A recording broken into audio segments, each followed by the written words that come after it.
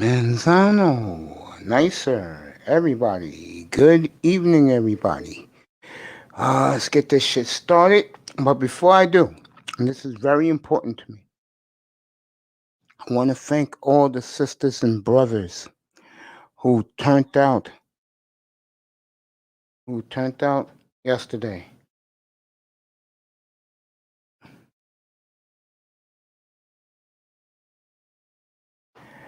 We had a little of everything last yesterday. It was over. It was a 12-hour, 18-minute stream. I want to thank the brothers and sisters in the manosphere who turned out, and showed me tremendous, get this right, tremendous support. Got a lot of new subscribers yesterday. Don Philly, what's up, bro? Let me get this right.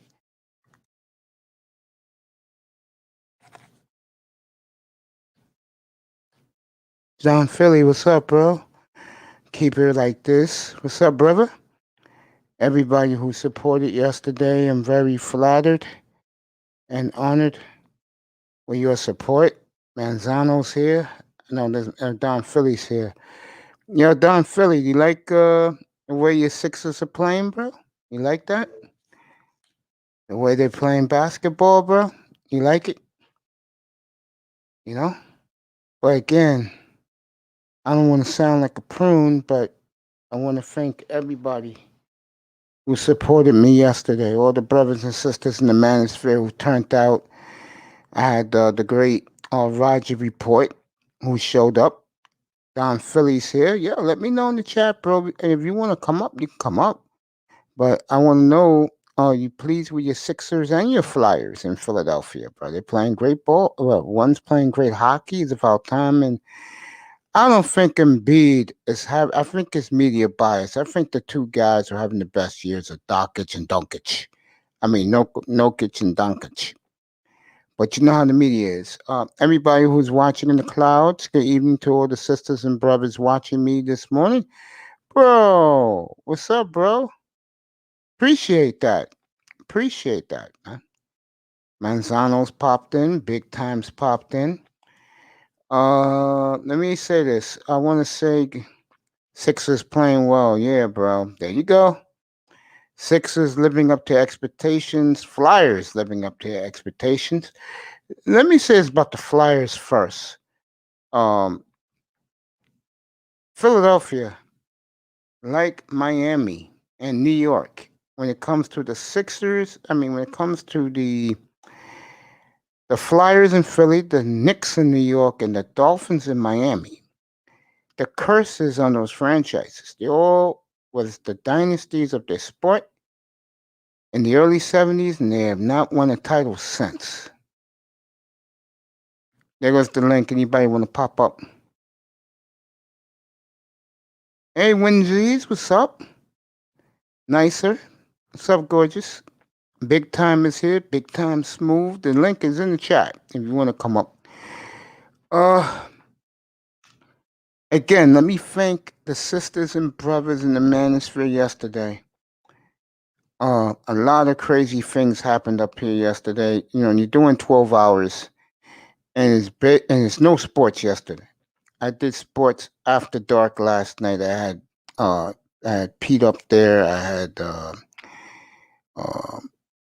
Jefferson, and I had eye test, and we talked about um, Wilson. We talked about the draft. We talked about, of course, Watson, and that was pretty cool for an extra hour. So I didn't go to bed last night till like 11:30. I did what I had to do today. I took a nice little nap, and I'm up here for the long haul tonight. Getting back to Philadelphia, because Don Philly's in the house. Juan Z's is in the house. What's up, my brother? Just chilling on my birthday. Hey, happy birthday, bro. You're Sixers too? Or you're a Philly guy too? Believe it or not, I get a lot of Philly guys in here. And the one thing about Philly, even though I'm from New York, you're going to live a long life, Tyrone Church, because I was thinking about you. today. I'm dead serious. I was thinking about you. I was thinking about you because you're one of the few Cowboy fans who believe there's a rumor out there now. I'll get into it a little later. It concerns your Cowboys. Manzano, do you think Miami can sign J.J. Watt with Houston and release him? Yeah, if they want him, it's up to the Dolphins. If they want a Manzano, we'll talk about that a little bit. Before I continue, I want this beautiful woman that she's on her way home, the beautiful Simone Love. Uh, I would like Simone to hit me up in the chat, let me know that she's living and she's still supporting the beautiful man here. So, Simone, my love to you. Mahogany Roots and MJ. She's back on the scene. She popped up in here for a minute yesterday. Sheila E, of course, beautiful Sheila E. And her channel has blown up completely. Good for her. Little Shirley. Um, beautiful eyes, T. Shout out to all these ladies. Celeste, of course. BAP. Mr. Miami in the building as always. Should trade the owner. I know I'm already videos for next week. You can bet one of them will be on Stephen Ross. I promise you. I'll do that just for you, Mr. Miami. And you're gonna laugh your ass off. Yeah, my brother. Long day for me today, but hey, I got through it. Nicer, beautiful, nicer in the house. Yo, Don Philly, hit me up some more, bro. One Z's, you too. I'm gonna go with big time first. I'll do Manzano in a second. I know Manzano got plenty to ask. I go into Discord an hour ago. No one's there. What's up with that? I just think everybody's taking a break, probably. Oh, Dwayne was in there. Oh, okay. I didn't talk to him because he couldn't hear me, but he was in there. Yeah. How was your week, sir? It's a long week, Mace. I just figured I'd come up and spend a little time with the man with the hour, 420 hours. Well, I'll tell that you you're one gonna thing, put in today. Well, I'll tell you one thing, brother. Our subscriptions have gone up significantly since yesterday's show. B, great for good. Not good for good. Great for good. Great for all of us. And I'm gonna have another monster show next week that will be similar to that one. Guys, I'm reaching out to guys to come up here and do another big stream. It only helps all of us. Let me say this to everybody too. I thanked everyone. Let me thank my crew. See, that's the difference between those guys yesterday and you guys. Big time, Star P, I Test EM, Mr. Miami, Ty Church Manzano, Juan Z's Don Philly, Sean Jones,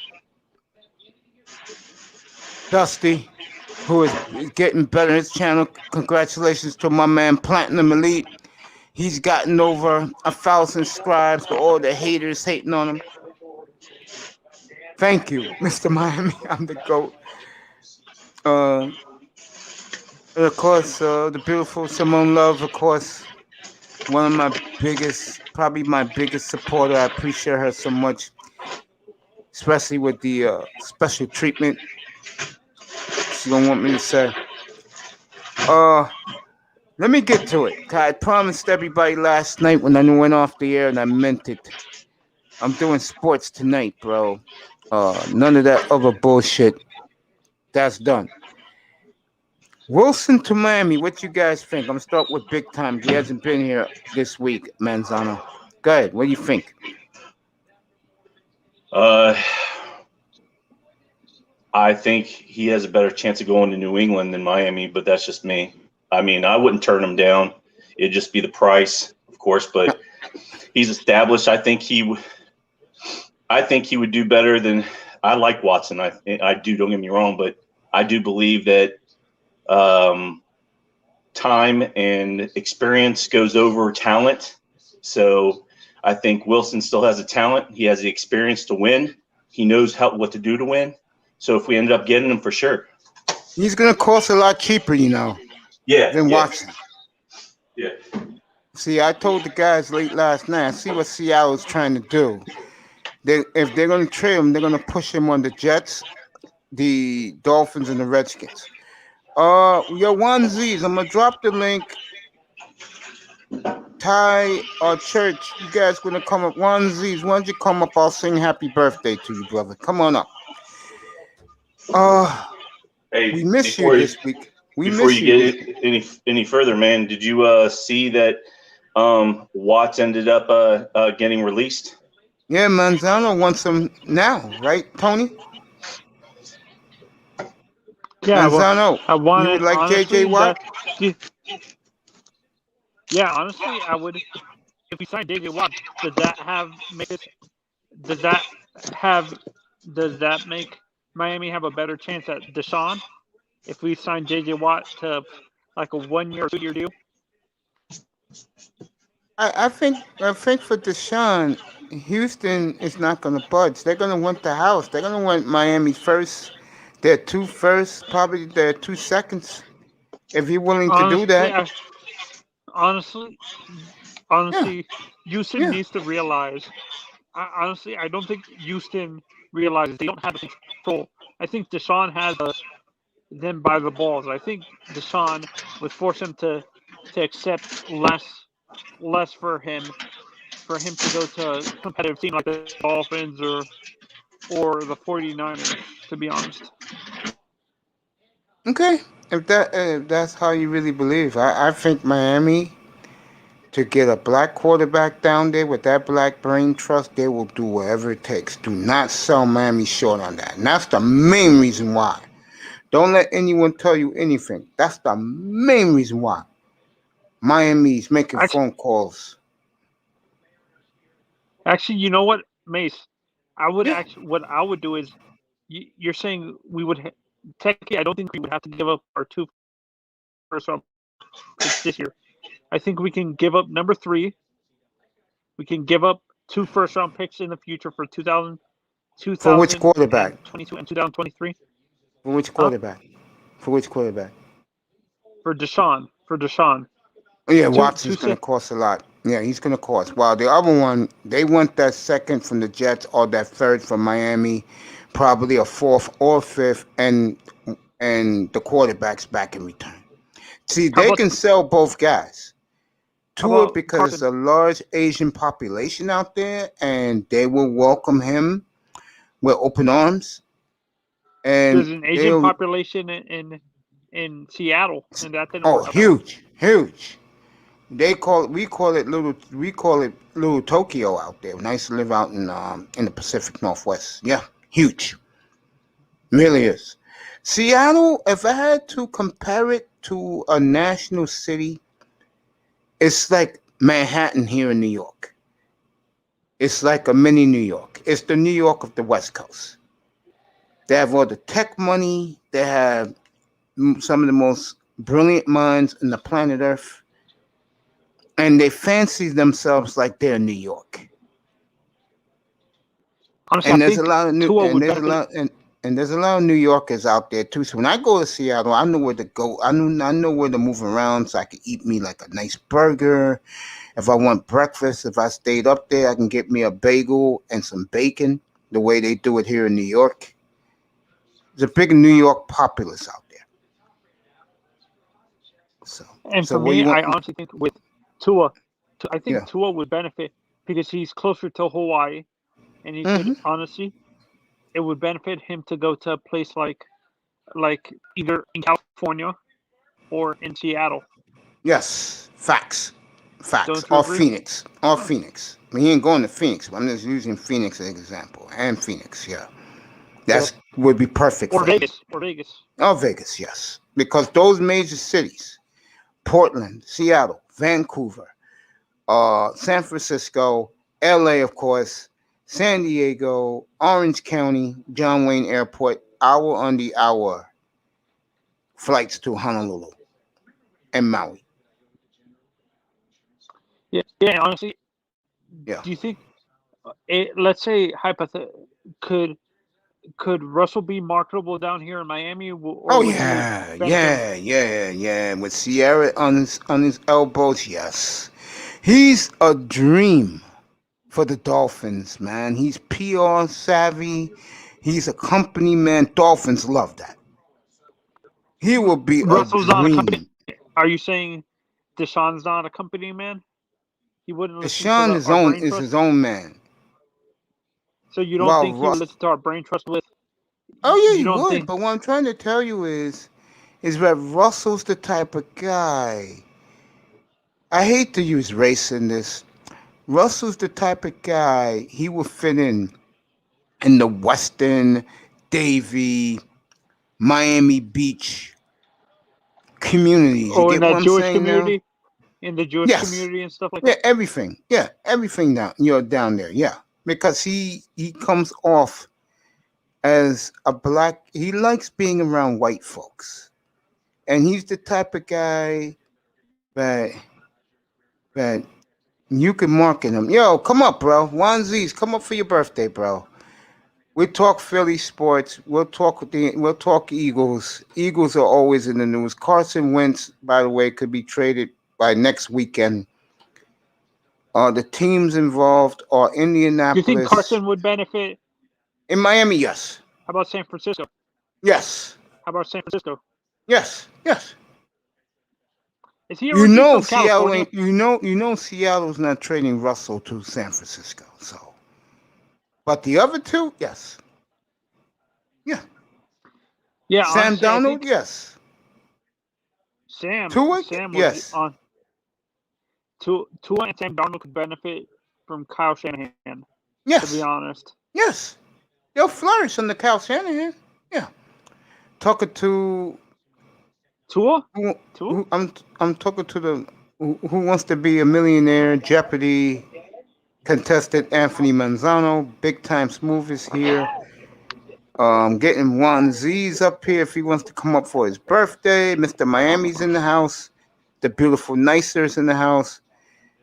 So we getting a good crowd. Manzano, let me ask you this. Since you're so used to asking us the questions, let me ask you something. I'm gonna be honest with you.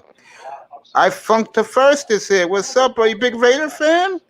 Brother, you wanna come up? The link is right on top. We could talk Raiders. You know Dusty's a big Raiders fan. Come on up if you want to, bro. This is sports tonight. We're not doing no BS. Sports tonight, bro. Manzano, let me ask you. I'm being honest now. This is up your alley. We keep Tua. Do you Mm-hmm. want them to hit on our first 5 picks? Wanziz is up, the birthday boy. Sing happy birthday to him in a minute. What's going Seriously. on with y'all brothers? What's up, birthday boy? How you doing? Ain't nothing, Happy man. birthday, Just man. chilling. Thanks, man. Yeah, we family up Yeah, here, bro. How honest. you doing? Yeah, go ahead, Manzano. Ask him a question.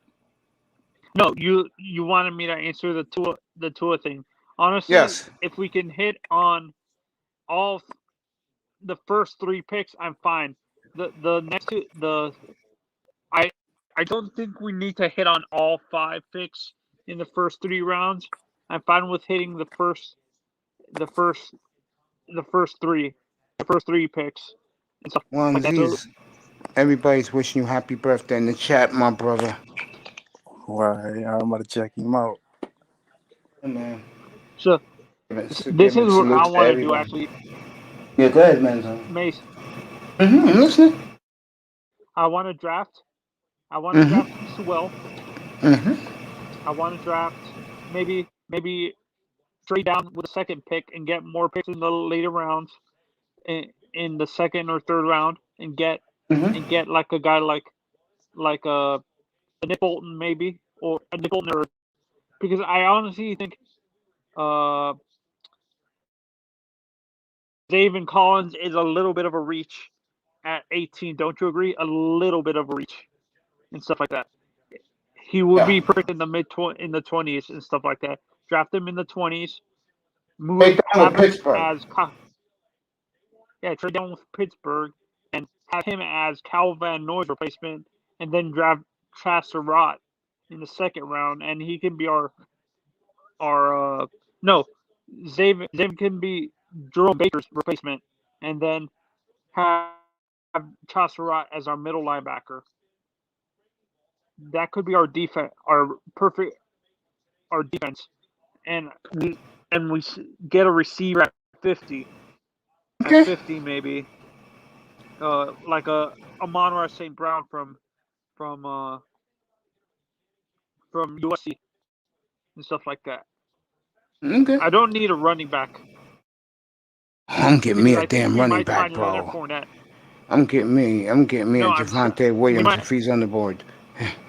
No, Leonard Fournette is a free agent. I think he's staying in Tampa, bro, after the Super Bowl. Tampa got plenty of cap I don't think space. so. Okay. No, they One don't. Z's, what's up, bro? One Z's. Yo, One Z's, what's up, bro? Yo, Birthday boy, I'm gonna sing for you. Let's do it, everybody. Everybody in the chat. Everybody, let's do it. Happy birthday to you. Happy birthday to you. Happy birthday, my boy Onesies. Happy birthday to you. Happy birthday, bro. Dang it. Happy My birthday, charger. bro. thanks, man. Thanks. Yo, man, Appreciate we talk Philly all night here, bro. What's up? I know you're happy with your Sixers. My boys beat them last night.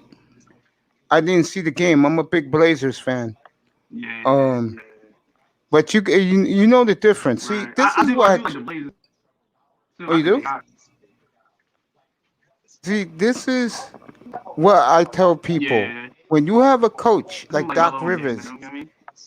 you like Doc Rivers, bro? How one? Yeah, we needed him for Tobias. Yeah, man. Yeah, man. I You heard funked me? the first. Yeah, man. Yeah, Appreciate you. Yeah, go ahead, one. One Z's good. It's your night, bro. yeah. I was just saying that we needed. Yeah, I was just saying we needed him for Tobias for real. We needed him heavy. It's good, man. Yeah, Plus Philly's playing he got well. Embiid better too. Yeah. My brother, God bless his soul, was a Dr. J fan. So he went to Philly with Dr. J. You wasn't born yet, with McGinnis and World B3 and all those nut jobs there. Nah, not yet. Yeah, man. And my brother loved the Sixers. So when the Sixers do well, as much as I don't like the Sixers, I support them because of my older brother. He loved the Sixers. I love Philly. Are you from Philly? Right. One, you from Philly? I, Yeah. f- I, f- I funked the first. I appreciate your support, my brother. Thank you for yesterday. Oh, Thank Jesus Christ. all my sisters. Thank all my sisters and brothers in the manosphere for their support yesterday. Appreciate you. Love you all. And Simone Love, can you say hello to me in the chat room at least, honey? Back to you, Juan. The Eagles situation. 3 years ago, you guys were on the top of the football stratosphere. What's up, Lil Rock? You guys were on top of the world.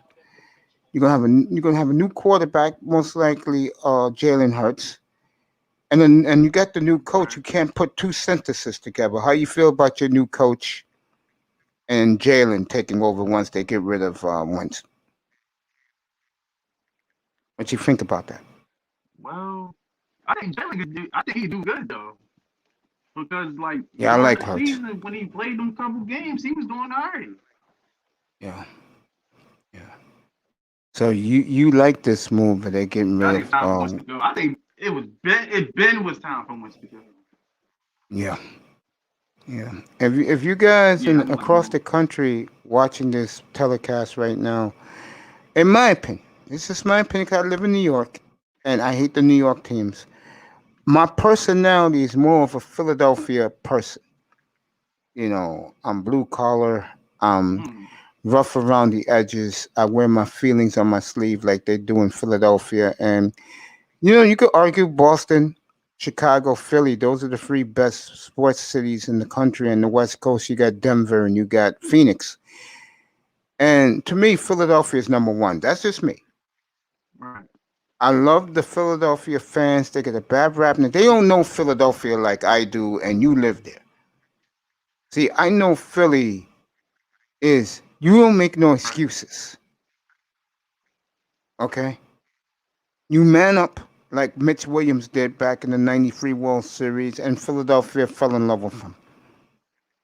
You know, I love Mitch. He owned up to that bad pitch to Joe Carter and the Phillies. You like the Phillies? Yeah, I like How the Phillies. one? I don't really follow them too much. I follow them Yeah, like a little bit, but yeah, I okay. like them though. Yeah, I think they got the best GM in baseball, getting Dave Dombrowski, and wherever Dombrowski goes, he wins a World Series. And I love your chances. Maybe not this year, but next year I do. When you have more money to get some more pitching. Let me get back to the Sixers with you, because it seems like that's more up your alley. Um, the draft picks. Do you like Right. what you see from them?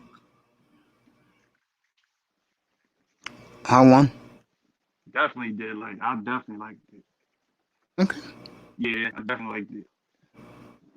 Alright, okay. I'm glad to hear you that you like the draft picks. You love the way Embiid's playing.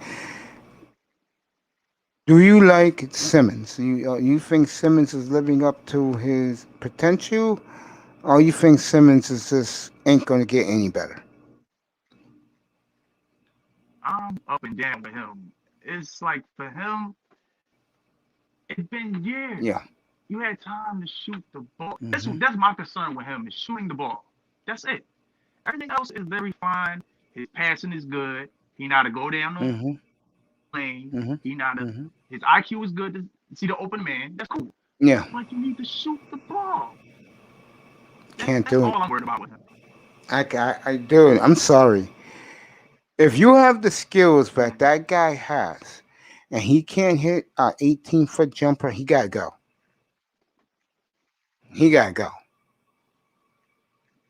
I Mm. mean, Yeah, I don't want him in I was Portland. I'll thinking tell you that that right too. now. I don't want him in Portland. I'll tell you that right now.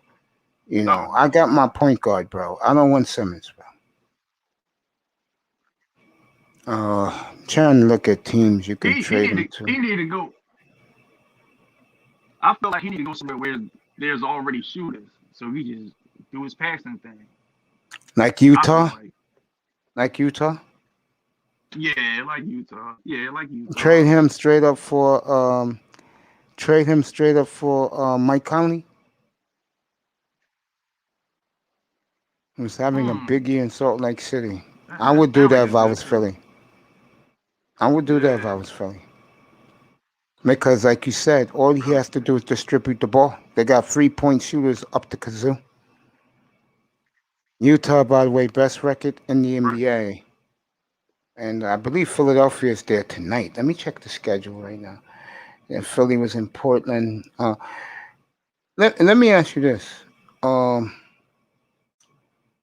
when I look at the landscape of Philadelphia and I look at their teams, I look at the way the fandom is there, the way they wear their hearts on their sleeve. Um, how great would it be if the Sixers and Flyers bring you guys titles this year? All right, you was breaking up. I didn't hear you. I said, how could it be if the Sixers and the Flyers both brought home championships to Philadelphia this year? That would be amazing. That would be amazing. That'd be the Yeah. most greatest thing in history, for real. Since the AI era. You know what I mean? That would be everything, for real. I knew you would like that, man. Oh, we got a better game tonight. Philly's off. My Milwaukee at Utah later tonight. I'll have that on the screen. On the NBA Oh yeah, that schedule, should be a let good me one. get. Yeah, that'll be a good one tonight. Let me get to it for everybody to know. Tonight in the NBA, Knicks at Washington. Who cares? Minnesota, Charlotte. Who cares? Even though the ball kid is playing phenomenal. San Antonio, Atlanta. Atlanta's playing a lot. San Antonio's back, folks, and it's good for the NBA that they're back. New Orleans at Dallas. That should be a shootout. Detroit is at Boston. Who cares? Clippers at Chicago. Who cares? OKC at Denver. That's the Sean Jones special. Orlando at Sacramento. Cleveland's at the Blazers tonight. And Memphis, the late game there in LA tonight. Philadelphia at Phoenix tomorrow afternoon, 3 o'clock Eastern, 12 noon out in Arizona. Yeah, so that would be great if the Flyers and Sixers win the titles this year for Philadelphia. That would be great. Yeah. Huh? Yeah, we definitely do. Yeah, okay. Hockey tonight. Boston's here. That game is already starting 15 minutes at the Garden. St. Louis is at Arizona again. Ottawa, and that's it for the NHL tonight. That's it. That's it for the NHL. All right, Ronzies, I'm getting back to you. How happy was Philadelphia? I saw the parade back in 2017 when they won the Super Bowl. I knew they was going to beat New England. How giddy was Philly that they beat Brady and Belichick? I'm gonna tell you about this parade. Oh my goodness. I never seen Philadelphia came together like that a day in my life. I never seen them came together and went crazy. The whole city was wild that day. Even the cops. Was chilling. That's how wild it was. It was just amazing. People climbed up on cars and shit. Yeah, I was happy for Philly. Wilding out, Yeah. drunk and shit. You know, it was just, yeah. He said he It was took the definitely Eagles. amazing day. Definitely. That Yeah, was Mr. amazing. Mike. It was a cold ass day too. I remember that. I watched the parade on the NFL Network. Mm-hmm. I was so happy for Philadelphia. I was very happy. Shout out to everybody in the clouds. The chat room is lit tonight. It's early. I started about a half hour ago. Even earlier than that, I wanted to get in a good sweat. I'm here with the birthday boy 1Z's, Philadelphia's finest. Big Time Smooth is looking at the stock market, where it's opening, where it's closing today. Mr. Miami's here early. Nicer was here. I Funked the First is here. Little Rock is here. Salute to all of you. And of course, the beautiful Simone Love. Hopefully, is in her beautiful sports car on her way home, picking up something to eat. And if she gets time, I would like her to come up to the chat and just say hello to our boy Mace. Getting back to this. When I look at Philly, they don't get the love that city deserves, man.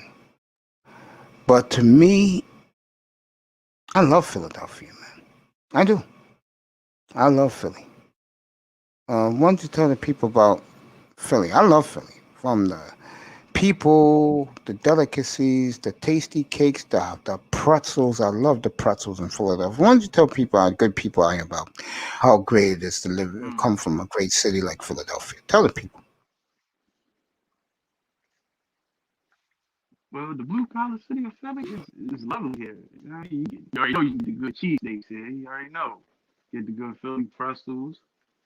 I mean, you can get all the soul food spots around here. You know, what I mean, every good thing is good here.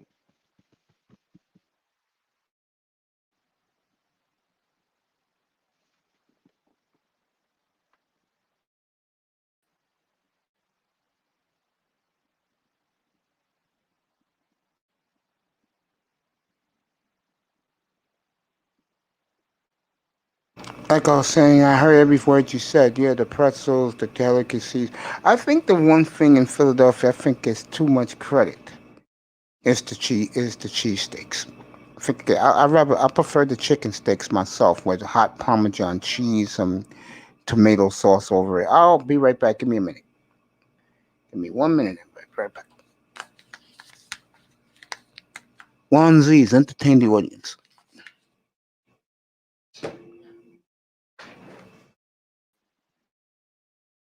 Yeah. Yeah, I'll tell you on chicken cheesesteaks and everything. But I ain't gonna lie. I like the cheesesteaks more. Them cheesesteaks, I mean, They too good.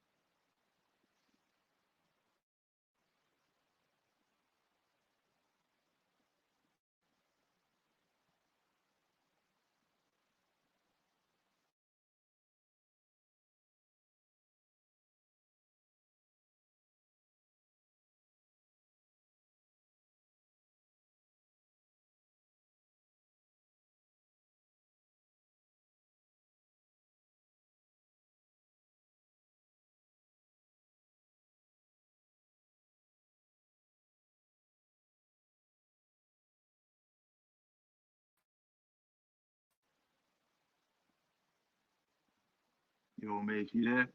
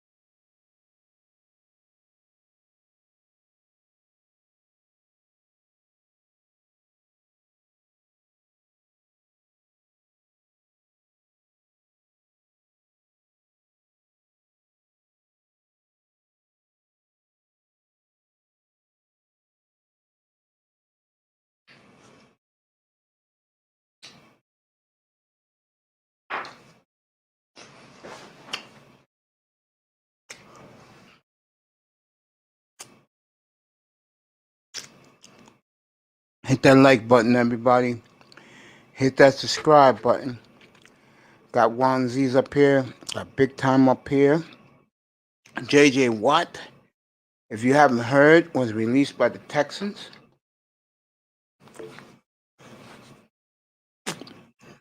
And Manzano was up here. He was asking, should the Dolphins investigate J.J. Watt? I say, if you want him, I don't want him in Miami. He's too much of a glory hound. I do not like glory hounds. Okay. The quarterback situations are still the same. Trevor Lawrence worked out today. He has pro day today. Everybody's calling him an international superstar in the making. And hey, you know, that's why Urban Meyer came to the NFL to coach him. And with all the capital Jacksonville has, he knows the college talent. Let me get this. Make sure this is right. Yeah, good. Onesies, good. Talk, bro.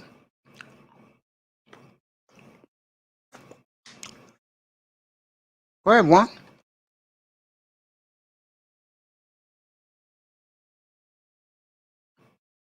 Yeah, bro. Looking at this today. I'm not a fan of Uber Eats. Let me get that out of the way. Uber Eats, who cares? Yeah, man. You know, the quarterback situations are the same. Nothing special there.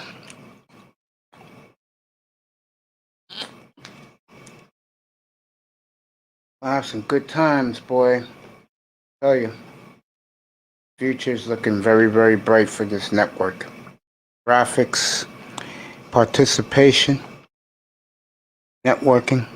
I'm gonna see a lot of that. Mr. Miami's in the building.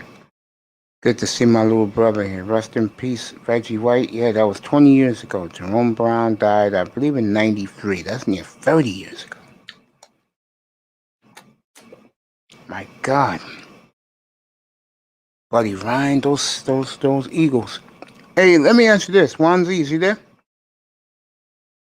Wanzi, is he there? Who's your favorite team? Who's your favorite team in Philly? It was always the Sixers. Sixers? Yeah. Okay. All right.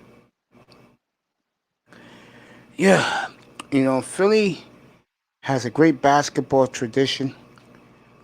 You know, Wilt Chamberlain, Earl the Pearl Monroe, Rasheed Wallace, just to name a couple of Philly guys. Rick Brunson, whose son is now in the Dallas Mavericks. You like Nova in college basketball? Okay. Won two of the last 5 titles was won in this beautiful city of Philadelphia. You know, Philadelphia to me is a special place in my heart. I mean, I love them. We damn near like neighbors for real. Yeah, me and you, yeah. Like neighbors. Yeah, I'm here in the BX, bro. Home of the goddamn piece of crap Yankees, man. That's where I'm at up here, bro.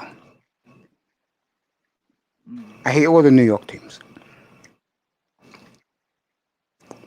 I know it's hard for you to believe, but I do. You know, New York, the only okay thing about here is the food. Other than that, women suck here. You know, I used to like Philly women back in the day, but now they're too toxic, man. I can't deal with those women in Philly. Yeah, and the women in Philadelphia are very toxic. I couldn't deal with that, man. I like if I was gonna date a woman, she has to be nice. She has to be a woman that shows me that she's appreciative of me. I learned a valuable lesson a couple of days ago. What you want a woman to appreciate you, not you chasing women. I totally agree with that philosophy. You know what I'm saying? Yeah, definitely feel you. Yeah. Here with one Z's, the birthday boy. Big time, Mr. Miami, nicer. A whole group of Little Rock, a whole group of others in the chat. Let me get back to football for a second. You comfortable with Jalen Hurts? Yeah, I'm comfortable with him. Better than Wentz.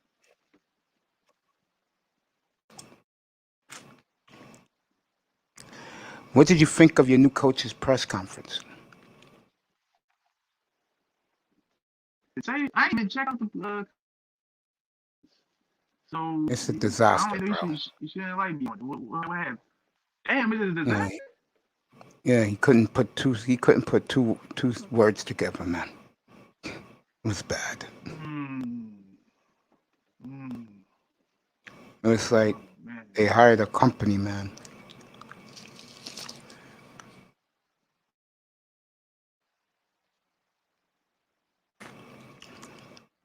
I could tell you one thing. I've never seen Jeffrey Lurie so angry and so disappointed in his team. You notice that, your owner? Yeah, I know the owner. Usually, he's a guy that's hands-on. He's a good owner. Treats his players well. Boy, was he mad this year. Mm. Speaking of that, let me ask you this. Mm. Last game of the year, you should have beaten the Redskins. What did you think of Peterson Oh, man. putting in the first string quarterback in the late third quarter, fourth quarter? That wasn't smart at all. A move Not that smart at all. move that cost him his job.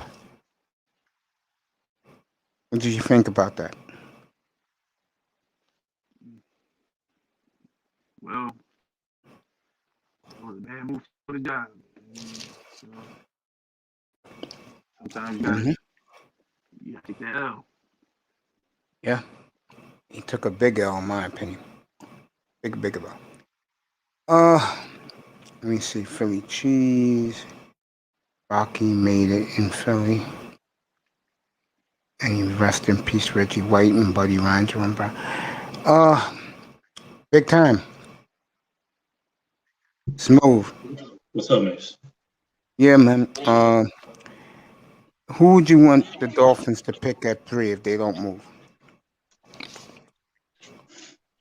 I think it just depends on you know, what we pick up through free agency, but I think that um, the smart pick is well, but I just keep on throwing, going back to more weapons for the offense. We're looking at Chase, so Jamar Chase, but again, it just depends on what we pick up through free agency. We could pick up somebody through the offensive line through free agency, and then what do we do? Then my question to you, Mace, is if we pick up somebody decent on the front line that could help out instead of picking up so well, and we pick up somebody, then what would you do with that third pick? Trade it to Carolina? Yeah. You wouldn't pick up Jamar Chase. I believe that I can get a receiver at 8, or I can get the tackle from Northwestern at 8. Because we know why Carolina is there. They're there to get a quarterback. Yeah. So is Atlanta though too, Yeah, but those 3 should be gone past Atlanta's pick. That's the problem. Yeah. Or Carolina can't take that chance. Well, unless Atlanta wants another quarterback, so then the one that supposedly what they're looking for. I don't know. Yeah, I would definitely trade down. I'm glad 3 weeks ago, Greer said the third pick is in play. Good. Let people know it is. Let Carolina come up and get their quarterback. Yeah, I would do that. Without a doubt. Nicer. Philly's famous for the Rocky movies. Creed is dope. Yeah, the new Creed's coming out soon, baby girl. I think it's coming out next weekend. The beautiful Nicer is a big Creed fan. Said it was dope with the boxing gloves in her last match. Yeah, I'm excited, man. I don't care what they do, but right now I'm looking at it as they're not going to trade. I mean, like they're not going to trade for the quarterback, but they're going to have picks. So I'm looking forward to the draft up here. Yeah, I'm looking forward to that. We'll have fun, everybody. That'll be April 29th to May 1st. The 2021 NFL Draft from Cleveland. And we'll have it up here, pick by pick, highlights of the player that's going to be picked. The thumbnail is in the works. I think you people are gonna like it very, very much. So get ready for that. You know I'm gonna get you a thumbnail big time. You know that? Mace, you don't have to do that. I like coming up here talking with you, Mace. I also like when you're actually in the audience, not as a. We talked about that before. I think the way your thought process is outside the audience compared to actually dictating everything. So it's cool either way, though. Like I said, that last episode, man. Yeah, I was sitting there watching it. That was a good one, man. That was a real Appreciate good that. one. That was me giving back to my peeps in the manosphere. Got a lot of subscribes from it yesterday. Yeah, I yeah. looked at it. I looked at it before I came on the air. I was shocked. That's good, man. That's good, Mace. Yeah, we're moving up. And you know what really hit home to me? The brothers told me, "Hey, that's nice that you let your chat room and your audience and you consider your channel we, not you." I said, "I appreciate that because guys like you, Mr. Miami, nicer, onesies, you're my peeps, bro. The people are watching in the clouds. The beautiful Simone Love, Sheila E, uh, Mahogany. You guys are my peeps. No, Mr. Miami, I'm blessed. I'm blessed to have you here, bro. Have all of you here. I'm blessed. I'm the blessed one, man. I mean that sincerely. I hope iTest is working out a deal for my nephew to do the graphics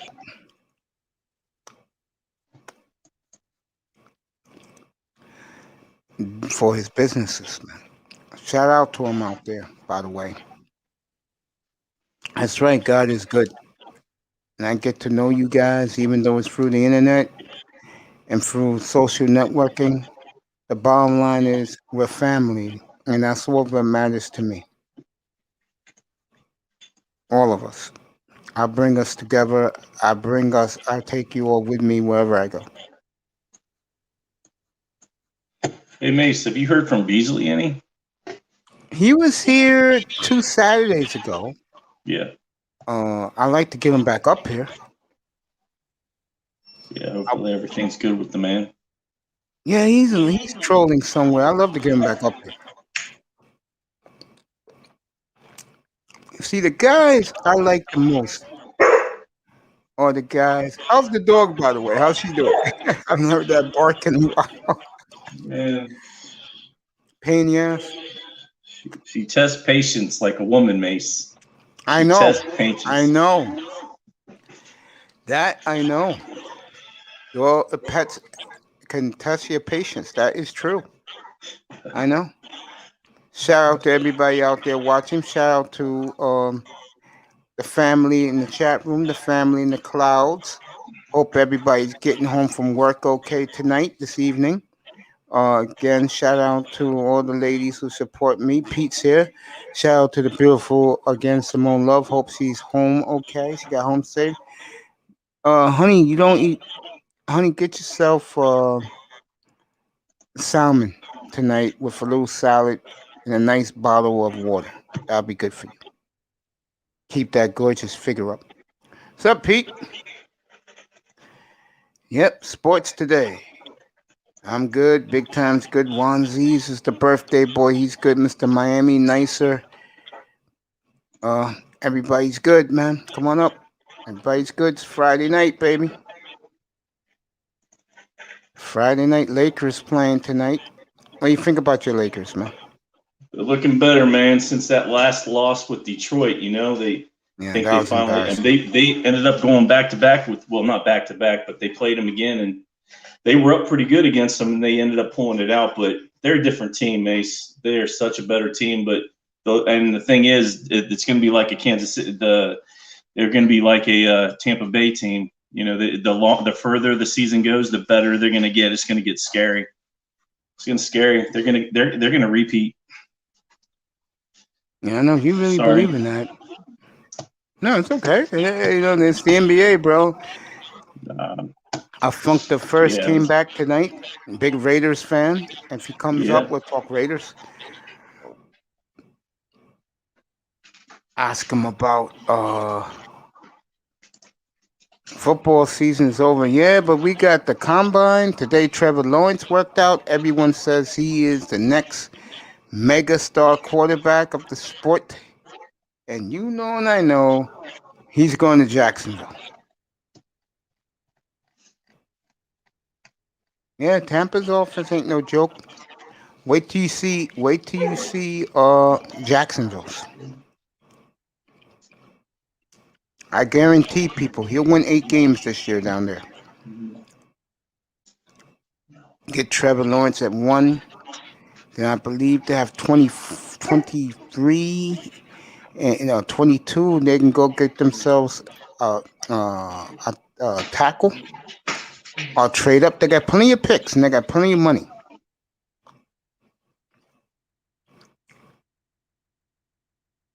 Pete say he'll be here in 10 minutes. Not a problem, bro. Take your time. I started almost an hour ago. Not a big deal, bro. I feel good tonight. See what happens. I will feel better if a certain someone would come into the chat and say hello to me on her way home. Just smiling, bro. Yeah, man, yesterday was a marathon for me, man. I can't believe I did 12 hours, man.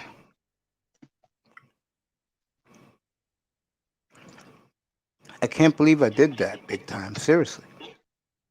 I don't think anybody can, Mace. You put a lot of work into this to your platform, Mace, and whatever type of sleep you get, it's not very much. Well, it's not only that. Now that they're starting the oh damn, I forgot what they call these guys. They're starting the chaplain classes back. I gotta go to that. Oh yeah. You know what I'm saying? I'm just, you know what? I'm gonna be I'm proud of what we've done. This is show 204, folks. 204. Are you kidding me? And folks, for those of you who are brand new here, these are not 2-hour shows, folks. They average 6 hours and 54 minutes a show. Average. Okay? So, the compliments I get, I let it bounce off me. I appreciate that everybody says but I'm showing the work. But like I said, you guys coming up here, you guys know what you're talking about, makes it a lot easier, man. It does. And like I said, I appreciate you guys. What do you think about iTest as the entrepreneur he is, man? Yeah, I mean, I'm not surprised. There's a lot to iTest. I feel that nobody really knows, but I do know that he's a driven guy, and he doesn't want anything but excellence. So I think he's always looking for an edge to get what he wants, and that's what it's all about. It's funny. He gave me the ultimate compliment after dark last night when the show was over. He said, Mace, I F with you because you know what the hell you're talking about, and you're not a homer. And that meant the world to me. He told me a story last week, big time. You wasn't here when I was talking to him by himself, and I call him the temperamental one, and he didn't understand how angry he can get. Then he asked his wife. He said, "Honey, do I get angry?" And his wife started laughing, and he was like, "Damn, Mace was right. Yeah, yeah, yeah, yeah, yeah." I have to reel him in. And I'm glad our relationship is getting better and better by the day. Yeah, Pete gave a shout to Itus. Yeah, yeah, yeah. Me and Jefferson got into it last night, big time on the show. Was that later? Because I was listening to everything else earlier and then I dropped out. Yeah, So it yeah, must have been later in the later. show. Oh, okay. I hadn't 6. seen Jefferson in a while because I know Yeah, that he had a little falling out a couple of days ago with everybody too. So yeah, he was up here, and me and him got into it about Pete. And I told him, bro, don't worry about Pete. He's family. You know? Pedrito's family. He's La Familia. Oh, man. Pete's something else, bro. Let me get back to this. Yeah, it's boring right now. I just don't like the NBA. You know what I'm saying? But I cannot wait for the pro days. Pete's here now. I cannot wait for the pro days because that's the combine this year, all the pro days. And I'll be covering that up here nonstop. Juan Z's thank you, birthday boy, for sticking up here for a little bit. His birthday, he dropped off. If he wants to come back on, he can. I don't mind it. Got a nice audience, easygoing audience tonight. What's up, Pete? What up, mates? What's going on, big time? what's up, Yeah, Pete? man. Yeah, we're doing what it is tonight. Sports only, bro. That's what I love. I heard Yeah, earlier man. talking about some Russell Wilson. That dream is not going to happen. That guy is not leaving Seattle. You want to put another bet on that? uh, You know why I'm saying this? They don't have a 1 or a 2. They have cap space, but I don't see the Seahawks overpaying for that tackle. Yeah, man. Take your time, birthday boy. Appreciate you. Happy birthday, buddy. I don't see Seattle paying a ton for the Carolina tackle because there can be other teams with more cap space that needs a tackle like that kid too.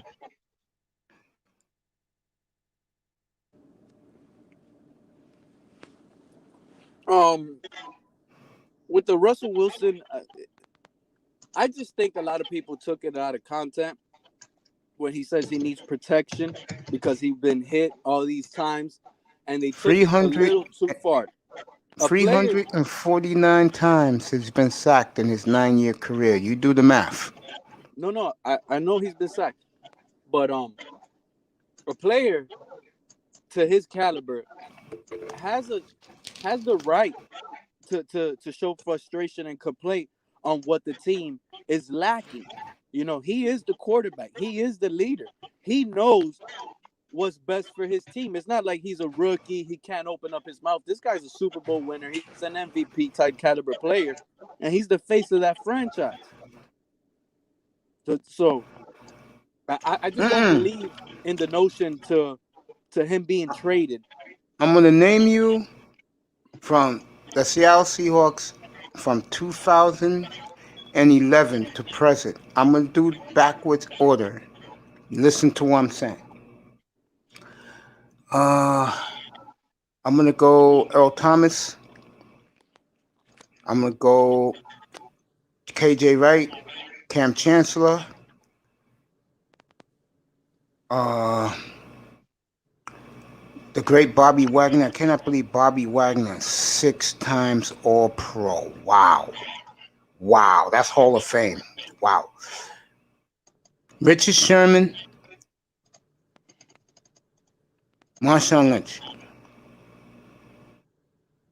Who did I leave off that list? From the Legion of Boom? Yeah, that team from 2012 to right now. Who did I leave off? Richard Sherman? No, he's number 2 player. Oh. I'm gonna do it again. Listen to me, okay? This is how Seahawk fans look at their players in order. Earl Thomas, KJ Wright, Cam Chancellor, Bobby Wagner,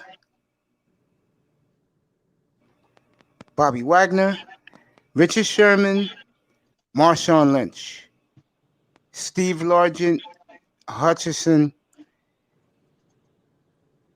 I'm just throwing these old guys in there. Hutchinson, Steve Largent, Jim Jordan, Alexander. Who did I leave off that list? Russell Wilson? Matt Hasselback. Nah, they like Matt. Yeah, they like Matt. But I would say that him and Wilson is at the very, very bottom of that list I just said. You ask any Seahawk fan in Seattle, they will go in that order. They are so mad at that motherfucker right now. See, this is what happens when you are a company man and people are skeptical of you anyway, your fan bases, because they think you're fake. And the NFL think he's fake too, by the way. And most importantly, you don't beat your chest. Okay? Now that J.J. Watt is gone, Watson's going to be right behind. J.J. was a man. I don't like J.J., but he was a man. He said, if I want out of here, I can't win. Look what Houston did for him today. That's what you do when you're a man. Don't pussyfoot around it, bro. Just come out and say it. Oh my God, the old Seahawk legends. I forgot to put Walter Jones in that list too. They are killing that motherfucker right now. Out there. I have to just a little disagree with you, Mace, on the Russell Wilson thing. I think this guy is more than loved in Seattle. Yo, dude, I've been out there for 22 years. I used to live out there. I know what I'm talking about. Plus, a lot of fans never forgave him for that interception in the Super Bowl. They're not blaming Russell Wilson for that interception. They never. Who they blaming? Who they blaming?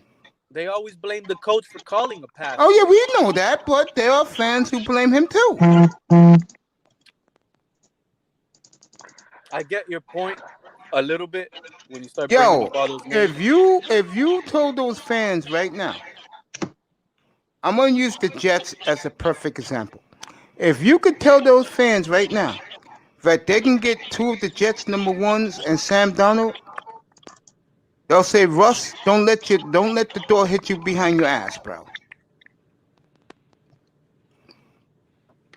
It's like I was telling Manzano earlier. It sounds pretty, Mace. It's not pretty. If Seattle got no picks, bro, how they gonna get offensive linemen, bro? How? You could sign free agent offensive linemen. Dude, you need top of the line. There's only one out there, and everybody who has money want the kid from Carolina, and then Carolina can franchise him. Houston's in the same boat, you know. You have no picks in the top. Your fan base is fucking angry at you. You better find a way in a quarterback-rich draft. There's 2 teams up there wanting to trade with you. Yeah, I just don't see it happening. That's the thing. I do not see Russell Wilson. Then what's going to end up happening is they'll keep him. He'll get his ass beat again, And then the media doesn't like him to begin with, the national media. When he starts crying again, nobody's going to hear his cries, bro. Yeah, because the Seattle, what they traded both of their first for Jamal Adams, right? So they don't even have Yep. a first this or next year. On a second. Okay, so how do you fix this offensive line is the real question, Easy. right? Because that's all Russell Easy. Wilson really wants to do. Easy. You go. You got all that money. A team like the Jets will be willing to pay your salary without a problem. They have, I think, the second most cap space. They'll be glad to pick him up, and they know that they'll sell Wilson jerseys like crazy here. What if It's like Watson jersey. first of all, Mace, I told you this before. Nobody wants to play for the Jets. I disagree with that. I think Russell would It's relish. in full rebuild mode. Russell. Not when I say nobody, let me fix it. When I say nobody, I mean star players, especially this late in their career. Rookies don't care. They're out there to make a name for themselves. So what you're saying? If everybody's bet, but like. No, go ahead. I'm gonna say something, but I heard today on by Peter King. Right? A free agent like Curtis Samuel. Listen to the name I'm telling you. Like Curtis Samuel probably doesn't even want to play for the Jets right now. The only reason he will play for the Jets, and this is not even elite talent I'm talking about, is because the Jets have to overpay for this type of talent. They have to. When you're in the rebuild mode, you overpay for talent and you bring them in. Just like they did last year with Le'Veon Bell or the year before. You had to. Year before. Because they don't respect, agents don't respect your squads. If your squad doesn't look like the future is looking good, they're not going to sign. Especially this whole J.J. Watt thing. I'm switching it up a little bit now, but it's kind of on the same base. You don't think J.J. Watt had a trade market base? Zero trade marketability. Why? The thing is, I believe he did have trade, but he's not blessed like Russell Wilson or Deshaun Watson to have a no trade clause on their contract.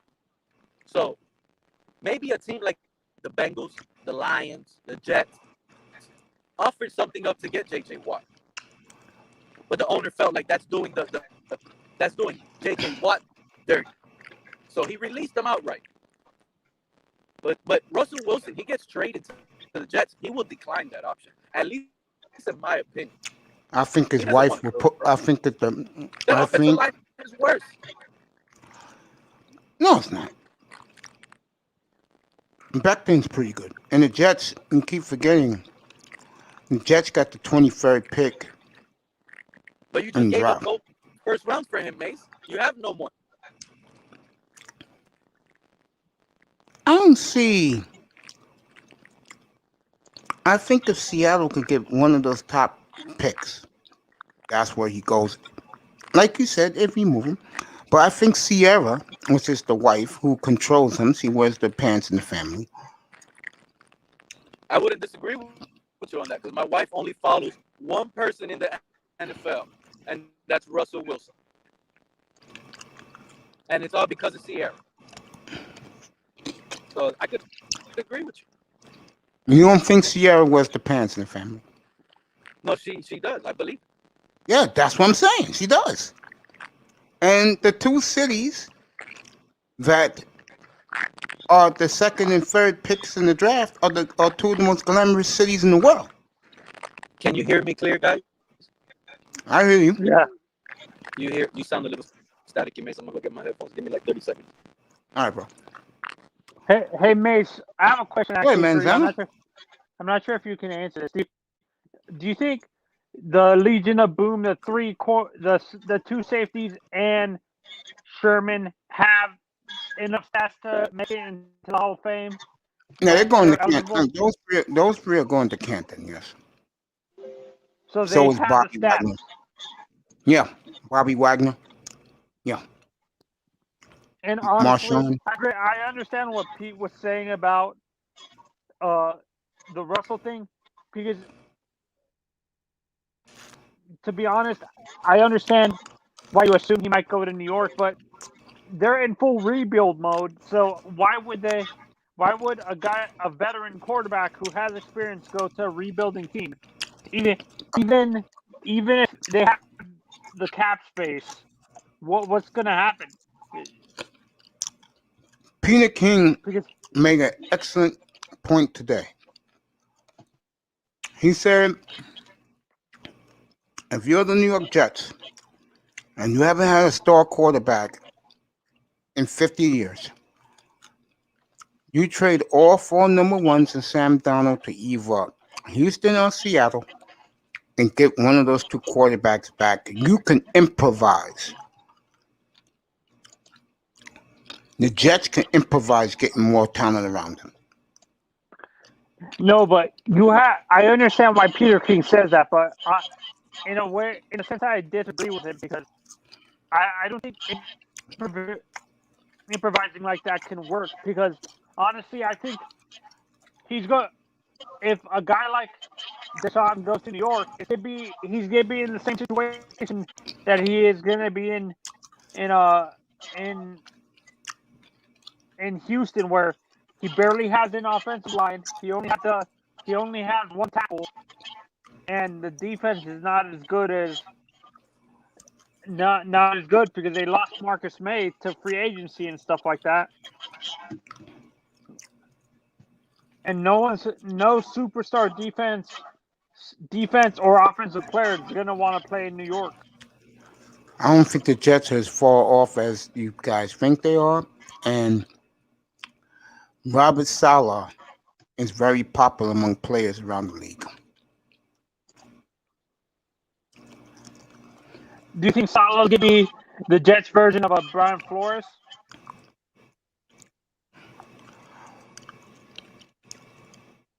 A little bit different. He doesn't have he doesn't have that personality like a Bill Belichick that a guy like Brian Flores is influenced by and stuff like that. Saleh's more of a rah-rah guy. And he believes in his defense. He doesn't care about offense. That's why the guy whose brother is the coach of the Packers. What's up, Fireman? Let me see. Who's the QB for the Jets this season? We're going to find out, bro. It could be Donald. It could be Zach Wilson. It could be, who's our guy? Watson, or it could be Wilson. One of those 4. Going to find out quick, too. I was watching MLB Network recently. Oh yeah. And they were talking about the Hall of Fame, and they say with how today's pitchers are set up, they're not going to have the stats. They might not have the stats to get into the Hall of Fame, but if they have multiple World Series, they might get into the Hall of Fame because of that. Do you guys agree? I think, like Mike Lucina, about a good round number, like a 270 and above, gets you in. Yeah, because a guy like Clayton Kershaw is not going to have enough wins to qualify. He's not going to have 300 wins by the time he retires. He might have 3,000 strikeouts, but not the wins and stuff like that. Now, the strikeouts get you in, a guy too. like Justin Verlander. No, Verlander's in. And a guy like Justin Verlander. Do you think Verlander's going to get to 300 wins? No, but I see him getting 3,000 Ks. Yeah, just shared your link on Twitter, Mace. That's what I'm talking about. That's what I'm talking about, Mace, actually. You think they're going to get in with the strikeouts, but not the wins, is what you're saying. Yeah. And the same thing with the... How do you think they determine the players who retire? Like Yadi Molina and stuff like that. Oh, Molina's in because he was the best catcher of his generation. And Pujols is automatic. Pujols is automatic. Never took drugs. Got nearly 700 home runs. Have knocked in 2,000 runs. I What are you thought talking he about? got. Pujols. I thought Albert got suspended 1 year for something. He never He got sure did. suspended. Yeah, Albert Pujols did get suspended for something. No, I he can't never got remember. suspended. Never got suspended. Pujols? Never got suspended. You got to double check that, bro. I know that for a fact. Or he was probably in the suspensions conversations for sure. Because I remember something with Pujols being linked like that. Pujols never did any drugs, anything. His years in St. Louis were some of the best years I've ever seen. Pujols played for the Marlins, right? Nope, played for the Cardinals. So you're saying Miggy Cabrera and Pujols are going to be automatic first ballot Hall of Famers? No doubt. Miguel Cabrera played for the Marlins. That's the one. Pujols. Pete. Talk to I mean, not Pete. Manzano. I'm gonna put his numbers up. Look at his first 11 years in St. Louis. What's up, LT man? What's up, my brother? How you doing? They actually said that he was like he was going to be the replacement if he stayed in St. Louis. That fan base would embrace him a lot more like a Stan Musial and stuff like that. Yo, LT man, how cold is it in Chicago tonight?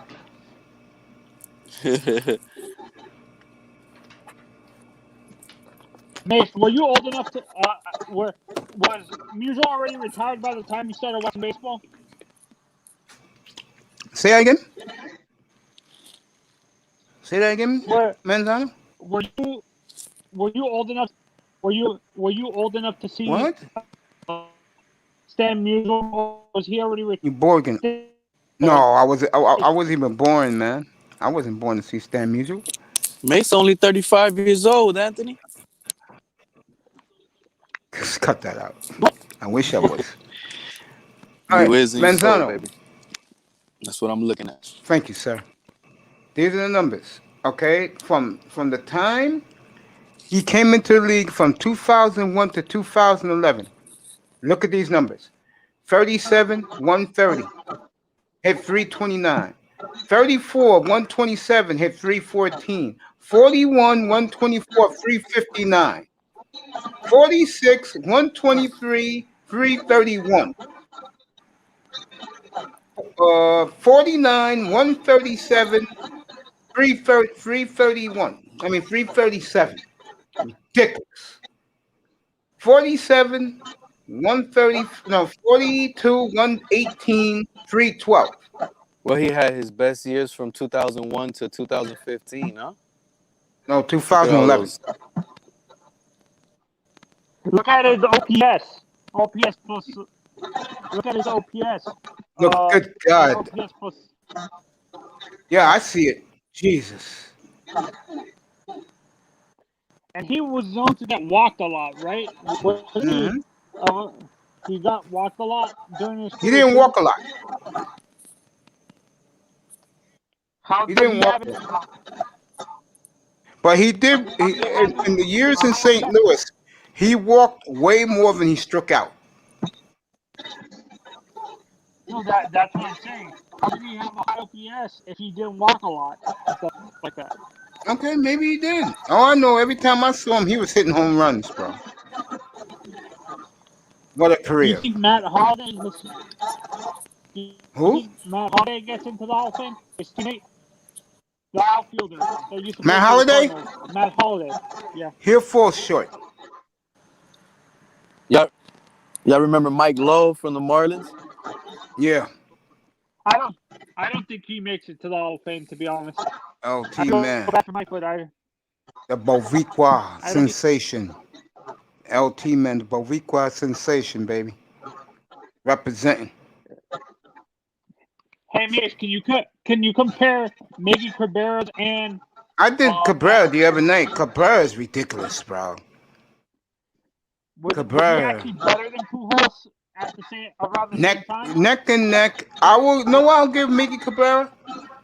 I'll give Mickey Cabrera. I'm gonna pull him up right now. I'll give Cabrera 2012 on to like 2016, and then he fell off.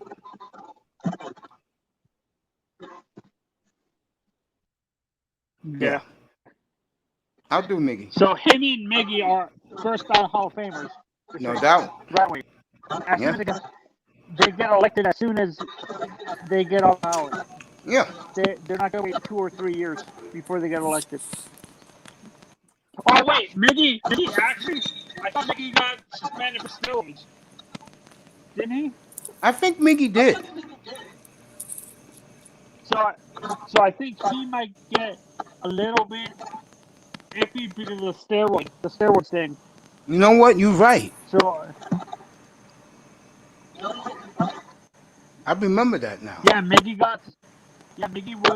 was suspended for steroids. I can't remember if it was like a 60-game suspension or something like that. I 60 forgot or all 70 about game that suspension. shit. There he is, Mickey Cabrera. Yeah, you're right. I forgot about that, man. I don't know why Pete thought it was Pujols. No, And another thing I'm thinking is, for sure, it's a Marlins player that I'm talking about. That was a big name that had a suspension issue, and something happened. For some reason, I thought it was Pujols. I don't have so much history on baseball, Mace. I'm strictly just a Marlins fan. It's all right. You're a football fan. That's what you are. Exactly. Football #1. My stepdad actually put me in baseball growing up. I liked playing the sport growing up, but I didn't watch it growing up until, I was like, 12, 13 when the Marlins won in 2003. Yeah. Yeah. So, I mean, wait, Pete, are you younger than me or are you older? I think you're both the same age. Yeah, we're 30, bro. Oh, you were born in 1990? What was that? I was born August 28th, 1990. Were you born after or before me?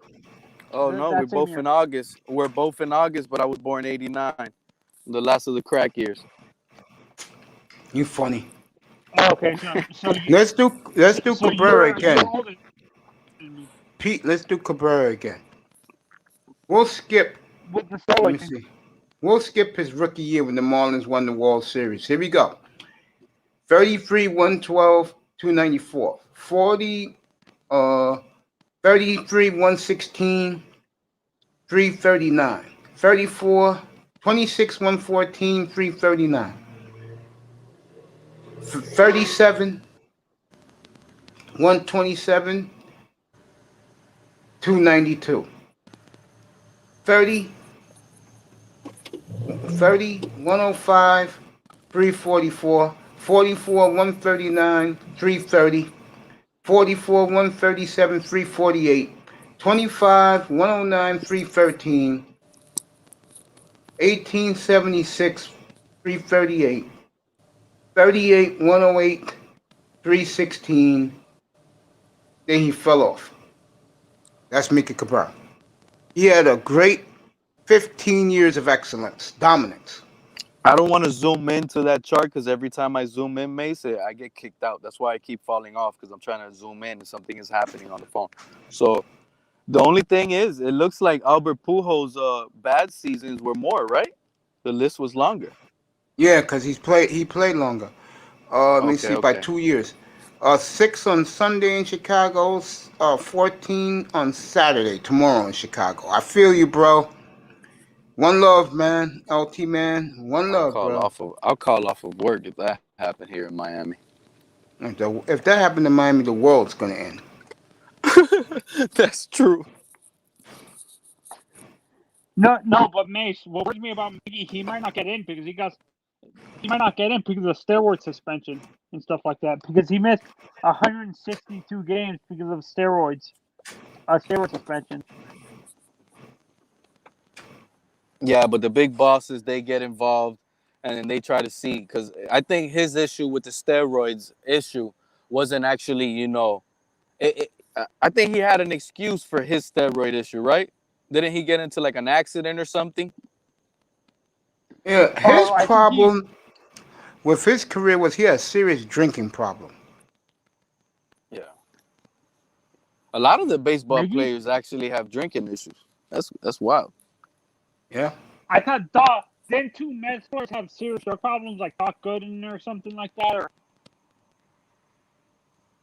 I, I thought it was a Who, pitcher Tony? and an outfielder. I thought What was two that? Mets players. I thought two Mets players during the '80s had like serious Strawberry and drug problems. Gooden. Dale Strawberry, Dwight Gooden, yes. Yeah, Strawberry drinking, Gooden cocaine. honestly, I'm surprised he was able to pitch when he was high on cocaine. To be honest,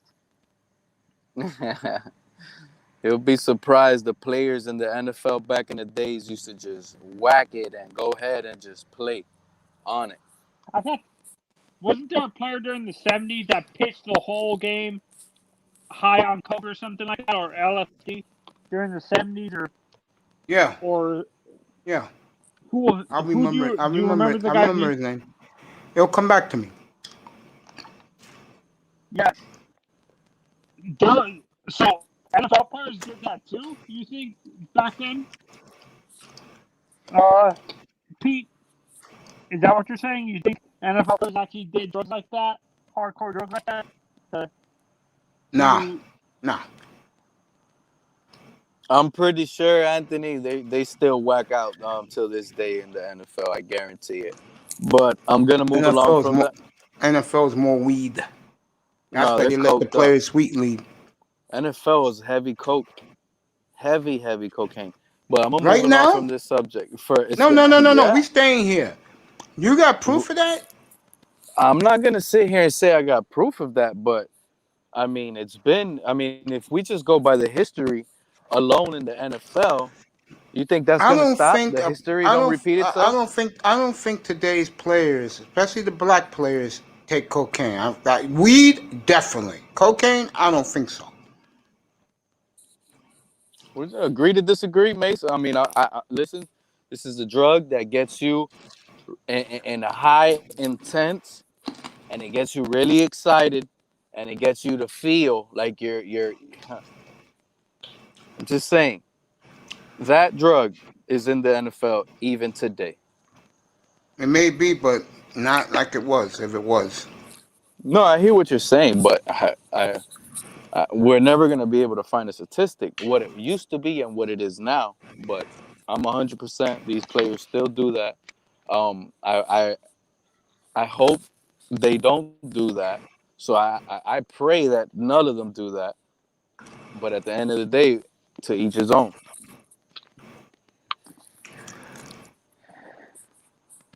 okay. But moving along, if we're gonna keep it football related, Yeah, we are. here's this, Mace. For all you Tuaneers, I want all you Tonga Vailoa guys to hear me out and listen to me clearly. All right, all you Dolphin intrigued with Tua's future. His future got even questioned even higher right now. Okay, and let me tell you why. Mace, what happened Yeah. today? Who was the spotlight of the NFL today? The cover boy, the golden boy, who's probably going to be making head and shoulder commercials in a couple weeks. Mahomes. No, I'm talking about the Cause boy that was on TV. He's a boy. The boy that was on TV all day today, criticizing his combine. We're talking about the golden boy Trevor Lawrence, the #1 overall pick right here. what about him? You know, there was 7 teams out there. I didn't know that. Oh, so let me inform you. There was 7 teams out there. And guess what? What team was out there? Miami Hot stick. Dolphins. Okay? I just want to start it off hot. The Miami Dolphins and Brian Flores were watching Trevor Lawrence. Guess who wasn't out there? Urban Meyer. Chris Greer. No, Chris Greer was there too. who wasn't out there is easy to answer. The Cincinnati Bengals and the Los Angeles Chargers. And they had their quarterbacks. Point blank. Point blank, period. They have their fucking quarterback, bro. So for Greer and Flores to be over there, along with the Jaguars, the Jets, who else was over there? The Patriots, the Broncos. It was the Panthers. It was 7 teams. Mm-hmm. What? Isn't that another slap in the face to Tua, Mace? Of course. Thank you. This shit is getting ridiculous, bro. The Miami Dolphins are the laughing stock of the NFL from last year's draft right now. It's incredible, bro, and it continues to happen. I keep telling you, bro, the week leading up to the Super Bowl, for them to let Tua fry like that, and he got crispy fried chicken last week. Quasi, what's up, nigga? Black Wall Street. Beautiful Sheila E's in the house. LT Man's in the house. Pete and Mace, I kind of disagree with you in a sense. I don't think they're giving up on Tua. They're doing their due diligence. Just because they're there doesn't mean they're going to get the quarterback and stuff like that. So I understand what you're saying, but I disagree with it in a sense because if you disagree with that, Anthony, you're not understanding what I'm saying. Let me break it down again, clearly. Joe Burrow and the Cincinnati Bengals with a torn up knee, with a MCL, ACL, TCL, everything L on his knee, aren't there. Justin Herbert, Chargers, aren't there. Yeah. That's all you need to know, Anthony. Pete, I'm going to give it right back to you. Quasi said, just passing through. Great joke, great show yesterday, Mace. Keep up the good work. Thank you so much, my brother. You know, I mean, you got a beautiful kinship, a friendship of men. Me and you, bro. Fireman, you too, nigga. And my boys in here. Again, Manzano and Pete, I'm going to give it right back to you. I'm going to thank all the sisters and brothers who hit me up yesterday. The subscribes grew greatly from that platform yesterday. I want to thank all the brothers and sisters in the manosphere.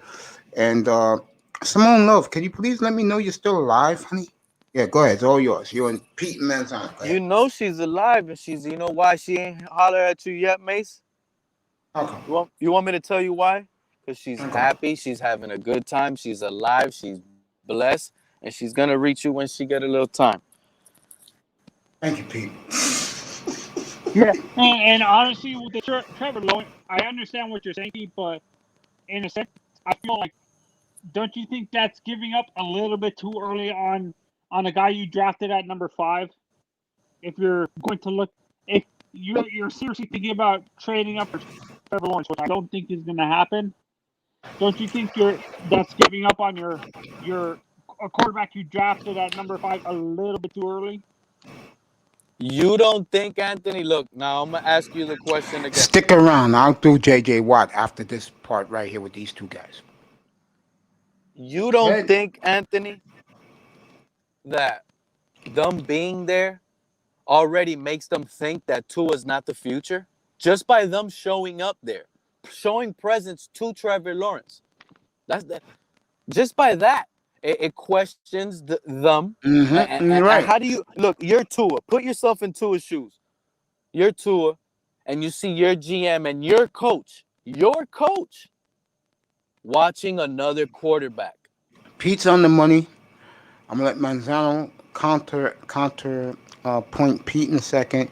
Again, any team with a young quarterback, if they saw their quarterback getting roasted by the national media like Tua did last week or 2 weeks ago, damn, I can't believe weeks fly. At the Super Bowl, You're out of your motherfucking mind. They let that motherfucker fry. Fucking guys like Quinte are making them tougher. Bullshit.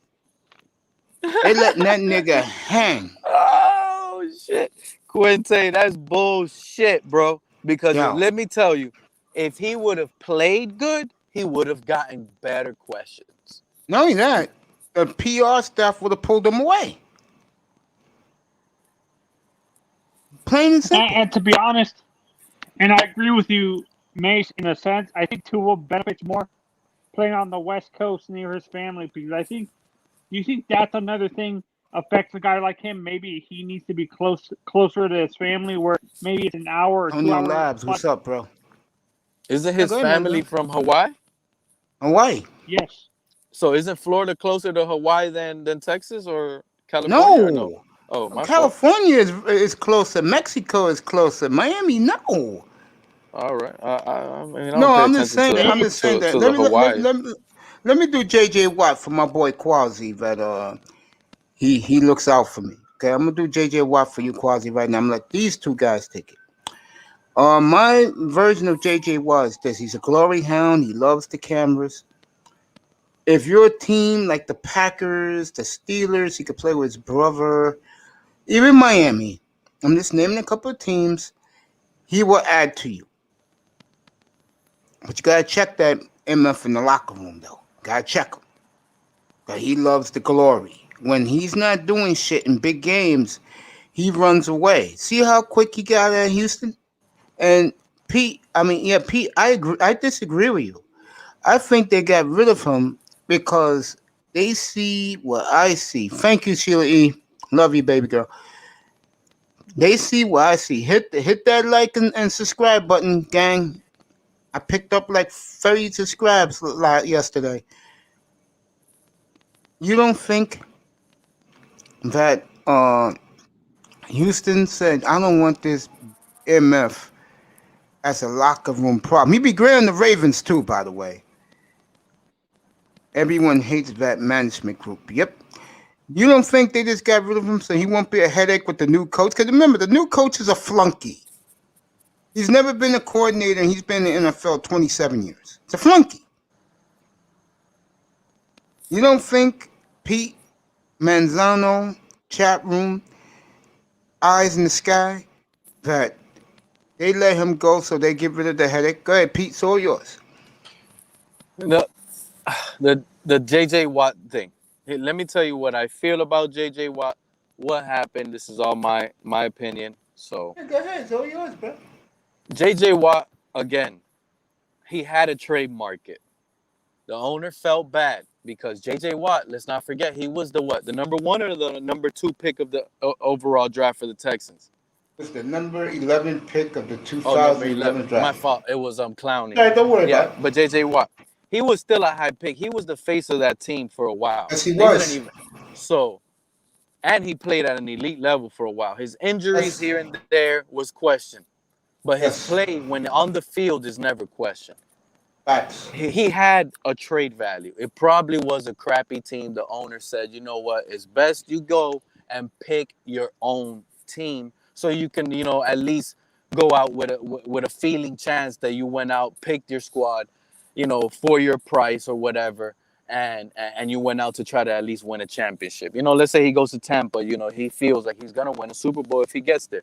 So now, here's my opinion on JJ Watt now as a player. I still believe, and listen to me clearly, he still is a 3-down player. Right now he's healthy. There's zero injury concerns. I still think he is a very elite 3-down player for the next. You could probably get him at a high level of play or elite status for 2 to 3 years max right now. So he still has great, and he brings veteran presence wherever he goes. He is versatile. I believe. I see a team like the Ravens picking him up. I'm gonna let you continue, Pete Manzano. There's gonna be my man Fireman who's supporting Tua. That's an absolutely good team. You just mentioned Mace, the Baltimore Ravens. He will definitely help that Upgrade D them line. dramatically. He will up. Yep. I don't know if you're gonna up because they're losing Matt Judon because he wants way too much money. So Judon earned his money from his play, right? You He's a good plug player, in yeah. J.J. Watt for lesser and cheaper. You still got a championship caliber player. And how about who to say Judon is gonna go get paid and make all his money over there with his buddy Cully in Houston, Texas, and let Judon just take the bank from Houston? Lovey I can see Smith is that there happening. now as assistant head coach. And with the Trevor Lawrence thing, it was a couple of teams out there. I don't think they're necessarily going to draft him. They're not going to draft him. They're just doing their due diligence. I think of him Tungala over. Well, I think he's got a good year this year. I think he's going to prove his critics wrong. He's not going to have the type of year Dolphin fans believe he is, and that's going to disappoint them, of course. But he's going to be a winning quarterback. Yeah, Tua is capable, though. I do agree with that. He won't be a big star quarterback, but he'll do what it takes to win. Honestly, there's different levels, star and superstar. Tua's not a superstar quarterback. He might be a star quarterback, but not a superstar. There's two different levels. There's three different Don't you levels. guys agree when it comes to the core? There's three levels. There's a good quarterback who's a game manager. That's Tua. There's the star quarterback. That's somebody like Matthew Stafford. And then there's the superstar quarterback, and we all know who they are. Let me ask all I three of you honestly guys. don't. I even want to hear Big Time's answer. Big Time, are you there, sir? Big time, smooth. Yeah, Perfect. I'm here. Jay Fiedler, Jeff Garcia, are they in any of those statuses that you guys just named? Both of them are game manager quarterbacks, I think. See, I didn't look at Jeff Garcia as a game manager. When he played and played well, he was a baller. He wasn't a superstar. I'll say he was in the star category. Star? Yeah, he wasn't a superstar. No. So that right there is Tua's ceiling. That's the max you'll ever get him. Is a star. I Right think later now, in his he career. plays Later in his like a career. lesser Jay Fiedler. Quasi, yo, That's just my anything you opinion. want, bro. Yeah, you're right, Pete. Anything you want, bro. You want to ask questions? Go ahead, man. That's what the chat is for. I'll answer them.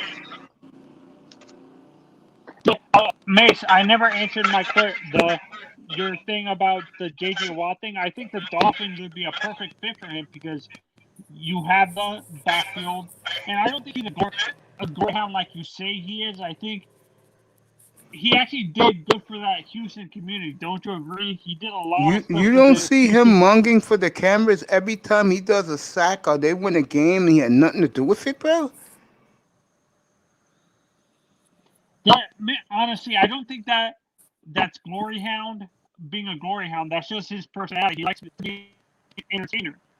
There's a difference between a glory hound, someone who takes credit for someone else's thing, but I don't think J.J. Watt is like that. To be honest, I think Anthony, how Yeah, long big do you time. how many more years do you think JJ Watt has? at best maybe 2 years, 3 years maybe. Yeah. So why would the Dolphins pick up a veteran like that when we're trying to stay young? That is fact. There's nothing wrong with JJ Watt. I think he's going to do good somewhere. If he's smart, Pittsburgh, he goes maybe. somewhere where he can possibly win. He might that's a possibility going to Pittsburgh because with his brother stay 2 years, but Green he's Bay. going to go somewhere where he has a chance to win. He can fill in a gap somewhere. Miami's not the spot for him, unfortunately. I said the same thing. Big time. Let me. I disagree with, and Mace, you said the same thing. I disagree with both of you guys. Then I think Miami would be a good spot for him because when I look and I said and I put J.J. Watt on the Dolphins defensive line roster, I say putting J.J. Watt on my roster, he becomes the best defensive lineman on the team immediately. Who on the Dolphins D line is better than a 31-year-old J.J. Watt right now? Dolphins have a Uh, good The team. only thing is The only thing would be, I'm sorry, Mace, would be getting him at the right price. You don't want to pay 17, $18 million per year for him. But No, if you no can one's get doing him at a that. good I'll say that. price, that's what I'm saying. I think the most JJ will make on the market right now is 10 mil, unless the team is so gung ho. It's like, how bad can he do? Now, two will be all How right in about Miami. how about a He's a 3-year, runner. $30 million deal like an Eric Flowers deal? He's gonna want. He wants to win a championship. This is where you're gonna come with your buddy Deshaun Watson. You know what else I can see him? Seriously, Kansas City. The They just Eagles paid Chris didn't want Jones. JJ either. And he ain't costing much. They learned How about to go going back to younger. 3%? Isn't he from California? Isn't JJ? Aren't the Whoppers Wisconsin. That's why I California? put that. No, he's from Wisconsin. That's why I put the Packers in there. I guess Honestly, I I think like him. he's. You know, if he goes to the Steelers, guys, he's not only playing. He's playing with both of his brothers. Yeah, but somehow I get the Three feeling he's Watts. going to. But somehow I get the feeling he's going to Green Bay. I get the feeling Aaron Rodgers is going to give him a phone call.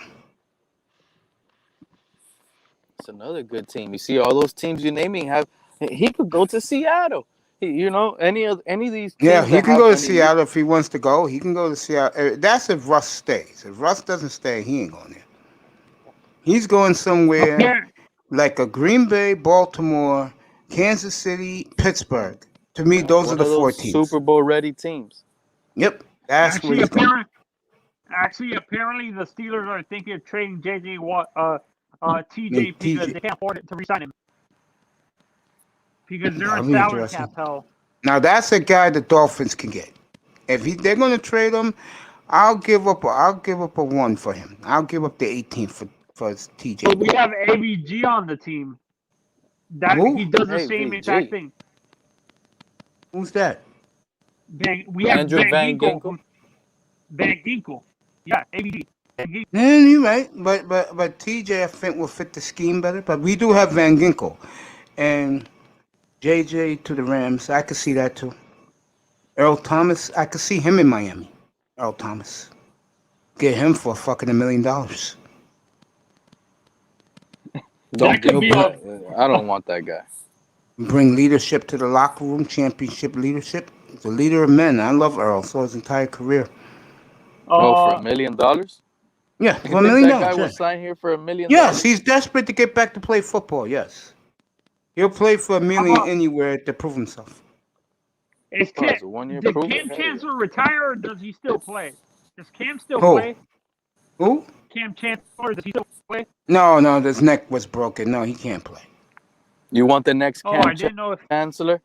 Number 23 out of Florida State coming out. Yep. Nazruddin or whatever his name is, Hassan, he- Hashmith or whatever. One of those names is hard to pronounce. Yep. It was like 6'4", 240, Uh, playing strong safety. Forget about it. See, but don't we have someone like? I thought that's what we drafted. What's his Brandon Jones to be? I thought he was supposed to be Eric Rose's replacement. Pete.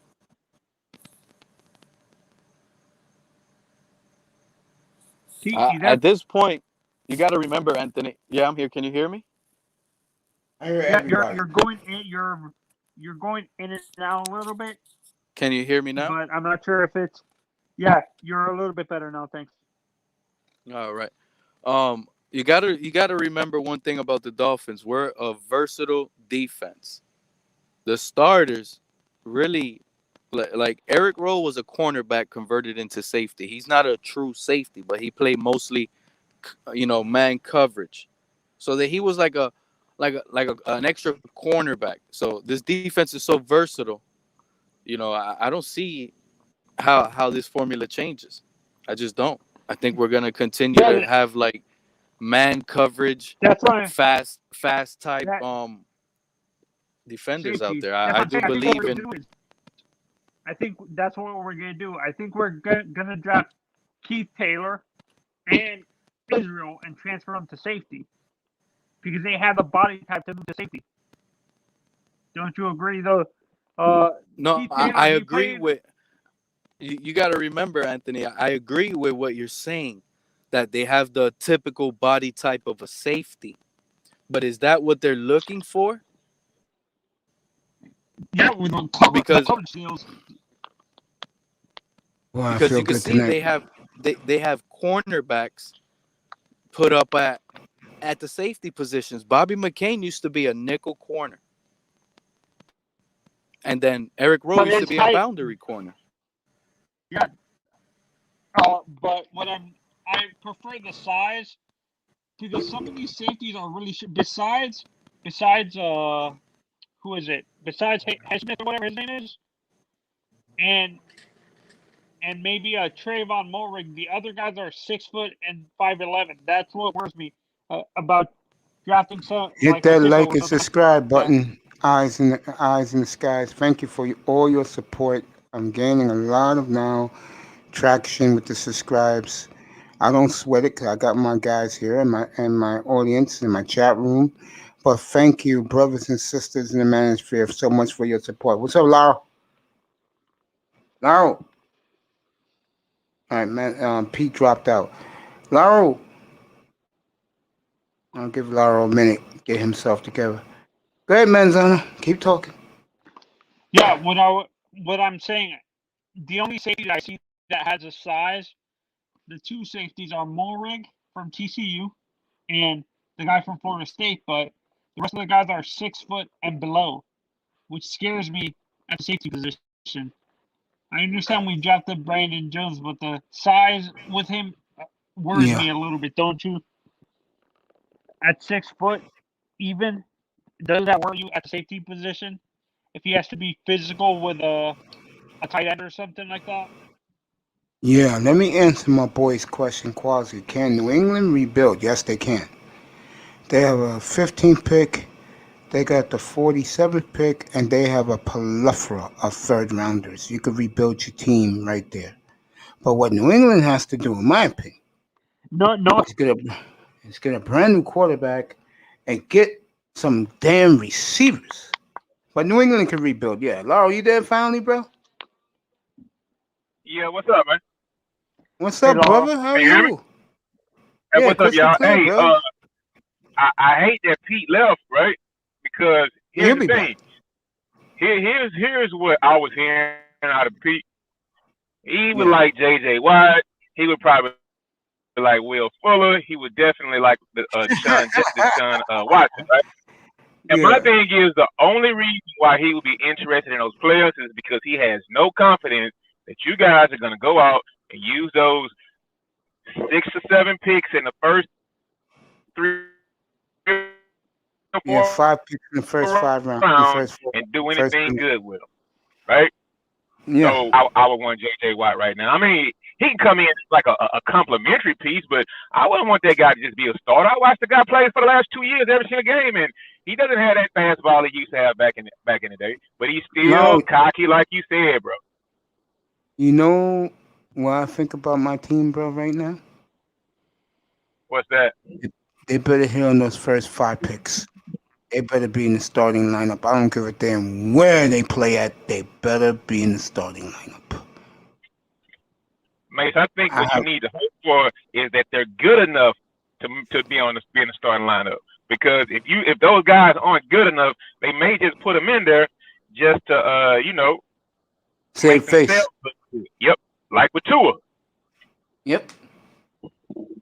Mr. Miami gave you a shout out in the chat room, Laura. And Laura, it's Friday, bro. How was your week, man? Well, it wasn't like the previous week. Of Just course. Yeah. got back into work. It's been okay. Did the missus have a good time? Oh yeah, she had a wonderful time, man. We all had a good time. We all had a good. Fireman, you had a good time. That's good, man. I consider you, like I told Platinum Elite and Dusty and Ism, I consider you, I always put you in there. I consider you guys my brothers, bro. That's I what's mean, up, mate. I We mean, be UT bros, man. yeah, man. It's like I told people, it's mighty funny how the group I roll with, Laurel, Ism, Dusty, Celeste, Sheila E, Mahogany, Platinum Elite. We seem not to have no problems among us, Star Platinum. What up, dog? What up, dog? He's coming up right now. Hella Factory, nigga. He's coming up right now. All right, crypto had a good week. I was hearing this tonight before I came on here. Crypto had a good week. And the white man on Wall Street is skeptical of crypto, how it has risen so high.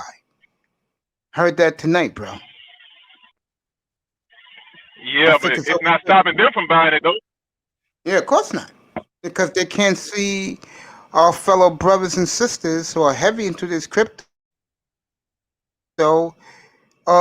beat them at their own game underneath their nose. Come on up, Star.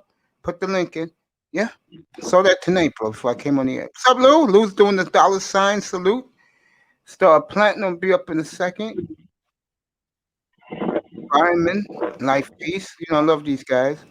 Oh, he's saying hello to Lou. Pete's back. Go ahead, answer. Talk to Pete, bro. He's here right now. Yeah. Hella Factory's up here, too. As the crews come up here. What up, though? What up, though? What up, though? Hella What's up, Factory, bro? Hella Factory, yeah, though. Salute to the pedal, nigga, yeah, When- though. What up, when- though? Yeah. when I Hella get- good time. What A up, nigga Star booming P? over here What's in the good, crypto Laura? world, yeah, though. Nigga, where your money at, nigga? Yeah, nigga, making a lot of it, nigga. Hella Factory, nigga, though. Don't be talking bad on the Bitcoin, nigga. Niggas boinking out this motherfucker. Boing, boing, boing, boing, boing, yeah, though. Yeah. When I go off the air, they out there laughing, but that's what money making. You know, that's how you sound when you're making money. Excited, and I love it. Keep bringing that energy every time, Star P. Shout out to Laura. what's up, Lou? Hella factory, Hella nigga. factory, To the nigga. motherfucker moon, the Pluto, nigga, the Venus, nigga. We discovering a new planet around this motherfucker, nigga. I'ma name this motherfucker. You know what's gonna call it? The Hella Factory, nigga. Yeah. Yes, Yeah, sir. Right. That's what's up, man. Did you make Hey, some money, Pete, did you ever Lauro? have- Did you make some money, big time? Did you make some money, Bugatti? What life is a gamble? Did y'all niggas did you make some money, Mace? I know y'all niggas made some money, nigga, this week, nigga. I know y'all niggas did. I made some money.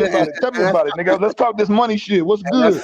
I found a couple of new ones, but I was gonna put in the Discord, but nobody was in the Discord, so I'll put it up tomorrow morning. Then told you It was guys. What time we meet? 9:30 in the morning. That's what we got. We got a date in the morning. Your time. Your 9:15 Okay. your time. All right, I'll be there. Yeah. Big meeting tomorrow. Anyway, let me get back to this. I'm gonna let Lauro talk to Pete, and then me and Hella Factory, we're gonna talk some bets tomorrow afternoon. Hockey. Hey, Pete, man, I just wanted to know, bro, is the reason you eyeballing so many Texans players is because you don't have any confidence in the draft process in South Florida? Let me tell you.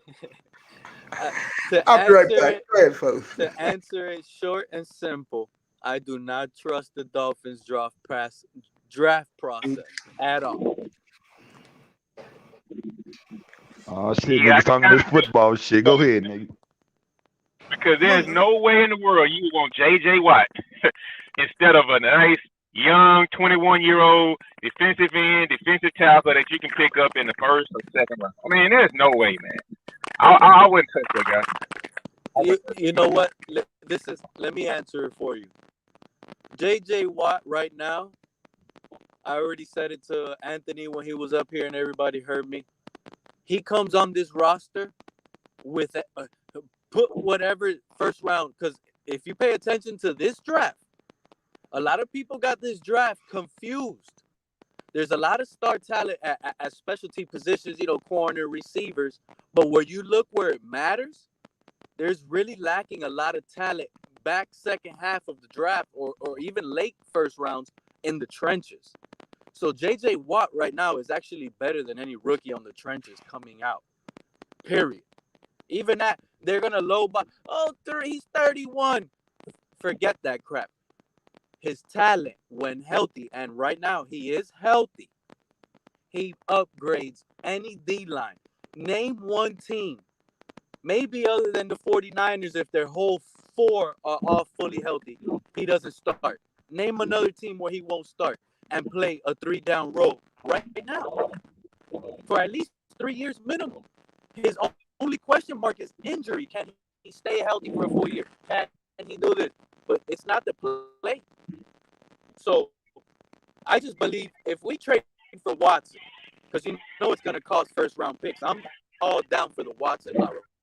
I'll send 3 first to you guys. The 2 and the 1 next season. Let's do it. Here, happily ever after. We get Watson.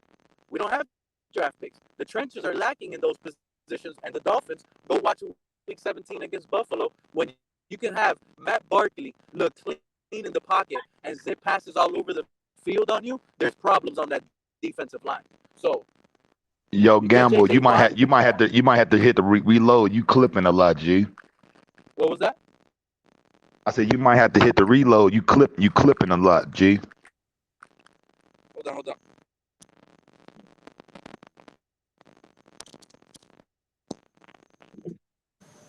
Because you sounded a little staticky. You there? Say it again. There you go. You coming in clear now. You Gucci. Okay, you came in clear too because I couldn't hear you. I was just ranting away, and I know you guys weren't gonna say nothing. Oh, we can hear you. It's just it was like a lot of static, a crackle going on. That's it. We can hear you. Go ahead. Damn. So that's basically what I was saying. So when you look at it, J.J. Watt will upgrade this line. The Dolphins don't need all those first-round picks. We just need Watson. We need a star defensive lineman that has moves, some wiggle in him, and J.J. Watt still has it. And bring in Will Fuller. Just bring in the Texans over here. It's Super Bowl. You get to enjoy the Super Bowl. Just like Lauro, you will be a happy Texans fan if that happens, bro.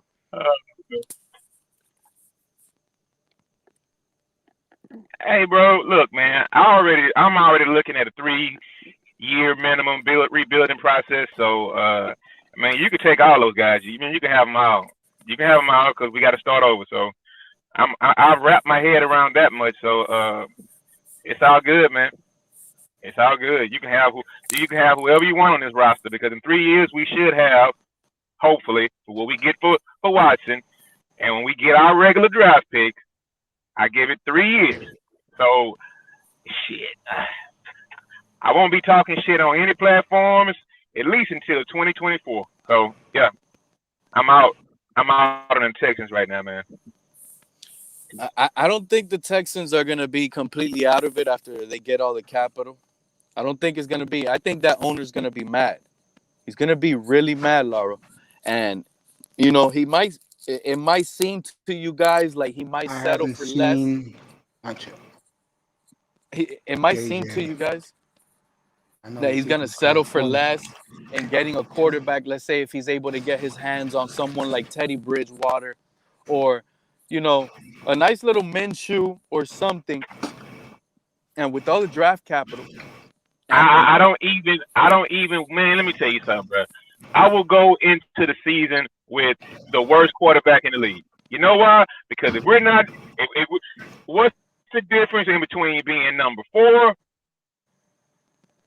number 8, or number 1? Man, listen, I'm ready to tank for the next couple of years. I don't care anymore. I mean, we can go 0-16 because I want to be in the best position possible. Period. You see, that's I don't even want to win. I don't even want to get. That's why I'm telling you, it's not gonna happen because you guys are gonna be somewhere depending on the this. You guys aren't really trusting. I'm telling you, you guys aren't really trusting this guy Nick Culley. I already said it here on Mace's channel. Experience beats anything, bro. It doesn't matter if you haven't done it forever.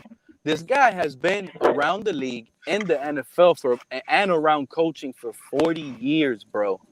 This is just that's like saying, this guy, he's really good at doing what he does, but he's never made it to the top because he's never had that opportunity yet. They've never given him, but that doesn't mean he's not better than the previous regime who probably messed this up and messed that up. I think the Texans need to slow it down a little bit on judging the new coach. And because of only his experience, we don't know what he's going to bring on the table. Now, it's not his fault. Hey, and another thing you guys got to also remember is, Lauro. Let me read the chat room real quick. Fireman says that watching replay of the Super Bowl, Tampa Bay. Yeah, they did what they did. Fireman. I haven't seen much of JJ to say, but I know Eagles can't afford them. The Miami JJ wants Dallas. JJ wants the Niners. JJ wants Tampa. Our buddy Black Wall Street crypto is balling. I need that. All you need that Ripple. Okay. Hey, Nigga, I hey, need guys. that. I need that AAVE though. Yeah, though. That's the lane though. That's all. That's the lane though. Nigga, I need some of that shit too. But go ahead, my fault. Go ahead. But no, you know what though, Pete? Check this out, man. I think the reason, I mean, you know what? Cal McNair, he's just a figurehead or whatever, right? He does pretty much whatever the racist white boys tell him to do, right? So one thing I can say about what's going on with the franchise, maybe from the inside out or things I might hear, is that, I mean, basically you can look at the hire. We are about to go in complete tank mode. We hired some bullshit ass coach who probably can't coach his way out of a paper bag. We're letting the quarterback go. I mean, so I think that we're probably going to go into tank mode. I mean, I don't want to tank for 2 years, but at least next year, I don't want to wind up 4-12 again when I could be 1-15. I'm going for the 1-15, man. I'm going for the 1-15. That's what I would do if I were in charge of the franchise. I would get all the capital I can get. I would tank this year. Hey, who knows? Maybe if we had a number 1 pick, there might be another quarterback on the ride. So I don't know. But I know I don't want to sit in football purgatory for 15 years like the Miami Dolphins franchise and just be happy because I missed the playoffs by 1 game. You know what I'm saying? Try 47 years. Well, Yeah, I'm not saying you guys might make the playoffs next season. You guys are going to lose and replicate a lot, but yeah, it's not 3 years away. You guys have a nice window because I can see you guys drafting and being at the top this year with, let's say you trade the Dolphins and you get the 3rd pick. You have Tunzel. You cannot waste his career. So how do you help Tunzel? You give him another elite tackle on the other side. And you draft Sewell, right? Boom, 2 young prospects right there. With that, you could get any free agent at guard. The Texans' offensive line will be obviously made. You still have a lot of draft capitals to fix the wide receiver corps, tight end position. You could plug in a Minshew and any running back with an upgraded line. The Titans don't have a great D to stop the run. You guys are in it. You guys are really in it, I believe, just maybe not next season. Next season is going to be the test to get everybody into the system. And then the following year, you guys are going to surprise people. Hey, my bad. Let me breaking news. Hey, synthetics is down, man. You might want to buy in on synthetics right now, bro. Get your synthetics on. You feel me? But go ahead, continue. Talk your money if you want to roll with it. I just wanted to throw that out there, but go ahead. Yeah, you can't tell the people out there synthetic is where it's at. You got to tell them some more info. Give it to them. Go ahead, big time. Big time. What up, though, big time? What's up with you, man? Where you at, G? Hey, nigga, we ain't talked in a minute, man. How you doing, man? Yeah, though. I know you over there with hippopotamus pockets. Yeah, though. Yo, and Black Wall Street's in the chat. Yo, like and subscribe. What up, B Wall Street? What's up with you, nigga? Yeah, though. What's up with you, my nigga? Boy, it feels good to have the family back together tonight. Laurel, I'm gonna ask you something. I don't care about Watson no more. It doesn't bother me. I mean, if it's me, I'd rather have the draft picks anyway to build my foundation of a dynasty in Miami. But my question to you is this: Carolina gives you 4 number 1s. You taking it? And Teddy Bridgewater. Well, I don't want their 4 number 1s because that's going to be like over 4 years or something like that. I don't think they have 2 in the first round in 1 year. So nah. Unless they're giving me, yeah, go ahead. Unless they're giving a couple of second rounds, a 3rd round along with that. No, I don't want 4. No. What about if the Jets give you 4 number 1s? Well, I know I probably get to school next year, so yeah, I take that in a heartbeat. There you go. And Sam Donald, of course. I mean, but I read an article today Mm-hmm. that the price is starting at three first round draft picks. Yeah, that's what I heard too. I heard that on Monday. Can't believe the week goes fast, man. It's Friday already. Friday night. I heard that Monday night. Yeah. I said that up here. I said, but the Yep. Texans are let it out. They start And with you know three what? number A ones, report came out today, by the way, which is on Deshaun Watson when asked, "Would you go to Denver or the Jets?" He said, "Denver, yeah. The Jets, he was like, nuh-uh. Like, no, it's not going to New York. I told you guys, the New York is in a rebuild. Why would he go from Houston to New York when both teams are gonna do the same thing?" would you take Drew Lock back with 6 picks, Laura? Laura. Laura's busy. You know, I'll be happy in a 3-way trade if the Dolphins could get involved and somehow get Drew Lock. And Denver gets Texans, and we only give up maybe a second-round pick or whatever somehow, some way. And you know how they do 3-way trades, but I like Drew Lock. Let me ask you this. This is for you, Pete. Let me ask you this.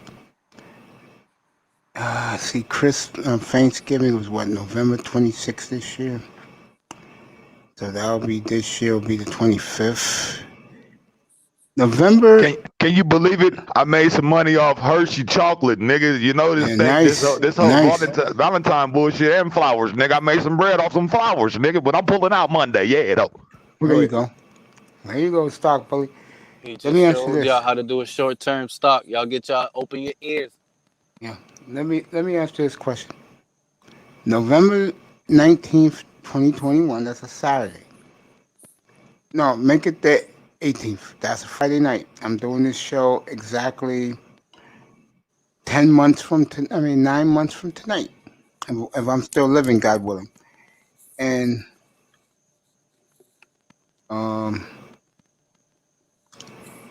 these are the numbers. Dolphins, I'm gonna play devil's advocate. Dolphins are 7-5 in third place in the division. Tua has 15 touchdowns, 3 picks, 2,000 yards, passing rating over 105. Are you happy? Yeah. First of all, the two teams on top of us you're talking about are the Jets. I mean, the New Bills and England the and Patriots. New England Buffalo. I'm not Buffalo happy at first. all. I'm not happy at all. Great All one. right? Come on up. Yeah, Drop hell in yeah. I the need link. some G1 Dolphin. But I'm not happy at all. Come on up, G1. Third place in the Yeah, division? Yeah. Oh, 15. and I made some money off some lingerie too. I just had to put that in there. Nice. Yes, all the things for your lady on Sunday night. Yes.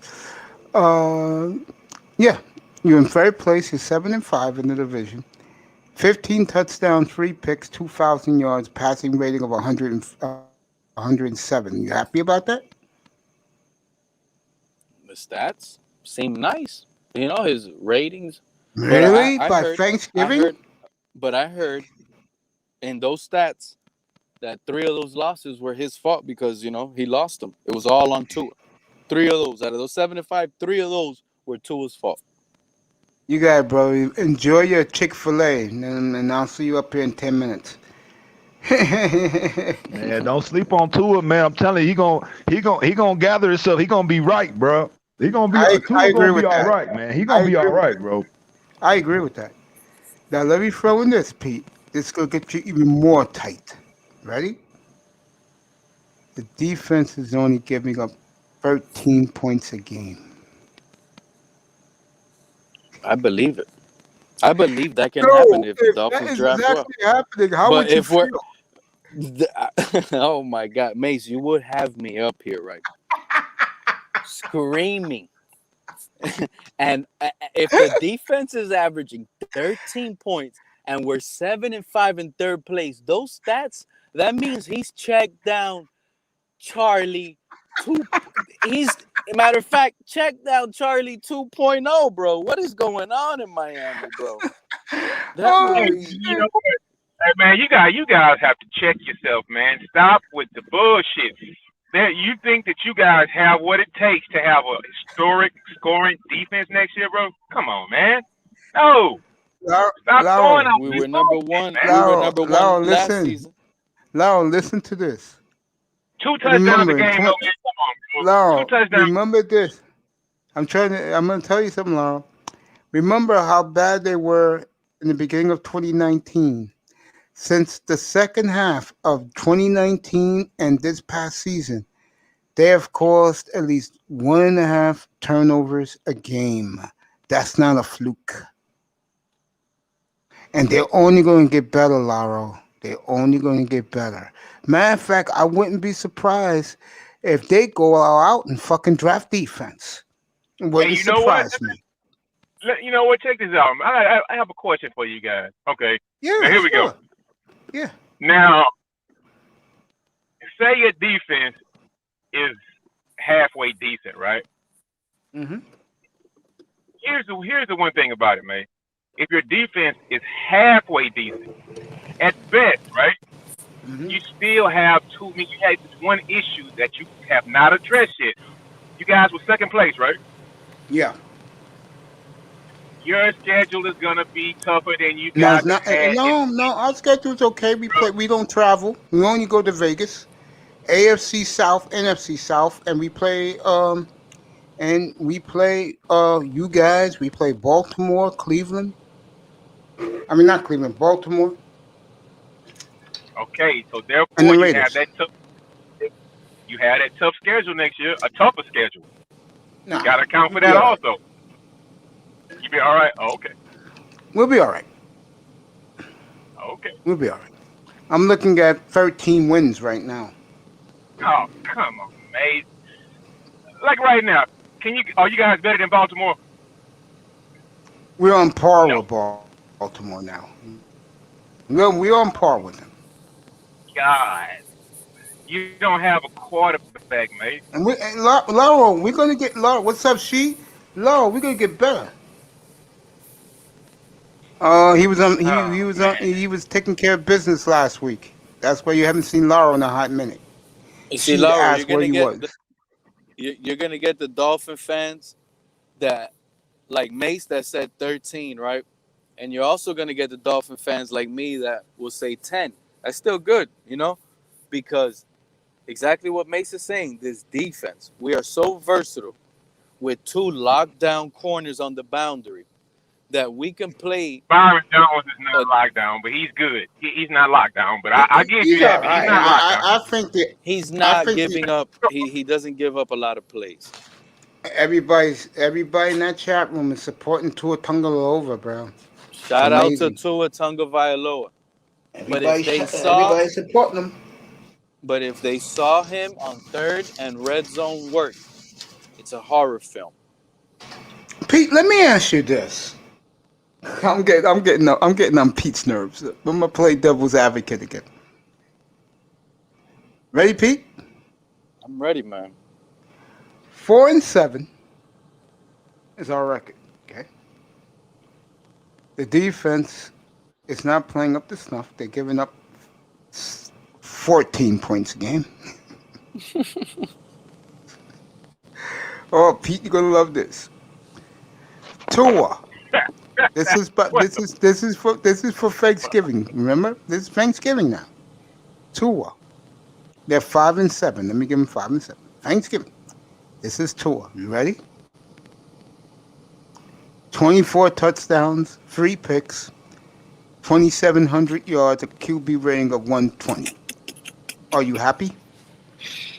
Man, we're 4-7 with a defense allowing 14 points, Mace. How is this guy negative?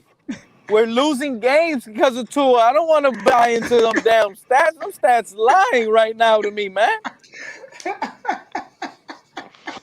Every last game we lost, I heard it was because of Tua, bro. He couldn't put up more than 14 points.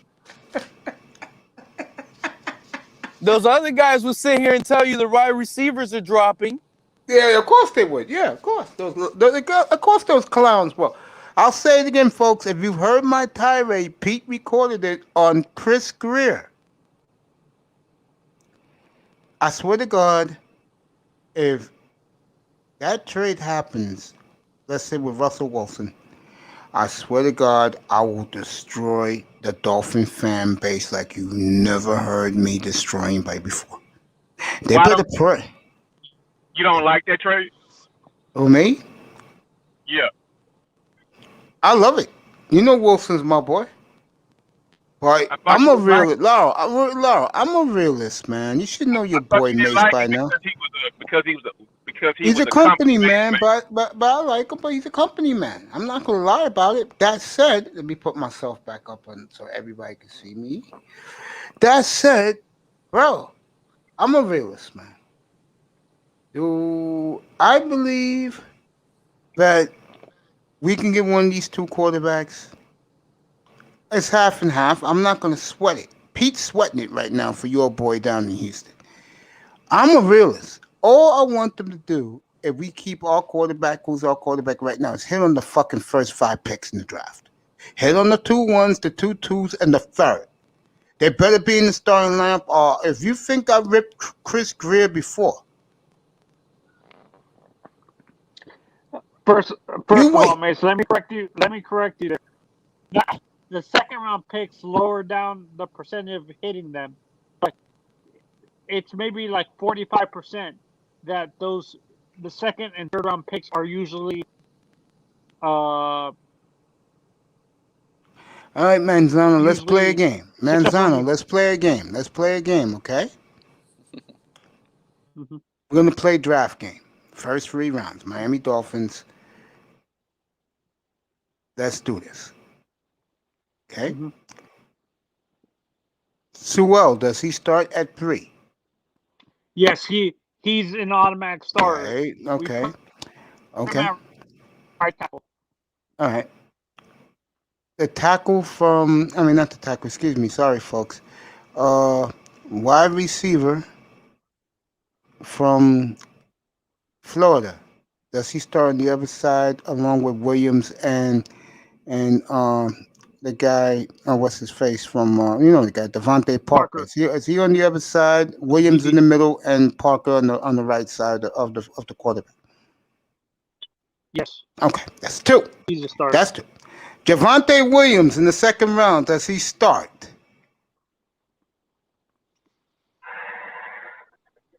If you're telling me, yes, he starts. yeah, thank you.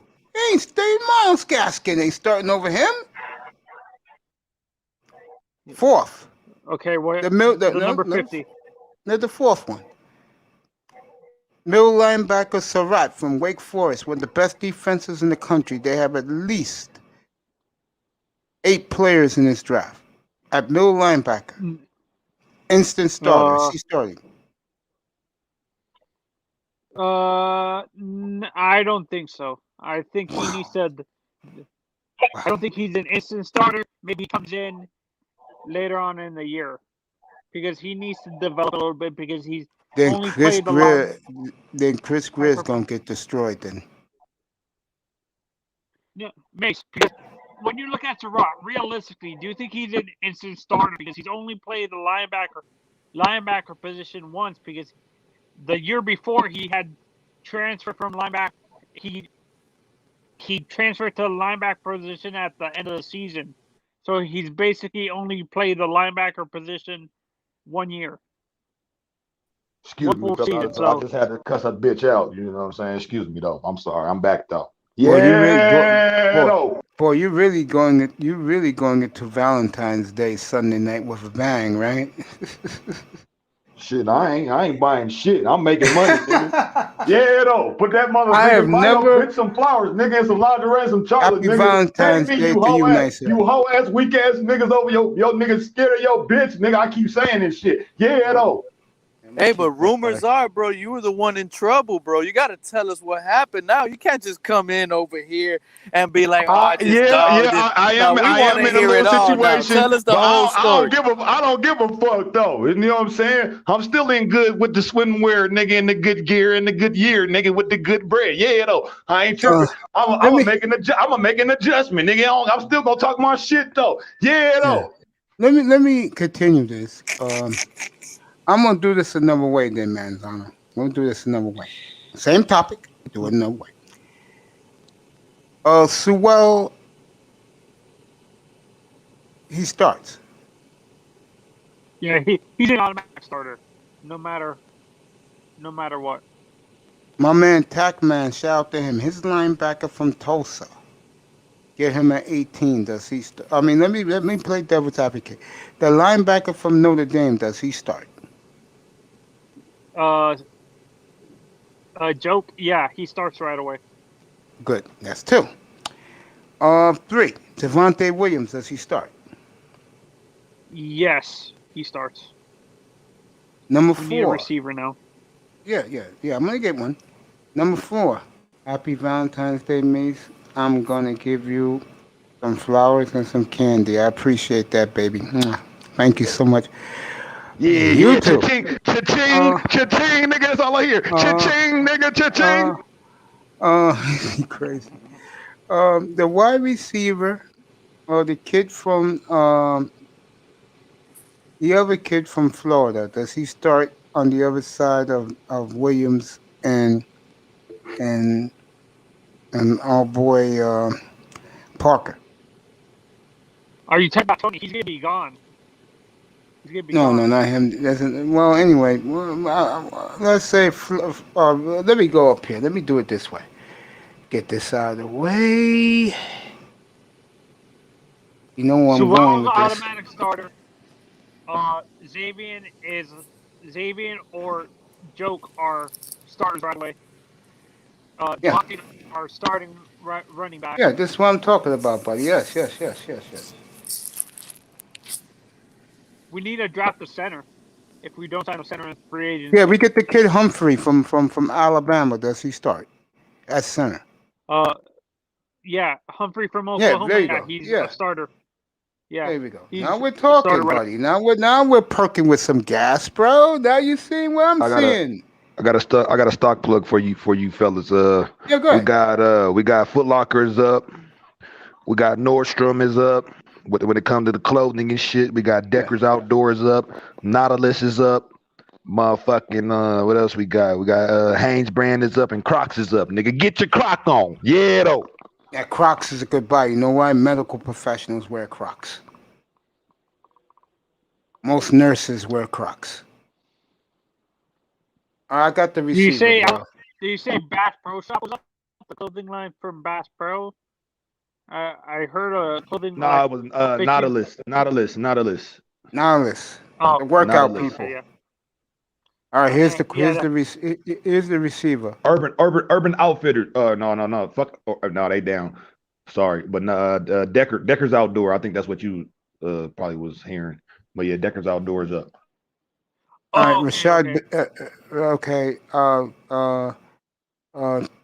Terrence Marshall. Does he start? The receiver from LSU. Yes. Then Manzano, you did a great job, because that's what I'm trying to say, bro. All 5 starters start. See? Proving my point. What makes you think those guys are going to be there, right? Say again? What makes you think those guys are going to be there? Because they're not ranked that high. And this year is different. The combine is going to be the pro days. So most likely, guys who are like the name players, they're the ones who are going to go. And guys like the guys I just named, they're going to drop. See, I'm picking Laurel for value. I'm not picking. So this is probably the worst year for you guys to have all those people. No, this is a year where this is a great year for us to have those picks because we have value that's going to drop, and we can get those guys for a cheaper price, and they'll start in the lineup right away. They'll be plugged in. What's up, Devore? Hey, what's going on, Mace? Fellas, what's going on? Hey, we still on MGM, ain't we in on MGM? Yeah. Okay, nigga, MGM looking wonderful, looking splendiferous. Get out. Yeah, man. Yeah, Yo, Devore, how you doing, bro? Well, that's surprising. Let me ask you a question. What's up, man? Do you believe what I believe that if they keep those picks, those first 5 picks better be in the starting lineup? Well, to be honest with you, I don't think they're going to end up holding on to all 5 picks because you think about it, I'll probably say like 2, maybe 3 are starters for the Dolphins right now. And if they decide to get Penei Sewell, that's 1. And then we have the 18th pick. So if we decide to get a receiver at the 18th pick, come on, let's think about it for a second. I think Preston Williams is better than any receiver we get in the draft. I feel like Devontae Parker is better than anybody that we get in the draft. So you really got to think about that for a second. I don't think they're going to end up holding on to all 5 picks. Interesting. So you think we might trade down or trade out of the 18th pick and maybe draft another offensive lineman like a Humphrey or something like that?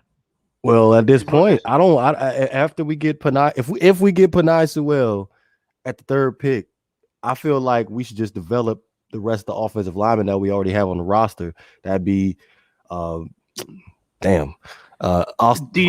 Jackson. Actually, Austin Jackson, Eric Flowers. I'm a little bit on the fence about Eric Flowers. I feel like we could slide either Solomon Kinley over there or leave Robert Hunt over there. And then at center, I feel like Dieter, he would have did an excellent job. But I think I saw a report yesterday that they was thinking about bringing back Ted Karras. So I'm not too sure about Dieter at this point.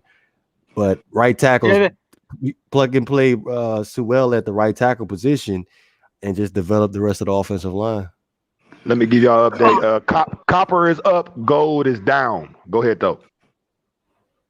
So Devore, when it comes to that, do you honestly do you think a guy like Jackson can switch? If we draft Sewell, he's a pure left tackle. Don't you think we would move Jackson to the right tackle position, or we would put Sewell at right tackle? Well, it's whoever plays better at the right tackle position. Over the last couple of seasons in Miami, you've heard during the course of training camp, well, if you went to a training camp, you see they try all the offensive linemen at different positions and see who plays well at each position. So it really depends on who plays better at that spot. And let me say this to Devore, because he doesn't be up here much. I'm throwing a monkey wrench in all this. If they're going to keep Tua, they're going to get receivers who can work with him best, which is speed receivers. And let's talk about Tua for a second. I'm not a Tua fan, but if you want to bash him, go ahead. I don't care. I don't bash Tua. My only issue with it's not Tua, it's the Miami Dolphins fans. To be honest with you, I feel like there's 2 types of Miami Dolphins fans. There are real Miami Dolphins fans, and there are Tua fans that just like the Miami Dolphins. Facts. Now, okay, every silver stock I got is all green, bro. This is an update. Go ahead, though. Yes. So with that being said, like every time I try to have this conversation on any other platform, I get cut off, and I just stop having the conversation about it. But do you really think that if you plugged in Tua in the 2019 season, do you think he would have won 10? Well, how many games he win? 6 games, 7 games? This year he won 5 or 6. 6 games. Okay, let's do. He went 7-5. Okay, so you think he would have won those 7 games in 2019? In 2019, we went 5-11. Yeah, 2019 we went 5-11. But with those offensive linemen that we had on that roster, well, and the starting lineup in 2019, do you think Tua would have did a better job than Ryan Fitzpatrick and Josh Rosen? We would have went 2-14. Okay, at least you're honest about it, Mace, because a lot of these people think that we would have had a better record than 5-11, and I just think they're stupid asses, and that's why I would love to see a trade happen for one of the two quarterbacks so I can destroy them, bro. And Yeah, I'm because tired like of they have that. this I'm hex, tired like of them. Tua just Tired. has this hex over these people. And to be honest with you, it makes you not even want to talk about the Miami Dolphins anymore until we get to the next season. To be completely honest with you, How many times do I tell you guys out here? If you want the truth, you come here. You don't go over there. Here. You don't get What no happens every pom-pom time I waving try here. to give my point anywhere else? I get cut off, bro. They don't want to yeah, hear we the get truth nowhere, cut off Mace. every single time. We get cut off every single time. This is what me and damn Pete. But we me and Pete here all the time. Oh, you I'm guys are laughing. two haters. You guys are this. You Nah, guys are that. I'm I'm like, but laughing. on the real, we're being completely 100. If we just Nah, nice. I don't do wrestling. But yeah, I if will we have WrestleMania up here on March 28th for my good buddy, Mr. Miami. And my Man, man Fireman said, Mace, chill, bro. You went to out there. I believe in Tua, man. Go ahead though. I believe in Tua too. He's my current quarterback. But again, let's look at this full circle. Let's not blow this out of proportion. Yes, I do Beyonce. the same stuff. That Beyonce. worse. Oh, go ahead, Mace. My fault. Now, I'm gonna let you talk, buddy. Beyonce, remember in the commercial for Verizon, upgrade. That's what we're talking about, right, Devore? Hey, I'm willing to give him another year if the Deshaun Watson trade or all these other quarterbacks that are Wilson. Yeah, speaking up as far as trade talks are concerned, you know what? I'm all for it. To be honest with you, I'm cool with Tua, but if it ends up happening, I'll be cool with that too. Yeah, as me well. too. I'm the same way. How about Wentz? I'm cool with Tua. How about Wentz? Okay. I like Wentz. Hey, look. What's up, Laura? Hey, now, DeVore. Now, realistically, what is too much for you to give up for Watson? Well, to be honest with you, if it goes past the 2 first-round picks that we get this year, and them 2 second-round picks, and possibly giving up Xavier Howard for one of those quarterbacks, and also put 2. If I didn't say 2, put 2 in there too. Then I'm hanging up. I can't do it. I don't see Howard in any move they make, but Seattle will come a lot cheaper because what they want to do is match out first-round picks, bro. So you have to start at that deal and start going up. You have to. You got to. Well. Watson starts with 3 picks. We know that he's a baller, low key, and the Dolphins are good. If he doesn't ball, that does think. But if Wentz gets back to form, he'd be nice for the fans. I do agree with that. I do agree with that too, and I feel like he's a wild card in this whole trade situation too. Say that again, Laura. Man, he had one good year. He had multiple good years. He had multiple good years with the weapons around him. He had multiple good years. Wentz, I think, if the Dolphins investigated, the 18th should do it. The 18th and probably a 4th rounder next year will do it. They don't need Tua. We could trade Tua somewhere else. I agree with that. You might as well keep Tua if you're going to do it for that, man. You saw what that guy was playing with, man. A good quarterback is going to make his receivers better, right? Yeah, if I'm Miami, I would investigate Wentz. I would give Philly a phone call. Yeah, man. You guys would be spinning your wheels. You do something like that, man. Bro, Deshaun Jackson didn't play all year this year. Yeah. Alshon Jeffrey struggled to stay healthy. Yeah. Zach Ertz struggled to stay healthy. Goddard struggled to stay healthy. Man, so who you throwing the ball to, Lauro? Who you throwing the ball to? Okay, you know what? I will counter that with. Deshaun Watson had one receiver this year after Will Fuller went out, right? That's bullshit. Nah, don't play that game. Wait. Do you know what he did? He had Watson had a great year. He sure did. Deshaun had a great year. He started finding the tight end. He was throwing the ball to his 3rd, 4th, and 5th receiver. I'm telling you, man, that's a guy who makes receivers better. He has some good receivers. He had Kenny Stills. He had Kiki QT, Brandon Cooks. Let Kenny Stills go. That's what this show is about. That's how much we thought of Kenny Stills. No, Kenny Skills Are you got gonna let go go fifth was round because draft he pick? was being controversial in the media about Stephen Ross supporting Donald Trump's fundraiser. Oh no, That's why we let him go. He's talking about with Houston. He did get let go from with Houston. Houston? Yeah. Oh, he I did don't get know let what go. I don't know what He went happened. he's with in Houston. Buffalo now, DeVore. He's in Buffalo now. Kenny Stills? I thought he was still a free agent. No, he went to Buffalo for that. Who they play in the second round? Baltimore. Yeah, he didn't play. He didn't get on the field, but he's there. They're keeping him. Give this guy more weapons next year. I think Kenny Stills. He's Honestly, still I a think productive player. I do too. I believe that. I like him in DeVore. Stills. I like him in New Orleans. DeVore, I think the perfect place for Tua is a team like the Colts, to be honest, because they already have a set up offensive line. They have receivers. They have a good defense. Yep. I think Best that front would seven. benefit. Yeah, if I'm a quarterback would right benefit. now, like a Russell Wilson, somebody like that, I want to go to Indianapolis. I don't want to. But these teams are looking out for their best interests, and I don't know what's going to happen. I'll be honest with you. I will say this. Because Tua's, honestly, when you look at, I'm not sure if you agree with this, DeVore, but when you look at Tua's deep ball, his deep ball seems to loft a little bit. So I think his deep ball fits better in a dome stadium environment. Don't you agree? I think that's a reason why not to draft a player in the first place. If their arm is better suited in the dome, their arm is gonna have to be able to adapt in any type of weather element. Because you got to think about it. You only gonna be playing 8 games at home. You got to play another 8 anywhere else. Well, Houston's a dome. Jacksonville's warm. Tennessee is in the middle. That's true. It'll be cold in December if they play in December. That's true, but you plan going in Buffalo. You going to New England.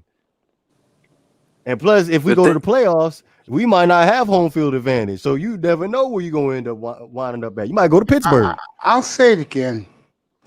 I said this earlier, DeVore, before you came up here. Great one. The Dolphins letting him fry like they did last 2 weeks ago. It's going to be 2 weeks ago now, Super Bowl week, to the national media. And they was at Trevor Lawrence workout today. They're not going to do nothing with Lawrence, but what that tells you is this. They're going to press Seattle hard and get that shit lower. Houston, I think they don't want to give up all their draft picks because they saw stuff in the Senior Bowl they really like. But Seattle's doable, in my opinion. How old is Russell? 31. They'll 31? Take this. Yeah. So you probably get about, 6 more years out of Russell? Yeah. If we protect him? I think we will. Hey, look, I cannot believe this. Guys, you got to hold up. Let me welcome my boy here. Yo, welcome. Welcome, bro. We're getting his background together, apparently. Yeah, he's walking around his living room, bro. I'll welcome back. A nice little bachelor pad he got going on. He got a nice pad, bro. My boy he ain't got no pictures on the wall, so you know he ain't got no girl. I'm gonna leave that alone. I don't get personal with people. Yeah, no, bachelor life, nigga. Yeah, no, yeah, Hello Factory, nigga. Salute. Oh, whoa. Hey, and the best part, the girl. When the girls go in there, they get happy when they don't see pictures on the wall too. Well, at least you know he running shit. At least you know he running shit around that motherfucker. Hello Factory. Yeah, no, that's how it's supposed to be. Yes, sir. That was a troll. That wasn't him. Here's my draft. Here's what's gonna happen with the Dolphins in the draft. They're not gonna have no first round pick. But here's the thing. Man, I'm going to make Mace happy with this one. Y'all want to make Mace happy? This is how you make Mace happy after you trade 3 picks for Deshaun Watson. You got your Deshaun Watson in Miami. The whole fan base is like, damn, we got him, but now we're worried we don't got that much. No, we still got 2 second-round picks. We get Javonte Williams. Boom, you made the whole running back situation better. And with the second round pick, you get the starting linebacker. Now you got a real quarterback, and you got 2 starters with your 2 second round picks. You agree? In the second round, as far as middle linebackers concerned, I'm pretty sure you're probably aiming at Xavier Collins. He might be No, a it's first, Rod. but let's. That's right. Probably. I think he's gone by then. Okay, Fireman. No, Xavier Collins is the first round pick. Caston Rott is Okay, bro. But let's just say you get 2 starters with the second round picks. Both of them become starters. Fireman, we gotta talk about that, bro. We're good. I'll say this. Man, Pete makes a good point. stop I don't throwing know, out Laurel. those scenarios, man. Well, Laurel, That's a I BS hate scenario, man. No, he's not going for 3 first-round picks only. It's not going to happen. So you guys could just laugh it up, make it seem like it's all good now, right? It's not going to happen, man. Because last month, a month and a half ago, you guys were saying, we'll let them have the number 3 pick and we'll throw in a 3rd and 2. No, bro, man, come on. You have to be realistic. The guy is not, I mean, if you just want to make Mace happy, go ahead and tell Mace, hey, Mace, we'll get him for 2 first-round picks this year and we keep the rest of our draft and it's over with. Yeah, you can make Mace happy by saying something like that, but it's not going to happen. No, it's not going to happen. We're You're going going to give up. You're going to give up a We are king's going to ransom. Well, we should what be I'm able to saying rebuild our is entire franchise behind this one you're getting 3 first-round picks and Tua. You shouldn't have asked for anything more after that. I'll give up That's Gesicki it. too in that deal. Why y'all want to get? Forget about it. It's 3 first-round picks and Tua. That's it. No team can beat that right now. Oh, they did? He's Really? not gonna want to go. Wow. He's not gonna want to play for the Jets. I didn't know The that. 49ers can't beat it. I feel like it's got to be the Dolphins too. But like I said, if I got to give up anything more than 3 first-round picks, Tua, and I'll again. No. What's his face? He won't be in the deal. It's a possibility the way his contract is set up. It's a possibility. Let me ask you this, Laurel. Would you take RDB, which Houston needs real bad, and on number 1 pick, the 3rd pick in the draft? No, you know why? Because that guy's gonna want a contract day one when he comes to the team, and by the time he's from Houston. But he's from Houston. He's going home. He'll give you a discount. That's cool. He's gonna. Oh, you want Xavier Howard? Yeah. Hell no. Mace I didn't say that. Mace offered it up. But I'm saying I wouldn't do it. That's because that guy's gonna be one of become high paid corner as soon as he comes to the. And so day one, he's gonna want to be the highest. You guys may have a little leverage why he can't do it to you guys right now. All you got to give him is a couple pennies on the dollar, and he'll be the highest paid corner again. Because we just gave him money. He wants a new contract. It's only a couple million. Y'all can live with that. You just got rid of JJ, so y'all freed up what? Which one's my boy? And it's gonna be cheaper. He wants a new contract, and it's gonna be cheaper than Watson's contract. Right. And also, you could cut if y'all don't decide to re-sign him, if y'all decide not to keep him, I believe you could save like $12 million next year if you don't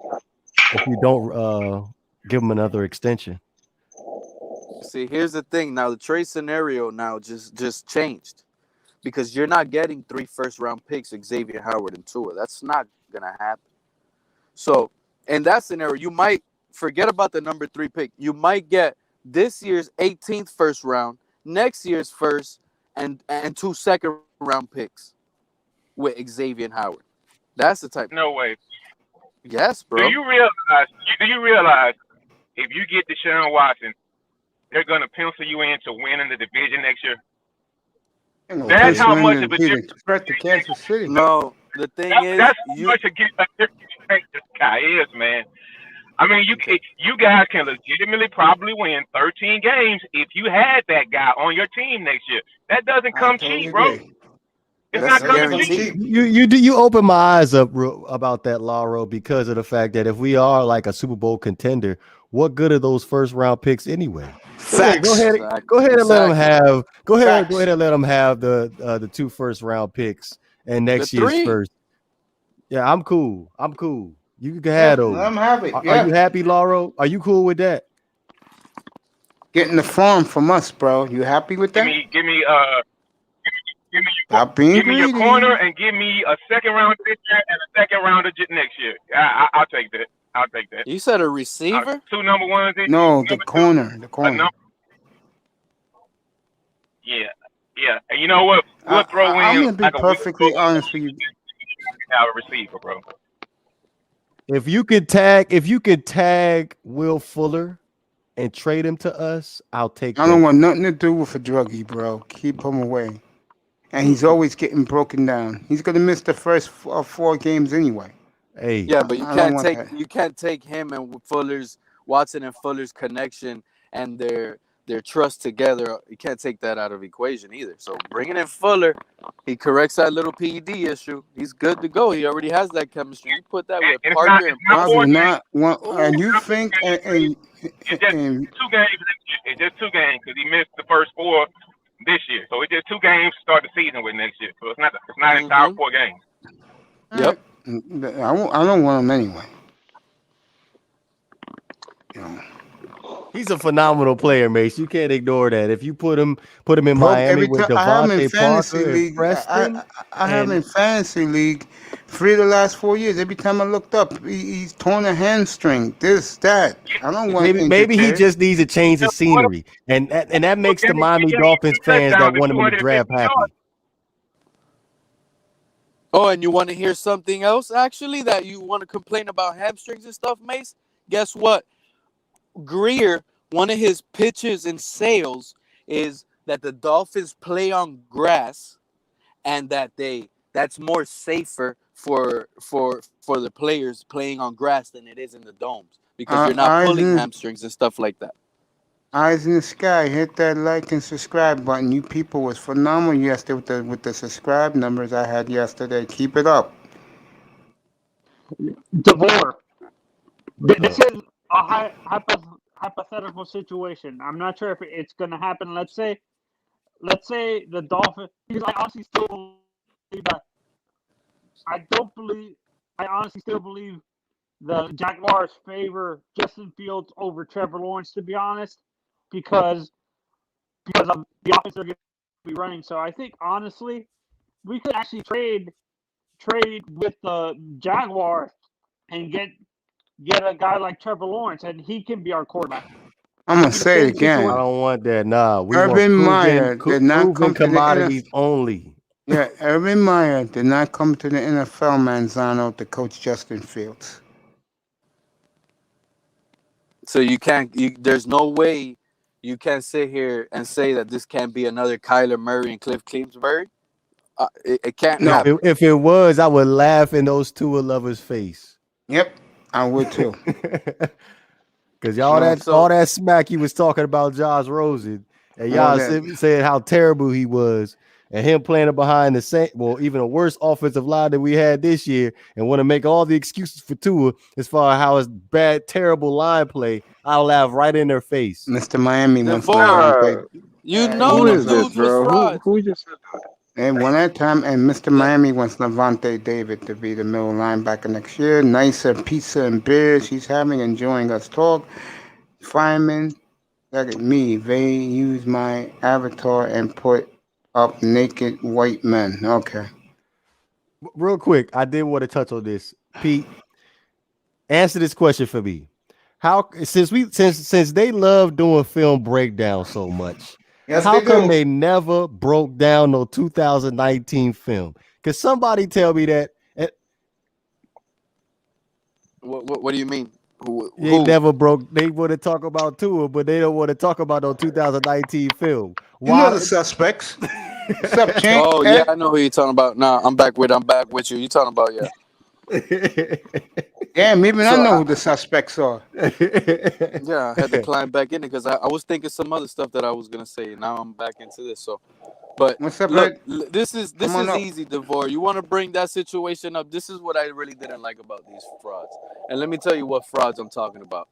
The frauds that didn't want Rosen when he didn't even he didn't even get on the field yet, and they were clowning him, right? Hey, 1,000%. And I'm Yep. like, damn, bro, give this guy a fair chance. That's all I'm trying to argue the man about. Right. We're not But saying listen, he's good. We're not saying he's good. We just said give him a fair opportunity to show what he can do. Go ahead, the Pete. issue was I didn't want to see Ryan Fitzpatrick. That's the guy I didn't want to see. I wanted the future to look bright. Give me something. I wasn't expecting with Rosen we're going to the playoffs. I just wanted to see what the young guy can give us, even in a losing season, right? So here we go. He's trash. He's trash. He's trash. He gets cut. They loving that shit. Boom, boom, boom. Now Tua's playing trash, bro. So what's going on? It's everybody Double else's standards, fault but Pete. the quarterback. It's a double standard, is what it is. They don't want to give Rosen a fair chance, but then when Tua is playing the same, probably playing a little bit worse, or maybe in the middle. No, the They fraud. want I to. don't think you understand, Anthony. The fraud is if you can dog a quarterback like Ryan Fitzpatrick, and you can dog a quarterback like Josh Rosen, why is it bad to dog Tua when he plays bad? Thank you. Facts. It's like a You know what double I'm saying? standard by the Tua lovers. I don't understand. If he Yeah, that's what I plays mean. bad, he plays bad. It doesn't mean he's not gonna elevate his game next week. It doesn't mean you're a Tua hater. You're just not happy with the performance. Just like we weren't happy with the performance from Fitzpatrick. Just like people just aren't happy with their fucking quarterback when they play bad. But what is the difference with Tua that you have to? And you want to talk about film divorce? I could go inside right now, clip the best film I have, build my best narrative, and then go online and pick the plays that I picked. I already told Pizza and everybody gas, here. Valentine's You Day go nice. inside, you do your homework. All you have to do is look at Tua on third downs. That's it. Look at his film on third down and in red zone, and then come back and tell me if you want this guy on your roster next You know, season. you know what Tuna my salad. favorite excuse So is too, Pete. You listen to Pete. My favorite excuse is go ahead. it's Chad Gailey. He's messing up to his development. Oh shit.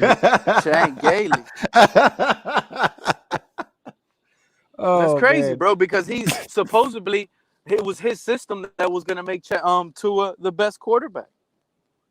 That's what No, the fan base was actually, telling us. Pete. I think I think why people said that with the Chan Gailey thing, you kind of have to admit he favored the veteran quarterback over him. Don't you think that hurts the development of a young quarterback when the OC is favoring a veteran over him and choosing specific plays to highlight No. the veteran over the rookie? No. When it comes down to play calling, Anthony, you got to remember 11 players are learning the exact same plays. You can't completely throw out a playbook and implement another playbook. That's not how it works because everybody has to be on the same page. No. Here's that bullshit that I'm gonna squash that narrative right there. Why Chan Gailey gets this heat, and I want all of you guys to listen to me clearly, okay? Chan Gailey gets that heat because of Tua's benching. Tua got benched, and when Fitzpatrick had to come in, he wasn't in game situation where you can play balanced offense. He was playing from behind. You I need to agree. come in, go downfield, and all plays have to be pass plays, shotgun. You get what I'm saying? So when I they agree. see that, that's on film. Look at the film. Fitzpatrick gets it. Man, it's the fourth quarter, 12 minutes left. Tua didn't do anything in those games he got benched. And then he had the same plays. I mean, the same formations and same plays. He just was a different decision maker than Fitzpatrick. He was scared to throw those one-on-ones. He checked it down in crucial situations. So, in my opinion, quarterbacks, rookie or not, I mean, they get paid for third downs and red zone. That's where you got to make your money as a quarterback. Real quick, Nicer is endorsing this pizza right now. So And she is. shout out to Nicer. Yes, she I is. 1000% agree So with you, Pete. so here's another thing, and I said this earlier. The Cincinnati Bengals and the ACL torn Joe Burrow, Justin Herbert, and the Los Angeles Chargers, they were not at the combine today that was specifically for Trevor Lawrence. You know who was there? Chris Greer and Brian Flores. That's it, bro. That's it, bro. There's no reason now to sit here and question this anymore. Mace, you brought up a good point earlier. You sat here and said, oh, maybe, it's just doing their due diligence. Shout out to you for saying that as well, Anthony. Due diligence, I agree with that. I can see, these teams up there, the Houston Brass, the Broncos, all these teams, Jags, Falcons, all these teams talking trade scenarios together, getting in together right there, forming up some things, how they can get into some work done and all of that there. I can see that as well happening. That's the due diligence that's going on. They're in I that totally facility agree. together watching Trevor Lawrence and talking trades between each other and scenarios, how Yep. everything could I work can out. see definitely. See, I can definitely see that. I'm gonna say it again. I think Darrell Bevel's offense fits perfectly No, with dropped Tua. off. Don't you guys agree? Darrell Bevel's offense can fit perfectly with Tua. If let's say we trade him to the Jaguars. I'm just gonna say this right now. He ain't going to the Jaguars. I think Greer and this guy are gonna be working on something right before free agency starts because, again, you have a PR firm, and when they let their quarterback fry like they did last week, and Tua said himself he has not heard nothing from the Dolphins, that tells me where there's smoke, there's fire. And I think that if they can get one of those two guys, they're going to push to do it. They're going to push it. But they're going to take their time and let the media talk about the Jets so much. Max, I think honestly with that whole press thing, I think you're looking a little bit too much into that, in a sense, because I understand why you're saying that they let him fly, but you have to admit that they might have thought he was ready to deal with those stupid questions that those people were doing, don't you? In a sense, that's a way to teach a young quarterback how to filter out I those disagree. stupid I questions. disagree. I disagree with that. I wouldn't rule it out though, Mace. I wouldn't rule it out. You don't let Anthony, you let let. me ask you a question. You are the supervisor, GM at a car sales dealership. Let's break it down like in this sense. Car sales dealership, you're the GM supervisor. You're number one in car sales in the city. You got the best dealership, you're number one. You chose your staff, your car sales guys, you chose them all. These are all great guys you chose. The owner is really not happy. He's really not happy with the guy you feel is the best. Because you did a productive year, but you were just, you had a productive year, but it wasn't the best year ever. And then your boss, your boss isn't really happy with your performance recently. And you catch your boss at the local Starbucks talking and having a little chit chat with the guy that just passed you last week in sales. You just drive by the drive-thru in Starbucks and you look inside and you see your boss talking with your competition. And you're like, how are you going to feel? I would feel used. I would feel abused and taken advantage of. Well, I think that's How you something think? How Tua's you feeling. think? How you think Tua is feeling right now? That he hears all these quarterbacks they're talking about, and then they're up to see Trevor Lawrence today. How you think he feels? He feels bad, but he has to and Pete, I understand why you're using that analogy, but you have to understand where I'm coming from. I think they're trying to teach the young quarterback to deal with the press and to filter out the stupid questions that they were asking to get to the real question. Don't you have to admit that's a good way to teach a quarterback how to deal with the press correctly? Bro, I don't agree with what you're saying because you're I'm saying gonna it leave like that alone. you're saying it like they pulled the questions out of the air. You're saying they're stupid questions. Those are valid questions. Those are questions you have to ask. Yeah, Hello. baby You bro, you sound bogging out a little bubbly, bit. Access. Here's the thing, Anthony. Players get the questions they deserve, right? So I'm gonna give you the perfect example. Ray Rice, he beat up his wife. What questions did he get? That's what he got. Those issues, right? Tua played bad. What questions did he get? Bad questions. Yo, did your performance? I'll be back, fellas. Justin Herbert played and had an offensive rookie of the year. What questions did he get? You're great, all this and that. You get the questions you deserve. This is what the NFL is. If people think it's just made up out of nowhere. No, these people ask questions because they're concerned.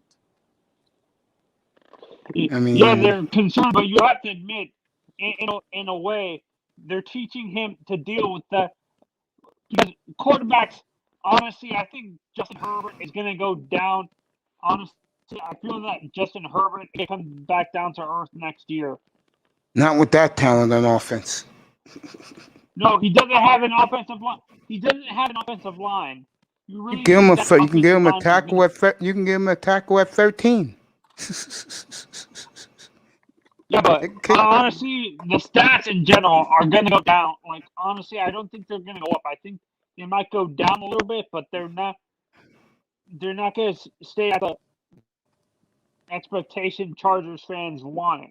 So I think There is no honestly, Charger fans. You're gonna honestly those. You have to admit the stats for him. He's gonna have a sophomore slump. Is what I'm saying. Even with the talent around him. Who gonna have a sophomore slump? Okay.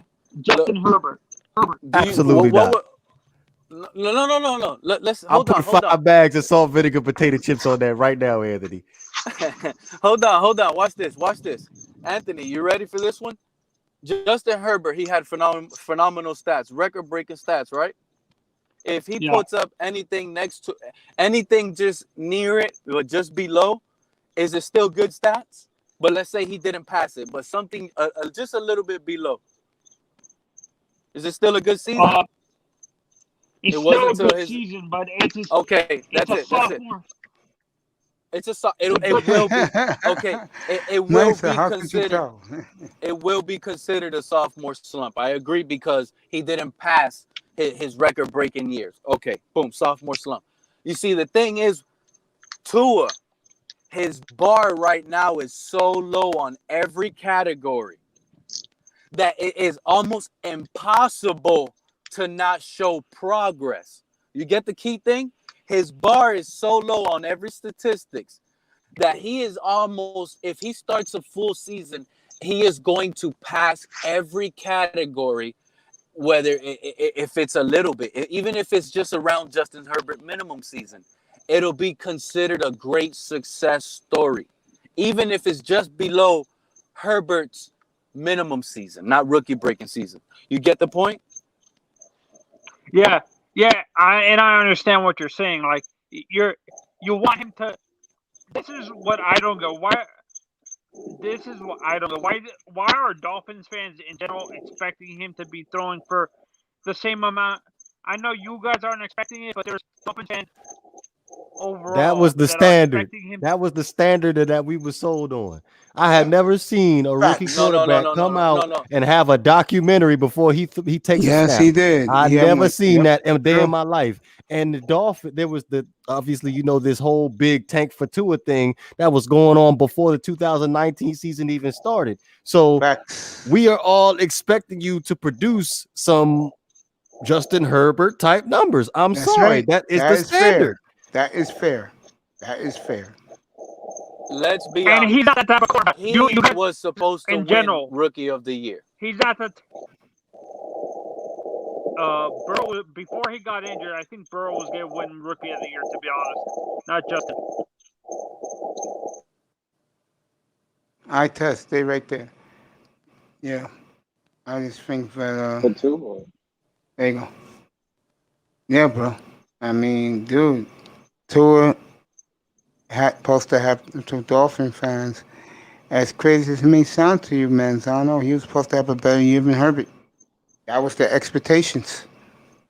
He was supposed to be the best After, thing. It was basically a LeBron James type That's of it. Yeah. Hype Hype. machine. announcing is She what I would was. what the standard is. That's how it's supposed to be. And I didn't want that to be the case, Anthony, but that's how they wanted it to be. So you had to produce some Justin Herbert type numbers for us to silence the critics, as far as I'm concerned. It's the truth. Yeah, it's true. Think about the pedestal they put him on. Think about it logically. Bro, he threw a game-winning pass, and there went his legend, right? Then the very next season, bro, he beats out Jalen Hurts or whatever, right? He's supposed to be the guy. And people always like poo-poo it, but bro, if it wasn't for Jalen Hurts, they wouldn't have even got into the championship that year that he lost to Clemson because he got hurt in that game. Jalen Hurts brought him back in the SEC championship. Okay. He's still being heralded as Tua because, man, this is coming into the next season where it's tank for Tua. But remember, the whole time since he threw that pass, he's the best passer I've ever seen. So y'all saying LeBron James, I think he had more hype than LeBron James because LeBron James got hyped in high school for 1 year and came out the very next year. Tua was hyped for 2 years in college as the best thing since sliced bread. So when you come into the league and you telling me, oh, give him time. No, nobody gave LeBron James time. They said, yo, Cleveland, a franchise that was in disarray for eons, here, put it on your fucking back. And he did what he did. And you're the chosen one. You know what I'm saying? And this is what the expectations were for Tua, right, wrong, or indifferent. This is what they placed on him. And he didn't shy away from it. That's the other part about it. He embraced it like he was that guy. Like it wasn't all the talent in Alabama that propped him up. He embraced it, bro. He acted like he was that guy, knowing that skill for skill, he wasn't. Because if you tell me a guy that has all those skills in college, then you can come into the NFL and look how he looked in Buffalo. Bro, the man looked like he belonged in JV football. He looked. See how that defense was mediocre that day? And Tua couldn't elevate the team to push us past Buffalo. That's what I'm talking about, Anthony. Them type of games right there. The man didn't even put up a fight. What was it? 51 to what? And who wasn't there? 26. I'll never forget it. And who wasn't there to hold his hand this time to make it the worst blowout of the season? Patrick Fitz. The only one time Fitzpatrick wasn't there, he got blown the fuck out. Come on. Yo. Was anybody here honestly looking forward to seeing Jake Rudock? Why are you talking about Pete, I'm gonna say this real quick because back to the end of training camp when they announced that they was going to get rid of Josh Rosen. I'm sitting there thinking to myself, did they just say they was trying to bring in Jake Rudock? So you telling me Jake Rudock is better than Josh Rosen? So now I knew right then and there that it had nothing to do with Tua playing better than Josh Rosen at that time. Oh no! Honestly, I and told y'all for me during the past 2 drafts, Pete was there. I was banging the table for Justin Herbert the past 2 drafts, this year and the year before, not Tua, because I kept on saying Justin Herbert is a better quarterback than Tua, and no one believed me. They were laughing at me like I was a joke and stuff like that. I'm like, remember that, Pete, when I was calling for Justin Herbert to be drafted at number 5 over Tua, and people I were remember like, that. And that was around the same time Dan Marino, sources came out, and you were hearing all that good shit with Dan Marino that he would prefer Justin Herbert. Yeah, I was and more then on board people- with building around Josh Rosen in the 2020 draft. To be honest with you, I was just Oh, looking last forward year? to seeing Josh Rosen. I did not. You see, the difference was we were losing that season. Forget about it. We weren't going to win. We didn't have no elite talent. But I agree. I agree. We needed to see Josh Rosen that year, and they didn't give it to us. He didn't perform well, better than Fitzpatrick. Unfortunately, he wasn't better than a Ryan Fitzpatrick. Ryan Fitzpatrick beat him out. That's what happened. He got beat out in camp. Yeah, he got beat out, and so did Tua. So they can be quiet about that too. But here's the thing with Tua now. A lot of guys will sit here and tell you, yes, injury this, injury that. But my thing was, even before he got drafted, Tua said he's ready to play. Right? Yes. He went into football camp, no preseason. No, that means just extended practices now. Going against the number one scoring defense. All right, that was in practice. Josh Rosen in practice got a lot of claims that his arm looked way better. It was already starting controversy. It had to go. You know why it had to go? Josh Rosen wasn't loved. Sometimes it's bigger than X's and O's. You know why? Tua was the number one jersey selling quarterback. So they gambled on it. They had to see it. He know the fan base had to see it. If Rosen was going to be on the roster, I believe he would have been the second string, and then third would have been Tua, and that could not sit well with the franchise. There was no way. So Tua had to get cut. I mean, Rosen had to get cut. Of course not. They invested a first round pick into him. You could cut Josh Rosen for pennies, and if you can't cut Tua, you're gonna end up eating up what $22 million in cap. So you threw a second round pick away. Didn't they get a second round pick for Rosen? They threw it away. That's what I was gonna say. So and you just threw it away, bro. Chris Greer. Nobody's gonna sit here and keep questioning Chris Greer, bro. But and look Pete, at the moves. I feel like that was the Tua pick. That was a Stephen Ross pick. I strongly believe that was a Stephen Ross. You went Mace on that one. Why get rid of your second round pick though? Like what was the hurt in having Rosen on the bench? Like why throw it away? You feel me? Like he was that good that they said, man, I gotta eat the second round pick. If he was playing better than Tua, and it's clear Tua's gonna be your third stringer, and it's gonna bring up controversy. So they had to make that move to get rid of Josh Rosen. So your GM invested a second round pick 1 year and threw it away the next. That was the GM's pick. Josh Rosen was the GM's pick. Tua was Stephen Ross said, "Fuck this board. Whatever the fuck you got up here right now, we're getting Tua. We need to put asses in these seats. We need to win right now." That's what I think it was. There was no. And now this year you're trying to trade him. You feel what I'm saying? Every year, everything you're trying to do with them picks that you accumulated, you're getting rid of it somehow. You know what I'm saying? You got a second. I feel like having too many picks is not. I don't feel like that's very productive, to be honest with you. Maybe 2 first round picks, and you'll have a pick in each of the other rounds. But come on now, you have 5 picks in the first 3 rounds. Like really, how many of those picks are really going to be contributors onto your roster? Bro, if you have a competent GM, all of them could. That's what I'm saying, bro. Like I sat in my seat at my crib and pick players, and I watch their careers. I do that every year. I'll pick certain players, and then when we don't pick them, of course, I'll just watch them flourish somewhere else. Right. So don't tell me accumulation. If you have a competent GM, don't tell me McKenzie. But what I've seen McKenzie do in LA with Khalil Mack and Carr and all that shit he was doing over there before they got rid of him. He's just sitting there. So if you got all these minds, what was the other nigga, the motherfucker from Kansas City that picked Mahomes and all them, Tyreek Hill? He's there.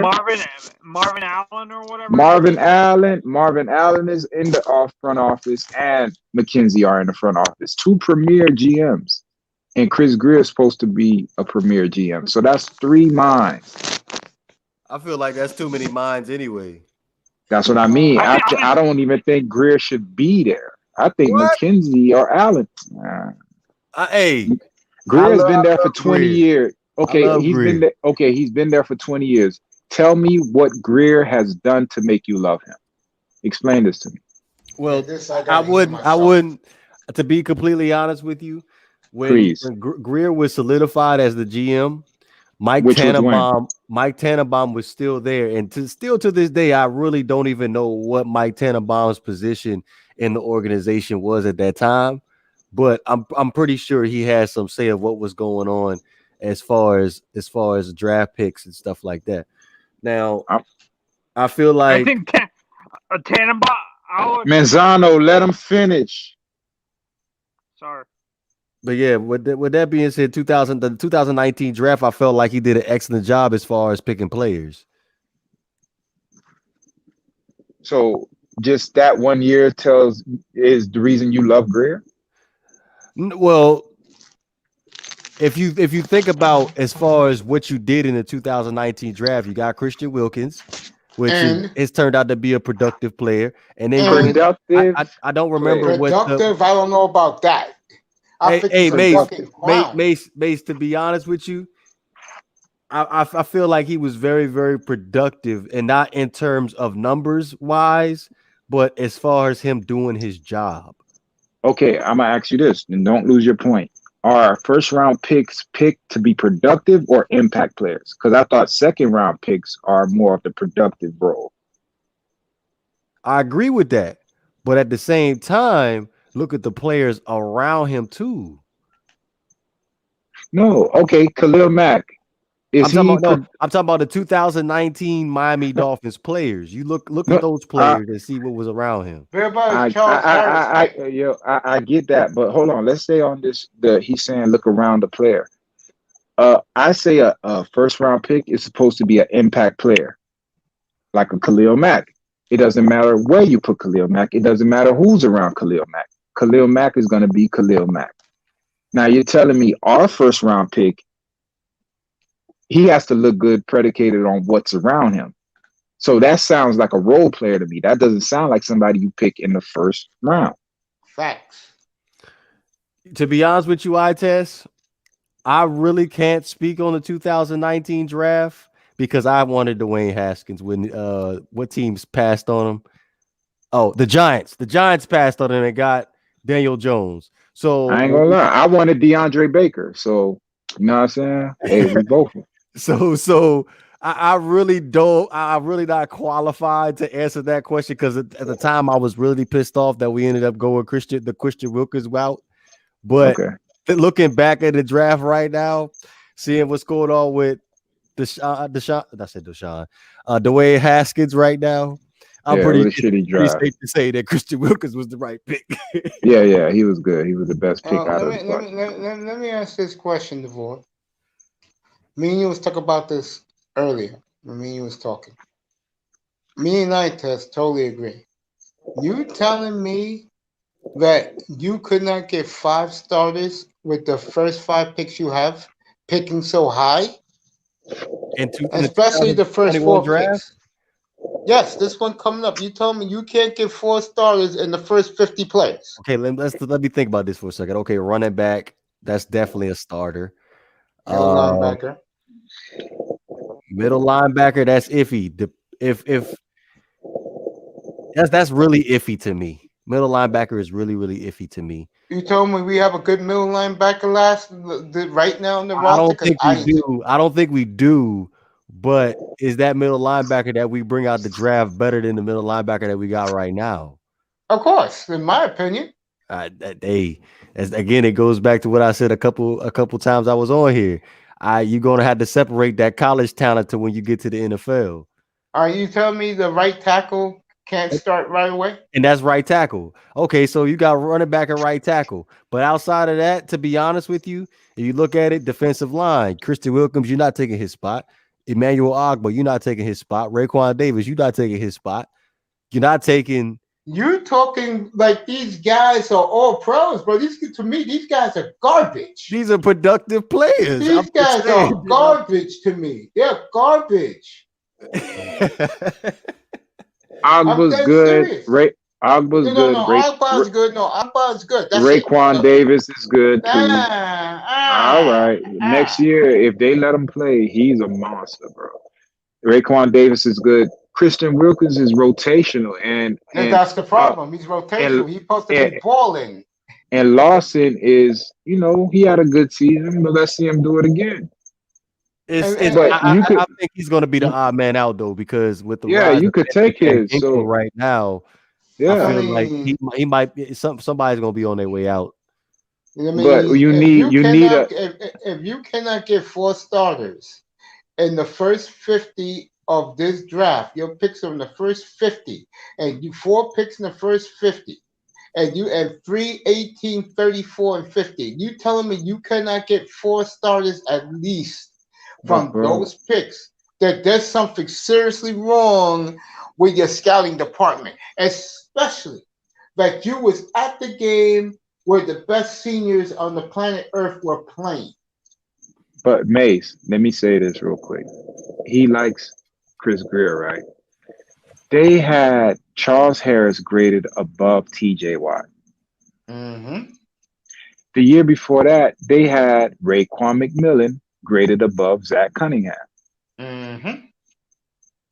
The year before that, a couple years before that, they had Tannehill rated above Russell Wilson. Like, this guy has been here throughout this whole time. Wait a minute. That's a Jeff Ireland pick. I ain't gonna put that on. No. Okay, but let me tell you He why was I put scouting it the on. players. Exactly, bro. The GM gets his picks from the scout. Yeah, his recommendation. In one way, shape, or fashion, Chris Greer has had a hand in all our picks since 2000. Now I'm gonna ask you. Now, hold on. Let me tell you this. Now, if you really know anything about Chris Greer is the only person that's been here that long, bro. I'm talking about he's been here since we had Wayne Heinziger and Jay Feeler. So he's the only guy that lasted 2 owners. Yep. Do you know how hard that is to do? And his first pick, and his first round pick, which was the great Charles Harris, who he bragged about, is he even still in the league? And let me throw in one more thing. The reason why he bought Mike Tannenbaum and Ross, because Ross is good friends with the Johnsons who own the Jets, and they recommended him and he trusted Tannenbaum more than he did Greer or anybody else in the organization. And that's why he bought Mike Tannenbaum. He was Ross's eyes and ears. And remember, when was it Dennis Hickey or was it I think it was Dennis Hickey. Dennis Hickey was there before. No. The year no, I know what I'm saying. The year where he took Phillips, he overruled whoever was at the top in the front office and said, it was Greer, matter of fact. He said, no, I'm not taking, and that player was a good player in the league in the second round, and he took Justin Phillips. Who was the player that he overruled? I forgot who it was. I gotta think who it was, but he's a good player playing right now. He ain't no fucking scrub. And he told him, no, we're not taking him. We're gonna take Phillips. That's my pick. And how did that work out? What's funny is he's really good, but he got good as soon as the Dolphins let him go. Well, as soon as he got let exactly. They get rid of all their players. If you knew that he was a half-ass player, he plays when he feels like it. And then the only year he balled was when he knew he was going to get money. Right? That's on you. That's a reflection of your sad, sorry-ass organization the last 47 years. I ain't even gonna stunt y'all opening my eyes as far as Chris Greer is concerned, but I'm willing to give him another year before I voice my opinion again. If you got no choice. I'm saying I got no choice, but I'm just saying if I don't see 5 starters from these picks that he's making, especially 4 in the top 50, there's no excuse. Those players should not be on the field. I don't give a damn what position you're picking them at. They should be impact players.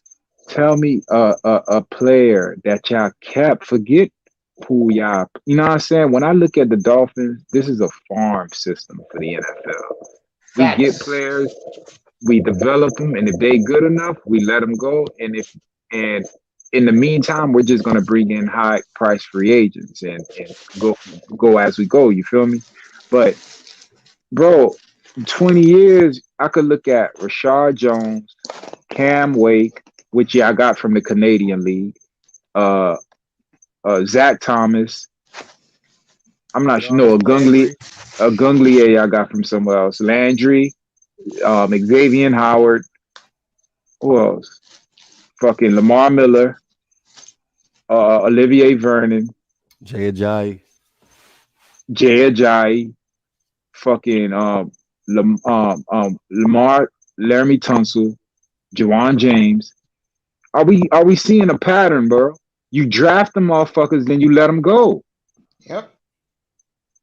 Bro, tell That's me how who's they do it. tell me who's here. Xavier Howard.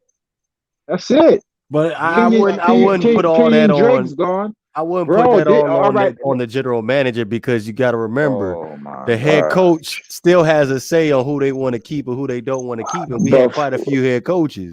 all right, homie. How you pick a guy like Minka Fitzpatrick before your new head coach comes in, and the minute he comes in, he says, "Get rid of Minka Fitzpatrick," and you do it? Yep, facts. Does that make sense? They even let Tunsil see the field.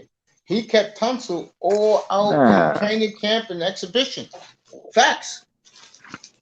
It sounds like I'm making all this shit up to be dramatic. But these are all facts. These are all the things he did. I ain't say you And was it's- making it up, and but you it- are but bringing it- some. You are bringing some excellent points, but You You feel know, me? I got And your back too. it sounds dysfunction as fuck, but that's what it's been. That's what. And look, just- and I got it's one. just I been got another one for you. It's been swept under the rug. I don't and know I how. And I got another one for you. And to back you up.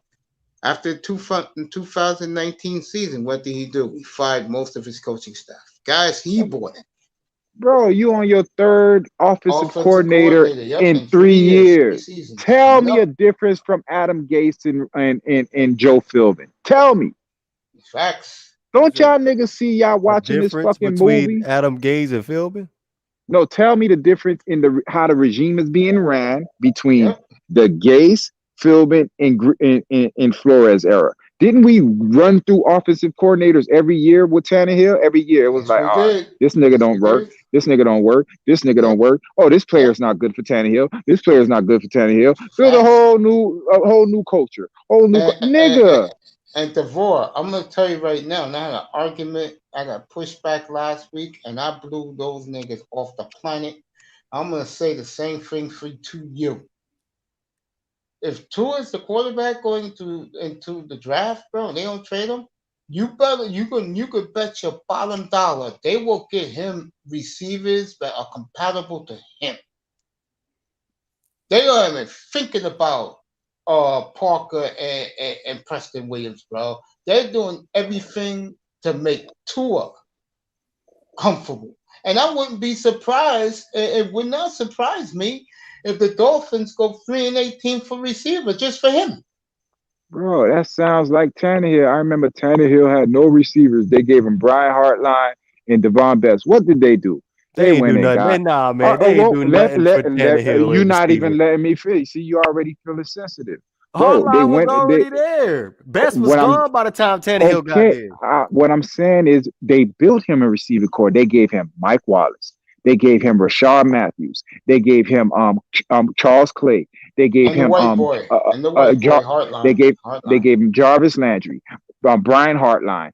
Bro, they surrounded this nigga. All them niggas left. Rashard Matthews went and got a big contract. Lamar Miller went and got a big contract. You paid Mike Wallace. He left and went and got another contract. Lamar, all them niggas left. And they always said they never gave Tannehill no weapons. Tell me trashing that shit that I just told you. You had a young Jarvis Landry. Then after that, you ripped that up. What did you do? You drafted Parker. You gave him Kenny Stills. You gave him fucking Julian Thomas. You gave him Jarvis Landry. You gave him that was after. Then you gave him the all number one players that got drafted on the line because Laramie Tunsil slipped to you, and you got Brandon Albert in free agency. So you had Brandon Albert, Laramie Tunsil, Mike Pouncey, Jawan James, and Jerome Bushrod. Bro, they always fucked up that offensive line was for some time. But that was the same offensive line that had Jay Ajayi rushing for 200 yards in 3 consecutive games. But that was the first time they played together with 2016. I'm just saying, Brandon That was Albert wasn't that's the always year I'm healthy. talking about, bro. It's always one thing with you guys. When it's gonna be you? Do you understand that in the NFL, there's no perfect team? I know that, but there was no consistency there. You talk about Mike Pouncey, who was always hurt. Brandon Albert was always hurt. There was a revolving door at right guard for quite some time, and then Jawan James was hurt. So you saw in the Super Bowl, you need an offensive line to protect your quarterback. So when we talk about weapons, he was missing 3. Who were you missing? You never was missing. Pouncey. You were never missing 3 offensive linemen throughout the whole season. You were missing probably Albert in one game. You were missing Albert. You just want to they argue. moved Jawan James to left tackle a couple of times because Brandon Albert was hurt so much. You're right, bro.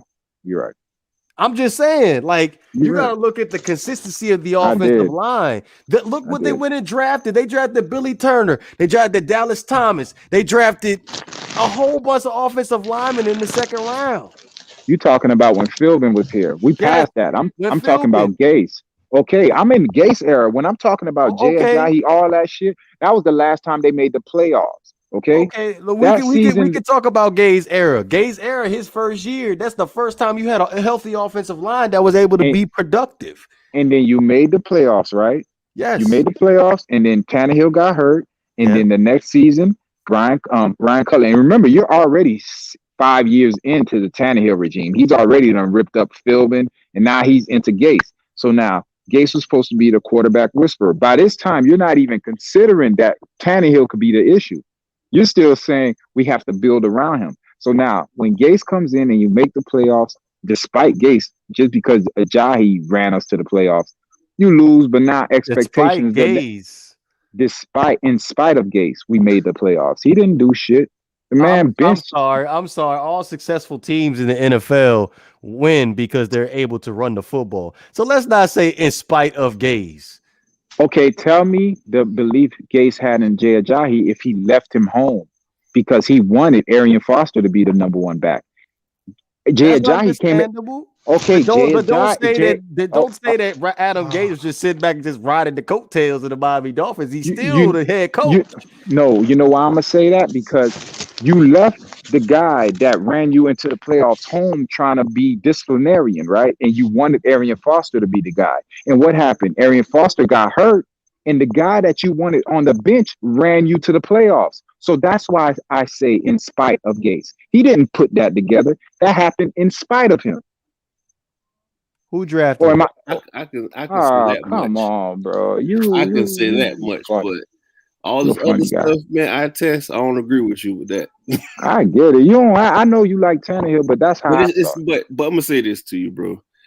You naming players, but I'm gonna say this to you. When Tannehill got drafted to our team, bro, we had sorry receivers. Thank you. A sorry offensive line. Thank you. We had offensive line always hurt, bro. Our defense sucked. All we had was Rashad Jones on defense.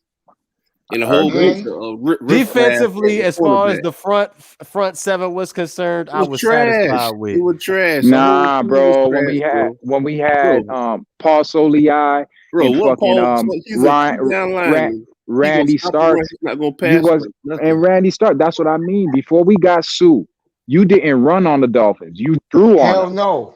Yeah, you were running on the Dolphins. Yeah, it wasn't running. And then when Sue got here, you got rid of Starks and Soliai. But I feel as though we didn't build the defense the right way. That's my whole thing. You had Wake and Vernon, Sue and Wake and Vernon, Soliai and Starks. You wasn't running, and we had edge pressure. That was just the front 4. Our linebackers was trash. We had Rashad, and we had no. Our linebackers was not trash, bro. We had Carlos Dansby, bro. What are you talking about? No, he wasn't there. He wasn't there because when Dansby came in, you remember that was the hard knock when he got rid of that was Dansby. Yeah, he got rid of Reggie Bush, Jake all Long, them. That's same what's season. his face? The guy who you just said, and he got rid of one more guy. All the He alpha got males on the he team. got rid of rid of. Dansby. Yep, He got rid of all of them. Dansby, Long, Arizona went back to Arizona Reggie and Bush. balled. Yep, That was and that was balled. Yep. after Philbin's first year though. You Yeah, need to that's go the look at the point though. He tape. got rid of That's him. what I'm trying to say. Yes, I understand that, but we talk about when Tannehill got there. That was the first year. Yes, And then the second year of played. Tannehill, the second year of Tannehill, that was Bullygate. He got rid of those guys. Yeah, he got All rid of that so incognito, he got rid of Burnett, he got rid of Dansby, and they added Ellerby and Philip Wheeler. How did that work out? We haven't had linebackers since. I didn't agree with that. I felt like we should have drafted a middle linebacker instead of sit back and try to convert Kouamisi from an outside linebacker to a middle linebacker. That was a mistake. That was a pass rusher, man. That's a defense. Abdul Jones, what's up, buddy? So we had you said we had linebackers. We never had linebackers, bro. Dansby was the last true linebacker we had, and he got rid of him. No, because Who else we had? Days bought in Ray Malaluga, and I felt Ray Malaluga was very productive. Man, come on, out of here, bro. Man, how many games he played? 3. Yeah, and then he was we out. were undefeated in them games he played though. Because of Jay Ajayi. Oh, here we go. You know, except for Howard. No, seriously, except for Howard, I don't want to hear about Rashad Jones. Okay, I want to hear about him. Except for Howard, bro. Realistically, Vontae Davis, Sean Smith, they were good. But they were gone. They wasn't really playing in the 2010s, bro. They were he gone got rid of Vontae that same year. That nigga got rid of everybody. My point is, this roster, except for this guy, this roster's been trash for like the last 15 years, bro. Except for Howard, bro. Let's be real about this. When they had Dansby and they had those guys were good. But since this asshole took over, what's his face? Joe Philbin. The talent here has been fucking trash. But this is why I put a lot of stock of that on Chris Greer. Because if we do our history, 2016 in January, he was part of the GM. It was him. Look how this franchise does double everything. They have him and Mike Tannenbaum as 2 GMs, right? This is 2016. Why did Chris Greer sit here and get elevated to GM? His scouting before that with the team that he built, when you guys were saying Tannehill from 2012 to this, there's only been a few players he really hit on, right? He was the lead scout in the department, bringing up the talent. That talent wasn't really good. Look at the stuff he brought in with Jeff Ireland as well. So we come back and we think about it. Chris Greer now gets promoted 2018, and what does the owner sit here and say? We're not going to repeat doing the same thing where it's going to give us 6-10 to 9-7. This is Stephen Ross saying that. That's why he's given all power to Chris Greer, because it will be insanity doing the same thing over and over and over by just spending money in free agency and thinking you're going to replicate and build the roster that way. What happens the following season after he says that? He becomes the franchise that spends the most money in free agency. So are we just doing? You got a whole bunch of players for that amount of money. Most teams spend that money on 2 players. That's what you're not understanding. We got 5 or 6 players, and most teams spend their money on 2 The exact quote was, "We're going to build through the draft." So why are we going in free agency and signing Byron Jones? Why are we going in free agency and signing Eric Flowers? These are proven players that will help out your team right now. That's what That's what I feel. And these are young Listen to what I just said. He said we are going to build through the draft. I understand what you're saying, but you still can build through the draft. But end of the day, you still need free agency to build your roster. That's not true. When has the Green Bay Packers free agency is to build your roster and sign free agencies? Go ahead. They just build through the draft. That's the Packers. They build through the draft. But they had no choice but to build through the draft because the quarterback taking all the money. Let's be 100. No, I disagree with that because it's true. Last year they got 2. They went in free agency and they spent some serious money. No, they got did. Adrian Amos. Those 2 defensive ends they got from the Baltimore Ravens probably cost $20 million, both of them together. They got Amos. They drafted Amos. No, Amos came from Chicago. From the Bears. Yeah. You sure about that? He can't play defense. Yeah. Him and Eddie Jackson got Jackson. drafted at the same time. Eddie Jackson, gangster, bro. They got drafted, but they drafted the corners. They drafted a middle linebacker. But the other pieces, they had spent less money. They did the same thing the Dolphins did. Spent less money on free agents. Could think about it. Amos went somewhere else, he would probably get $13, $14 million a year. Hey, you made Byron Jones the highest paid corner in the league. That ain't no chump change. But I'm gonna say this. Byron Jones, to me, I like Xavier Howard. Byron Jones is the guy who's not gonna mess up. He's gonna follow his guy. He's gonna do what he's supposed to do. He's not a big play guy, but he's gonna make the play. He's gonna get cooked. He gonna get cooked once in a while. He gonna get cooked. Well, he's getting paid like he's the number one corner in the league. You know that, right? Nah, somebody else got more money than him. Well, at the time, he was getting paid like he was the number one corner. Right now, who it is? It's somebody who's not even that good. Got the most money right now. It's Darius Slay. Yeah. Damn. He got more than Ramsey? Yeah. Yeah. He just got an extension when he got traded to the Eagles. Yeah. He's not even what's the name? Cooked his ass. The Eagle, what's the name? Cooked his ass that Eagle game. Yeah. Oh, my goodness gracious. That dude is trash at this point. Just saying. He's Namdi Oswald 2.0. Yeah. He was good at the Raiders, just like he was good at Detroit. You saw what's the name got rid of it. He's like, get your sorry ass out there. But the thing is, like, I'm gonna say this: for your DBs to be elite, or if we already have elite DBs, I feel if you have a better pass rush, it's gonna be better. And I feel as though if you get a ball hawk at free safety, man, that's set the tone. I would move Byron to free safety, dog. That's what I want. I want to move Byron to free safety. What happened to Corey Tankersley, yo? No, he's still on the practice squad. I would come back and play. Goodness, no, his knees are real bad. It's real bad. Dog, that was the last corner I liked, bro. Yeah, he go to my barbershop. He got real bad knees, bro. Damn. Yeah. And Raekwon Miller go to my barber. He go to my barber. Still? Yeah, he still live down here. You said Raekwon McMillan? Yeah, he lived down here. I know that. Yeah. There's a possibility we might bring him back. He a free agent. Shit, I wouldn't mind it. Damn. I was gonna say when I was watching the Super Bowl, I was like, damn, we had an opportunity to get Antoine Winfield, but we wasted it on Benogany. But my thing is, in our defense, he'll be too small. What they want him to do? He's a ball hawk. He a ball hawk, but what they want him to do, I don't think he will be able to do it.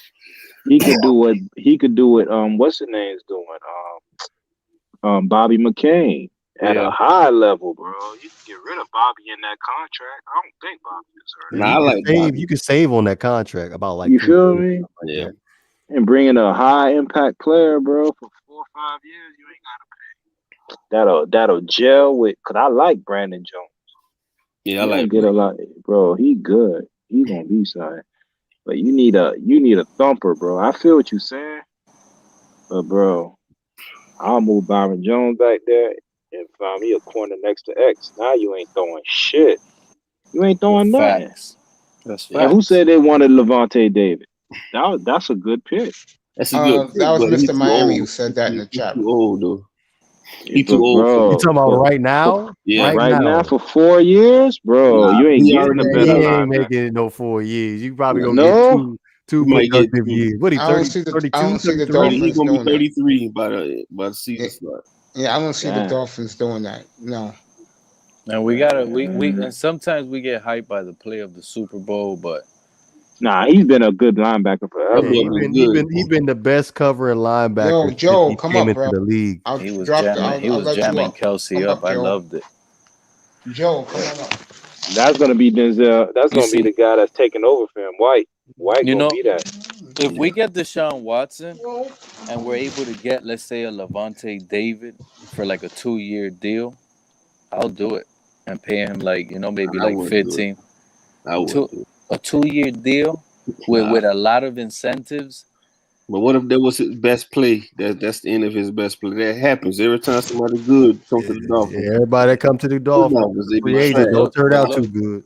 He could teach a Jerome Baker almost going into a contract But year. Jerome Baker, let me say this: Jerome Baker's a smallish linebacker with speed. He the same size as Levante. No, Javonte 240.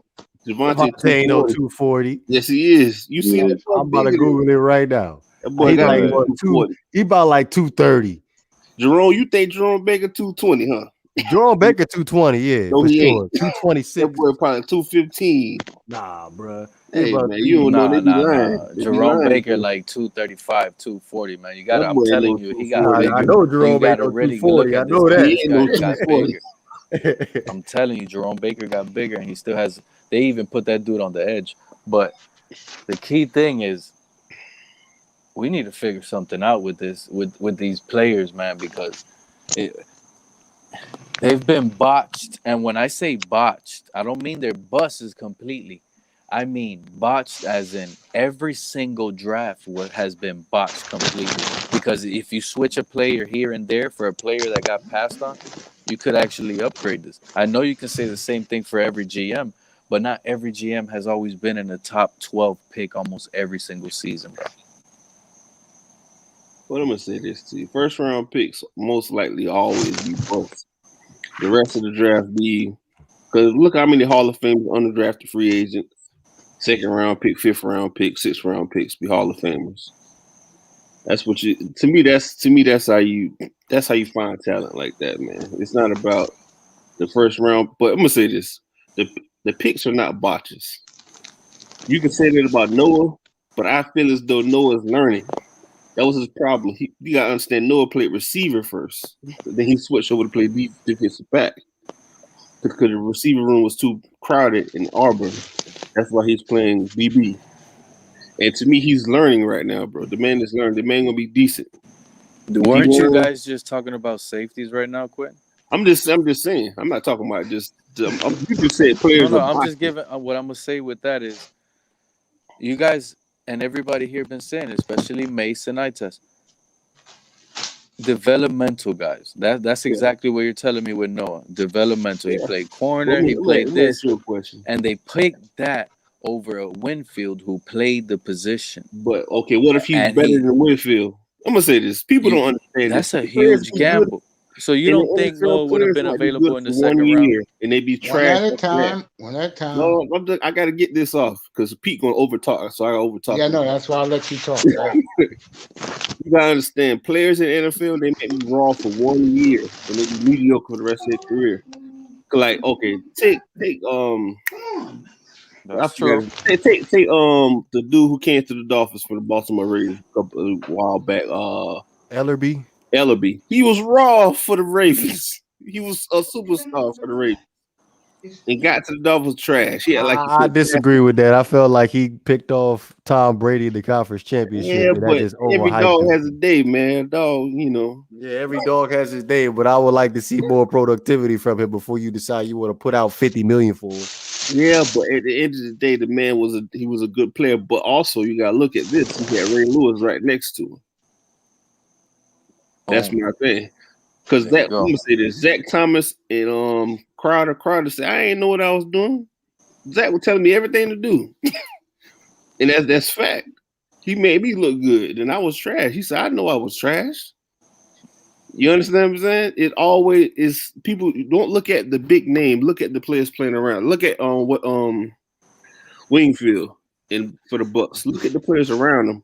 Is it him making those plays or the people coaching him up to make those plays?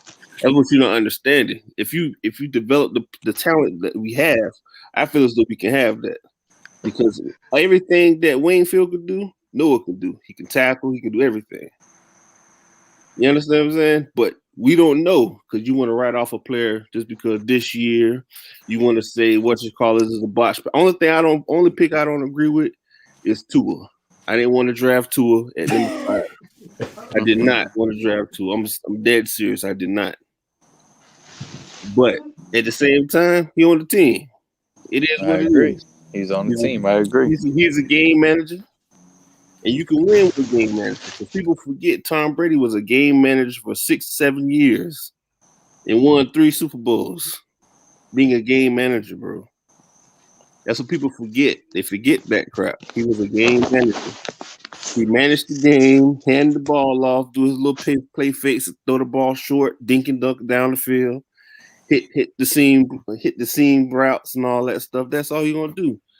Because before Gronk, he had Benjamin Watson. Then after that, you had Gronk and the killer. I'm sorry, but the killer. There it is. Yeah, you had Killer on the team, and them two, nobody could stop that offense. Let me give a shout out to Nicer. Just saying, man.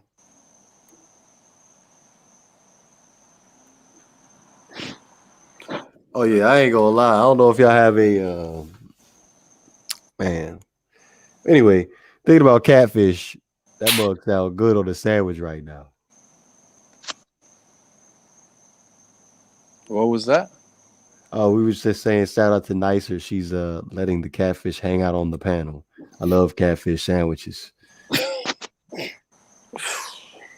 I heard you guys talking about Tannehill earlier, and that's another quarterback I used to rag on so many years, bro. Like, you see, the thing with Tannehill as well, we knew we didn't have that offensive line, but something I seen in him that he had the athleticism to be able to run and take off and help the team out at least.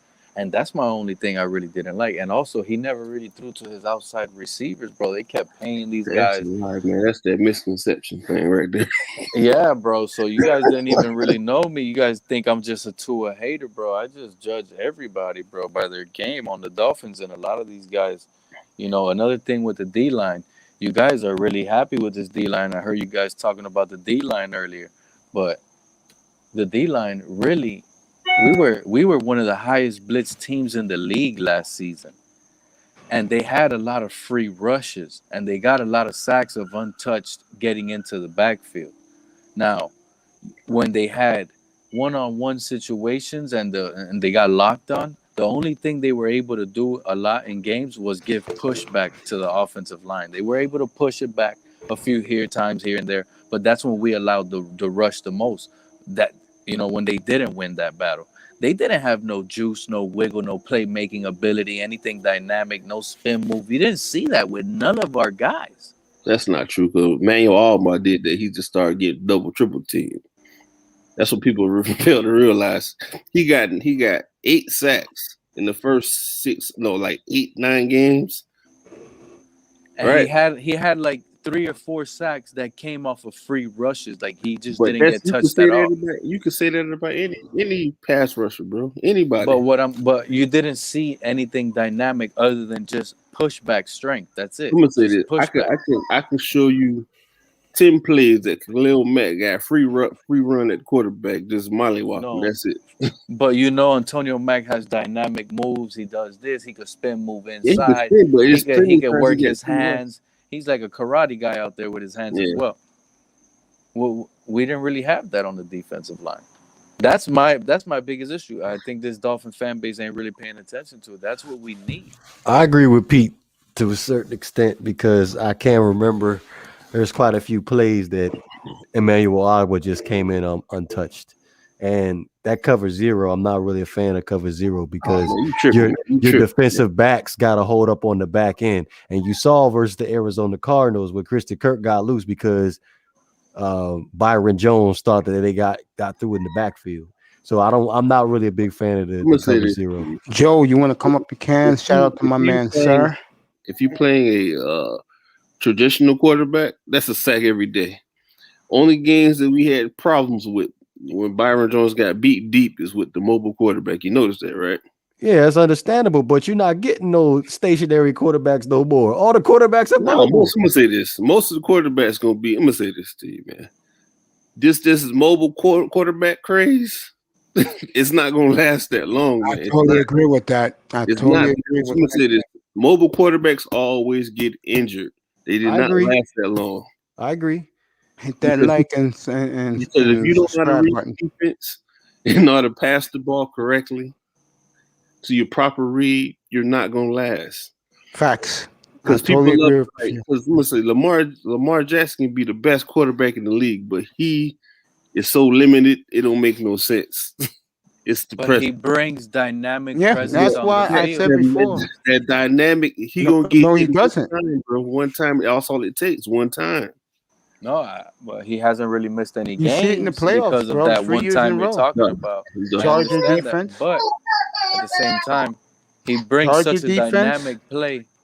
Mace, Good, it's good night, understandable. Yeah, in the Nyson. Make regular sure you season, ho hum. save me a piece of talking about winning catfish, Super Bowls. please. Oh yeah, nicer. Save my brother right here, Devore. Save him a piece of your catfish, honey. Sean Jones, what's up, brother? I'm here. I was just laying down before. Good night, baby. I know where you're going. Tell the Godfather I said hello. My thing is that I'm mad at is that the owner comes out, gives all the power to Greer, sits here on camera. It's on YouTube. You guys can search this up. He says, we're not going to do the same thing and build a team with free agency, blah, blah, blah. We're going to do this. And you're doing it all over again. Yeah, doing it over again only because. Not necessarily, man. I don't agree with that. I really don't. I really don't agree with that. Well, we're going to find out. Look, the year that we got Ndamukong Suh, weren't we the highest paid in free agency that year? Well, you talking about past. I'm talking about now.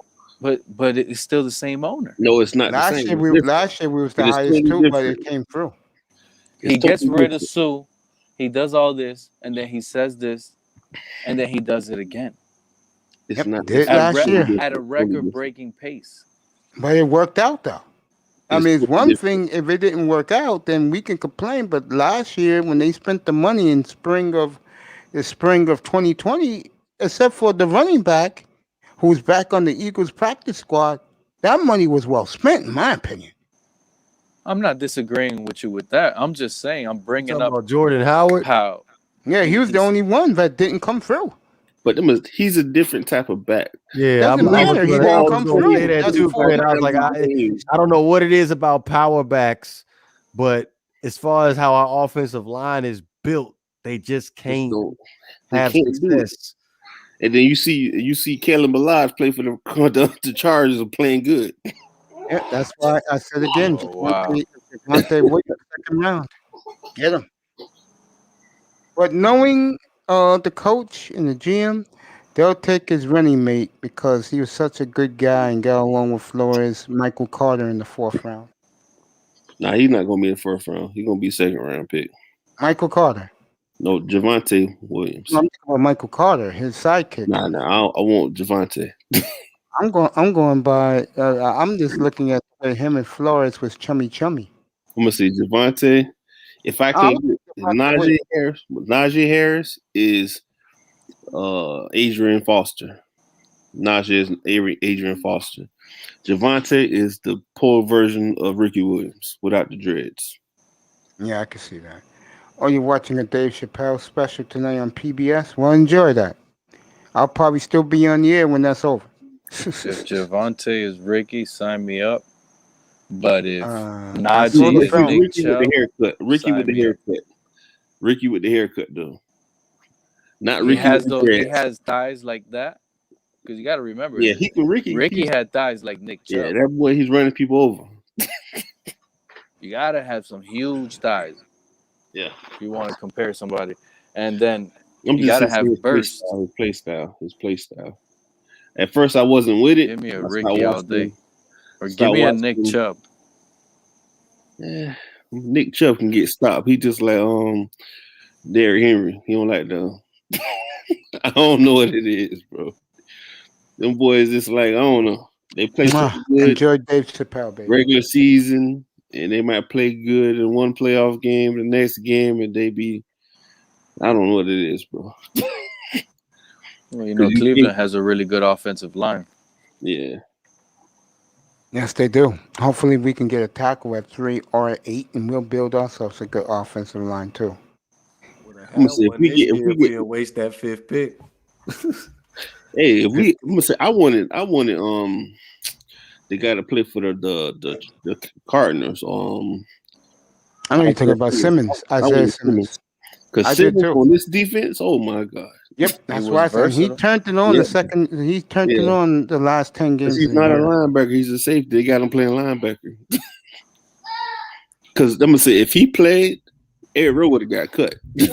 I'm just saying. Everybody hit that like and subscribe button. Have a good night. Yeah. We're dropping off. Have a good night, everyone who supported us tonight. Just saying. Yeah. And you could have got Eric Rowe, not Eric Rowe, Isaiah Simmons. We could have got the defense tackle from Auburn. That would have opened us up too. What I wanted was them to see how Tom Brady credited Tristan Wirfs. That's what I wanted at 5. I wanted him too. All of those guys. Or Mikael Becton. Or Mikael Becton. Now I want because Mekhi Becton he's too big. I don't know what it is. Too big. You know what? But he's sealing that motherfucking left side though. Yeah, but he's gonna miss 3 to 4 games a season. He might need them 4 games he gonna miss. Shit, I take Mekhi Becton or Tristan Wirfs. I take Tristan Wirfs because he's never gonna get injured unless somebody hit him low. With that scenario, that means you know what quarterback we have, right? Is Josh Rosen. Me, I wanted Josh Rosen to play anyway this season. You wanted him to get a fair chance with a better team, right? Yeah, exactly. Do you think Josh Rosen here we go gets better production out of this offense than Tua did? Yes, because he fits the receivers that we have. Tua likes speedy receivers that quick. And like I told Devore before you came up, I see the Dolphins, if they keep Tua, they'll go gung-ho. I wouldn't be surprised they go 3-18. or if they no, that's not a joke, bro. And Pete, I believe you. Pete, and Pete, if they did that, how would you feel about your GM catering to a quarterback you don't like? Like which one? Don't say you don't like. You don't like. No, I said a quarterback you don't like, which is you don't like Tua, but he's catering to him. Well, how would you feel about that? I mean, there's going to be question marks. Not only me, but a lot of fans out there. I think the Tua fans will support. He's going to have to. If that, of course, they're going to support it, man. They guys supported this guy in the Rams when he won and he threw under 100 yards when it was clearly our defense that won that game. You know, but don't smoke rocks. You watch the Grizzlies and the Lakers. We'll do that. Oh my goodness gracious, boy! It's true, bro. I mean, I agree. I agree 1,000%. Like I sit here and I listen to these guys, and I'd be like, "Damn, I don't even want to be up here no more because y'all be talking some bullshit." Exactly. You can't and if you try to talk the opposite, they mute you, they take you out, they cut you off. Like, let me speak. Let me say what I see. Don't worry, I got their ass. If Tua's traded, I got their ass. Well, my thing is it's like nobody's entitled to their opinion. That's why. That's why I don't like. Because this is like they love Tua. I understand that's your guy. That's what you like. Just you know how there's people out here with a wrench. I'm sorry, Quentin. Yeah. There's people out there that disagree with that dude, and he removed the wrench because they didn't. He called them not a Tua guy. Yeah. So you lose a wrench for that if you disagree. How, bro? Oh shit, boy. But let me say this. Just like how I go around, I take up for Tannehill. People say he trash. Dude, the man not trash, bro. Quinn, you've been around for a minute now, so you already know what it is. They say how Tannehill trash, but I said if Tannehill was on this team, we would have made it to the playoffs. That's 1,000, bro. I believe that 1,000. And people say no, that's not. I mean, it's true, man. I'm gonna say this: the Titans have a sorry defense.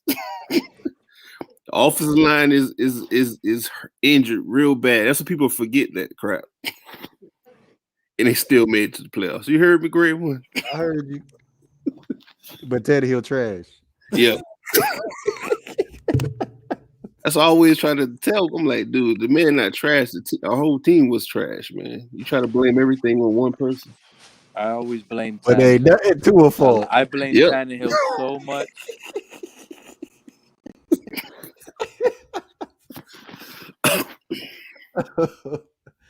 Man, that shit make me sick every time I hear that shit. What happened? Because they love to say how trash Tannehill was. Everybody. Yeah, how trash Tannehill was, how trash Josh Rosen is, how trash Ryan Fitzpatrick is. But the second that Tua throw a pick, that's the receiver's fault. Yep. But I'm gonna say this. You know how they say the 1.5 yards per reception, like the separation thing? Yeah. Go watch the Tennessee Titans. Soon as the receiver's halfway open, he's throwing the ball to him, right? Am I right or wrong? I saw it. 1,000. But Tua can't do that. I'm sorry. You gotta throw it at That's the arm strength I talk about. Yeah. That's when I sit here and tell guys he doesn't have arm strength to be doing this. And here's another thing. That 1.5, I can't stand PFF and their bullshit. I hate that shit too. Okay? Because if Tua is sitting here throwing, forget about 1.5 separation on receivers and cornerbacks. Think about 1.7 trying to get rid of the ball in half a second so fast to your check downs. You're literally throwing it to your check downs as your first option. That's what pisses me off, and I don't think a lot of people understand. When he's throwing it to Shaheem on the flat, he's throwing it to Durham Smythe on a flat, and receivers are running routes and they haven't even finished their routes and they're not looking even back for the ball yet because they're trying to do their routes, and the ball's already out of Tua's hands to his check down guys. That pisses me off as a quarterback because you're not giving these receivers a chance or an opportunity, bro. That was a lot of complaints that I also had with Ryan Tannehill. The only thing is the reason why I judged Tannehill even more was for the simple fact that he came in as a wide receiver, and maybe it's just me that I judged him too hard. Man, people please stop saying that, man. I felt like, he had more athleticism, more speed than Tua. Like, I felt like he should have helped us more in that. A better arm than Tua too. That was it. I never questioned his arm strength. I never questioned that he was the complete problem. But I also felt like he took a lot of unnecessary sacks sitting back there looking like a duck when he could have ran and avoided it. That was just my argument with Tua. I'm going to say this. Especially on crucial third down. When Tannehill got paid that money, I got so mad because Tannehill was playing horrible on third downs. And that is where I feel like you got to earn your money. But I'm going to say this to you, man. All the stuff you complaining about, he doing all that shit for Tennessee. He's running when he needs to run, running for 50-yard touchdowns. Very efficient, too. Very efficient. He threw 33, 34 touchdowns this year. Was in the 5 of those interceptions was your fault. That's just going to go down as another player that we drafted, developed, and gave up on too soon. Well, some people get mad at you saying too soon. 7 years. Gave up on him too soon because the facts are there. He's going to playoffs and he's doing it with another team. That's it. It's proven. The facts are there. The Dolphins obviously messed up. Now think about this. The Dolphins went on and they felt like they messed up with Tannehill and they moved on to Tua. This organization right now, I guarantee you wish they would have never went from Tannehill to Tua and just kept Tannehill. Because I'm telling you, they have to feel that way, bro. There's no way, because if you look at what they did after Tannehill, they went Jay Cutler, Brock Osweiler, Josh Rosen, Ryan Fitzpatrick, now Tua. It's only been 2 years that Tannehill has been gone from Miami, right? Yeah. How many quarterbacks did I just name that started for the Dolphins in 2 years, bro? 2-3 years. That was. You already know where I stand. Josh Rosen should have stayed. You should have just built the offensive lineup. Yeah, that's just my opinion because I like the Josh Rosen coming out of college. Because to me, how I gauge college quarterbacks. The whole messed up part about it is Tannehill was willing to restructure his deal. Yeah, he wanted to stay. He was willing for it. Yeah. I believe right now, Tua is that same type of guy. He'll take a team-friendly deal. even if he's playing at a high level. That's my opinion, how I feel about how, he's a nice guy. Just like Tannehill, he was a nice guy. He always came out in the media nice, smiling, never was going to say the wrong thing either. Yeah. They go out, give up. Listen, they give up on Tannehill, who you just said, with Tannehill this year, we make playoffs. I honestly believe that. So this is why this conversation is going. Don't forget that. Let's say we keep Tannehill, restructure his deal, add all these pieces in free agency again that was considered insanity to Stephen Ross to do. But we would have done the exact same thing. We would be in dynasty situation talk right now. I agree. And Kenny Smith probably still would have been here. And to sit here and this organization, not look at it this serious, as in, if we let Tannehill go, we're going to have the youngest quarterback in the division because the Bills already moved on to Josh Allen at this point. Remember that. The Patriots were going to lose Tom Brady. He eventually was going to retire. That means there was going to be a young quarterback with Patriots like it is now. Or Cam Newton. Tannehill's better than Cam Newton right now as of today. And what do the Jets have? Another young quarterback. So Ryan Tannehill could have literally been the face of this division. Just all he needed to do was beat Buffalo. It was going to be Tannehill and Josh Allen. Too bad it's not, though. And right now, we could have the worst situation in the division by the NFL April 30th. Fast. If Tua flops, a lot of the players flop with it. A lot of it.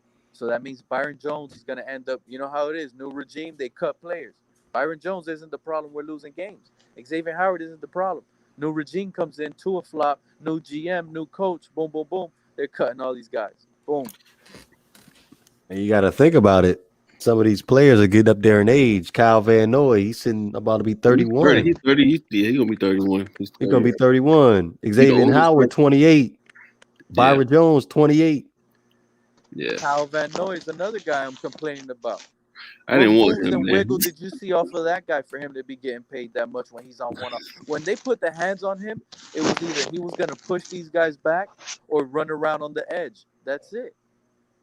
This guy doesn't have any fantastic moves or anything. That was a buddy signature sign. You know the system. Let's go. Let people follow your steps. They did the same thing with Danny Amendola, man. Give him his little $10 million and let him go on his way. They be favorites. That's probably one of my head scratching pick for Adam Gase. But outside of that, I liked all his other picks. I'm gonna say this by Adam Gase. Adam Gase doesn't know how to get out his own way, and that's why he may never be a good head coach. If he know how to delegate and stay out his own way, he could be a good coach, but he doesn't know how to get out his own way. He has a really big ego, and it's sad, bro. It's sad. Yeah, don't smoke rocks. I'm watching this game. Grizzlies look good here in the first quarter in LA. Let me add this to it. When I look right now, I believe no matter what they do, I think 2022, they'll start releasing guys they paid big money. That's a spring from now, a year from now, at this time, you're going to start hearing the Omar Kellys of the world talking about they may release Van Noy, they may release this guy. The guys who they signed in 2020, don't be surprised if they cut some of them a year ahead of the last year their deals. Mace, if they cut Kyle Van Noy, this guy needs to be fired. Not necessarily, man. Who? No, you cutting them Pete. It's called cutting them a year early than a year late. Yeah. That's what it's called. Oh man, we can't continue this, bro. I'm gonna say this to me, we have a good coach right now, bro. The man can be a great coach. I'm gonna tell you right now how I feel. Flores is saving Greer's job. For now, yes, I agree with that. But let Quinte finish. Go ahead, Quinte, elaborate on our coach. But I feel like he's a good coach, bro. He's a very good coach because with some of the players we have, they shouldn't be doing what they're doing. That is I my agree. firm opinion. No, I totally agree with you. I said that Quinte before the Niners game when they lost to Seattle, when I was very pissed off up here. I said, bro, at least one thing I know, that especially the defense, and you saw it the next week in San Francisco. Yeah. They play hard for him. They love him. Yeah. You saw it against Kansas City, even though they lost. They gave Tampa Bay the blueprint how to neutralize Mahomes. Yep. Lost that game because of Tua. Just wanted to point that out. Now, problem with me, I'm not a Tua lover, my brother. I'm talking about the Chiefs game. I heard it I'm was not a Tua lover. So you want to bash him, you can bash him all you want. I'm not a Tua supporter. But They had 5 turnovers. The Chiefs had 5 turnovers in that game. Couldn't score. We supposed to win that game. We should have had 56 points.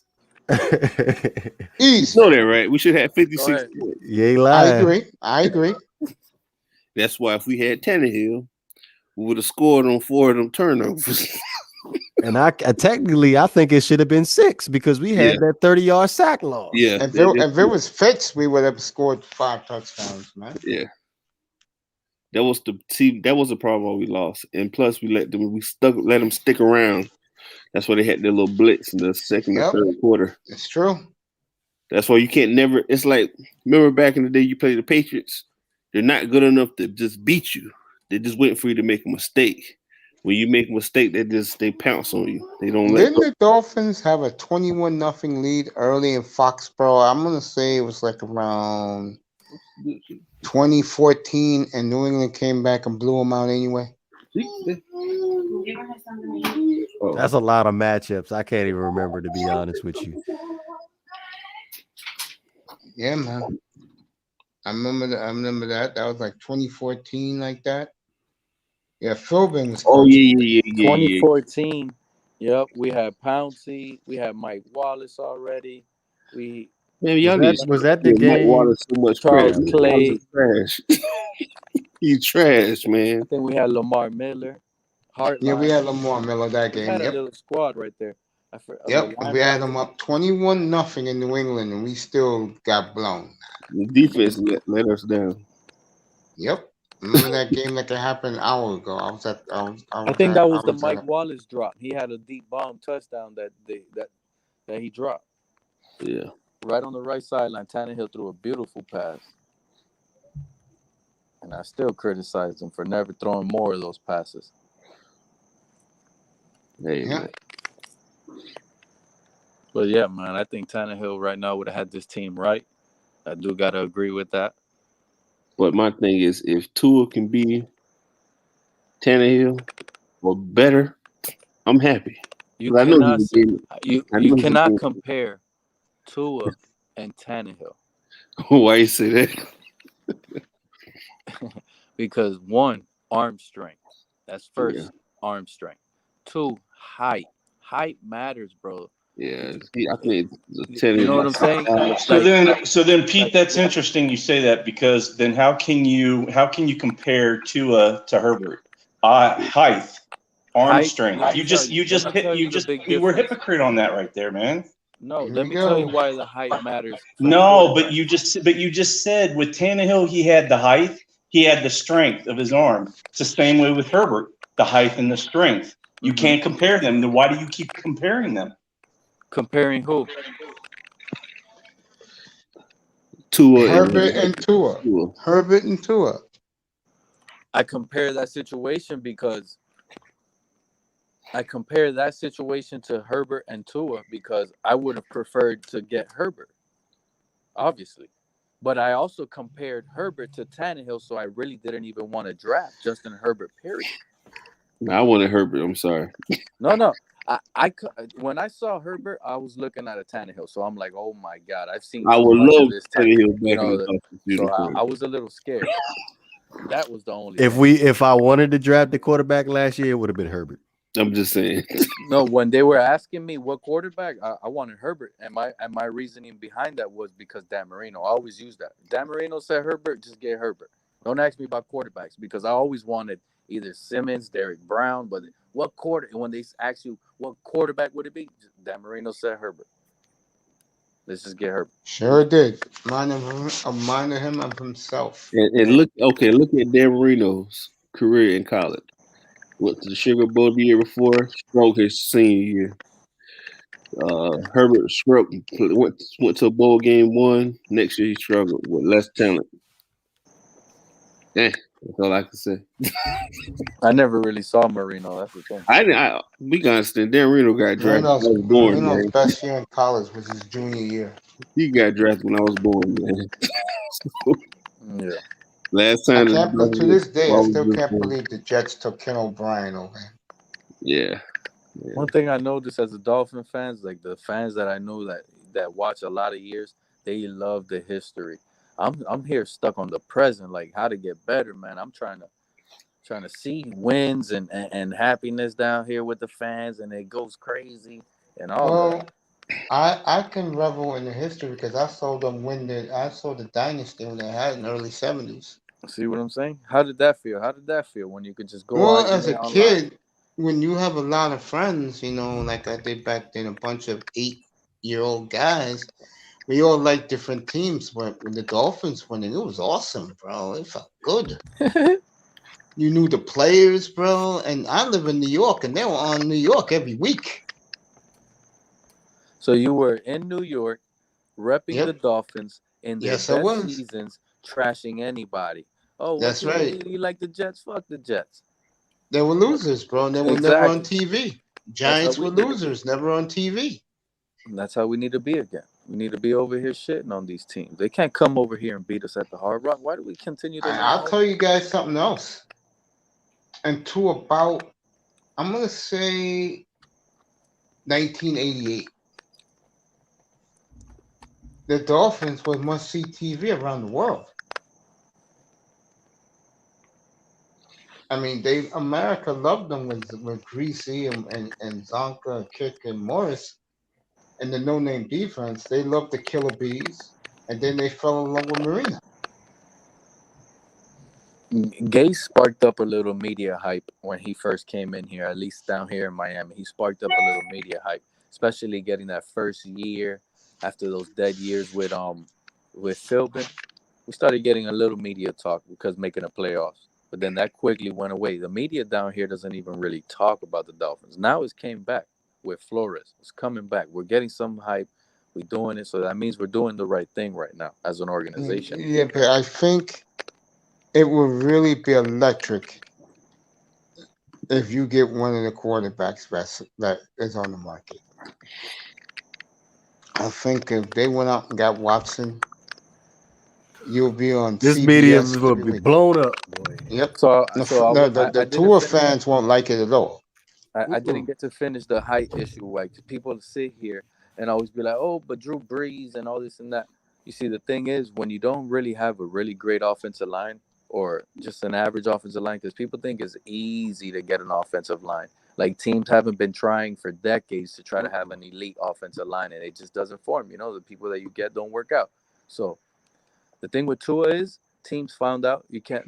He really can't see out of the pocket. The offensive line wasn't good. They did stunts. Stunts closed the edge out, push in the pocket inside. The tackles, the whole offensive line got to close. There's no holes in that offensive line. Tua can't see. He can't see the receivers. But Tannehill, you close that line. Herbert, you close that line like that. You can see because you're looking over these guys. And you could still throw the ball. Tua has to now escape the pocket, which not if they shut the edge, you're done. He has to go make a play, which is already considered off script. Tua limits this offense a lot. And it's just it's unreal how they actually did that. And people seem to not understand that being that fifth overall pick, that carries a lot of weight and attention to it. There's a performance standard to it.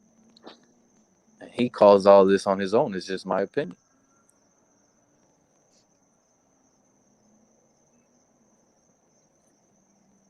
Yeah.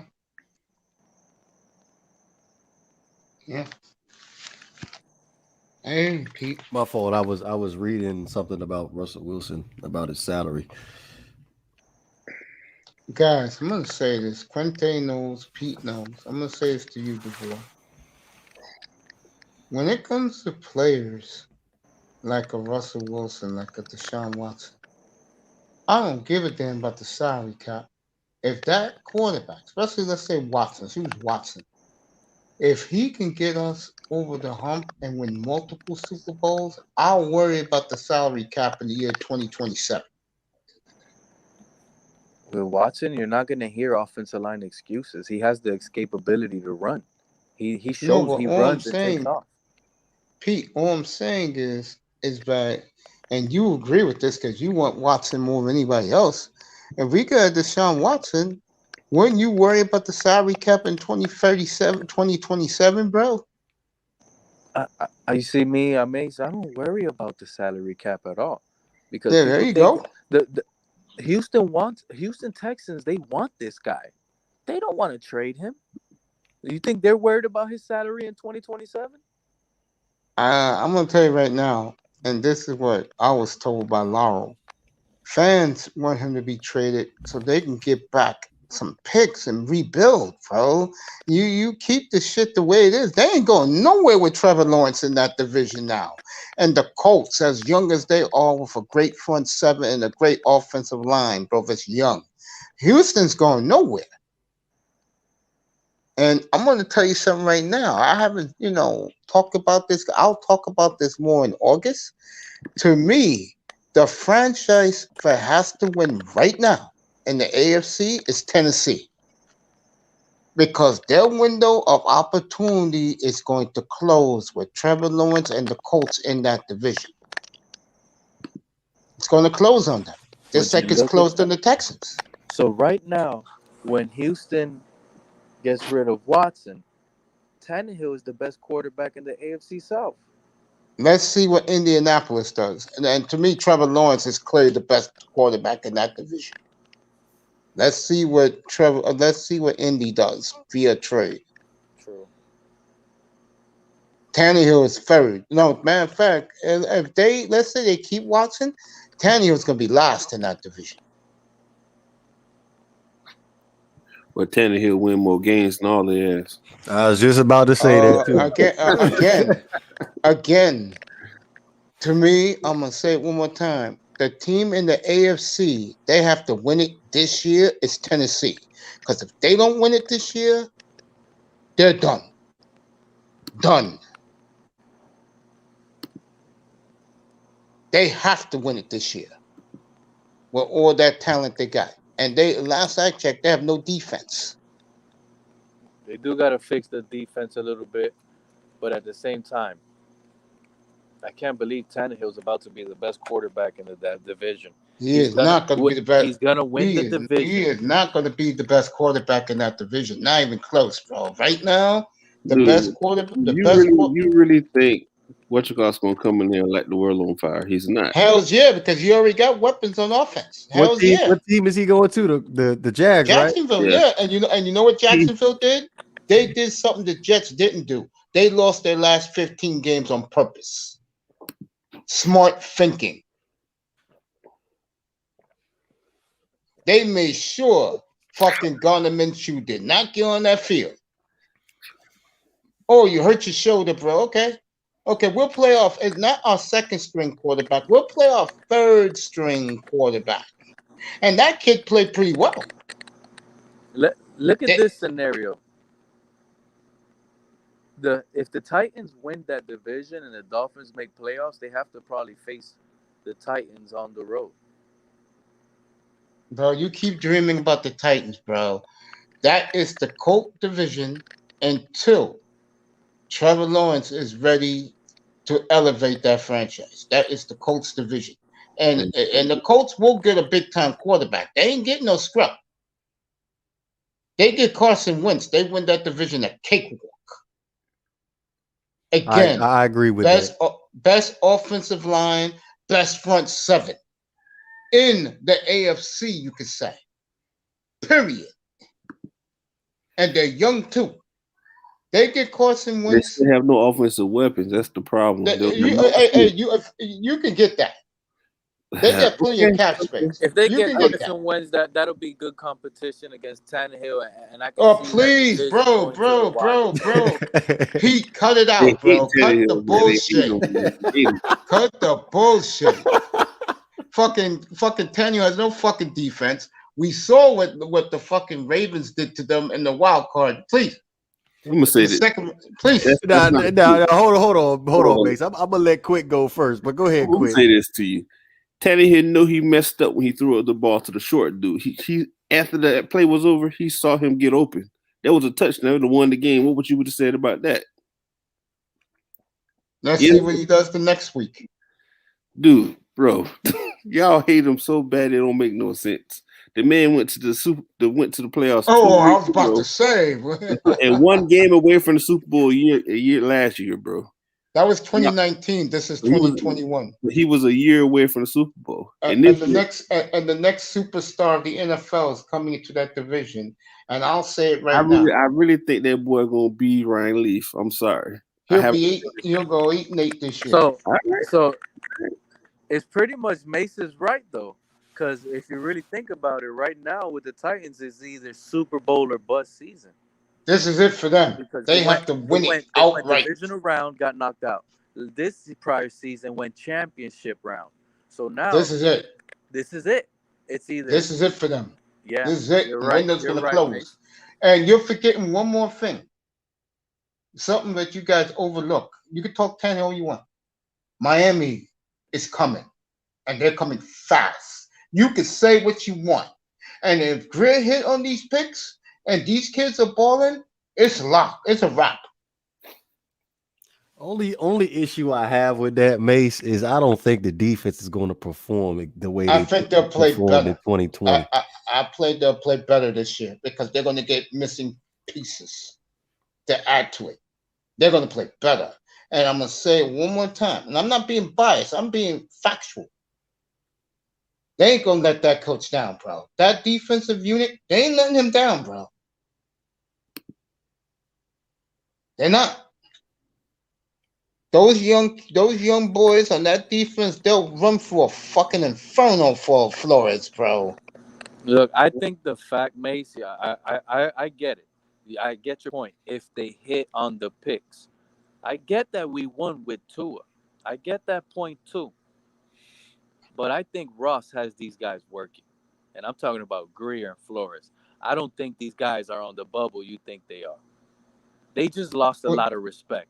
The locker room turned on it late in the season. They started pointing fingers. These two, right now, I'm being honest, they're looking like two clowns. Just by them sitting and watching Trevor Lawrence. Correct. I was gonna say wrong, by benching Ryan Fitzpatrick. That's what I was gonna say.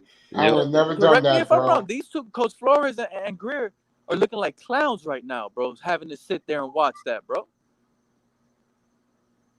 All I This know shouldn't is be this. going on. All I know is this. And Pete and me have had pushed back on this. And the national media knows this. Pete don't want to believe it. That was a Stephen Ross pick, that quarterback. And you know what Stephen Ross is doing now? He said, you know what? You two do what you want to do. I'm staying out of it. Because he know that his dumb ass fucked up picking that damn quarterback at 5. I hope it's like that. I truly Oh, hope, I know it's like it's that. like that. I know it's like that. But when you have Chris That's why Greer he in told. That's 2018 why the Dolphins announced when they was going to the Senior Bowl, they said that this guy was in charge of everything, Brian Flores. You know why? Because Ross know he fucked up. And what they doing now, Pete? What they doing now, bro? To prove my point. What they doing now? Where they was at today, Pete? They're doing their due diligence. And There you go. You know work. why? Because that stupid ass owner effed up again. His Dumbo ass with stupid ass ears. You have so much vitriol for everybody. Shit. If you want to go ahead, you see, Mace, I'm with you. I feel that. But if you want to go ahead and blame the owner, that's cool with me. You know I'm blaming the owner on this one. Yeah. I'm not giving But Greer a pass. You heard my monologue just with like Greer last week. You recorded just it. like I pointed out how the owner lies when Quentin Riddle was here earlier.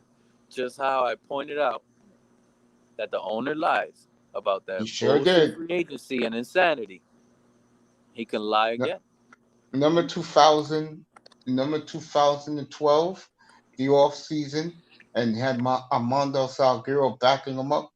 He said he was getting Peyton Manning. Peyton Manning didn't even get on the plane. He got on the plane only because he was doing a favor for Marino to meet Ross. Tired of him, bro. No, I didn't even hear nothing about that. Anything. Yeah, about true story. Never even heard that. See, yeah, true story. Look it up. They hide that because it's even more shameful. Imagine that you have trying to get Manning. Yeah, and the only reason why, and he didn't want to talk to Jeff Island. He only wanted to talk to Ross. And the only reason why he did that, bro, was because he was doing Marino a favor.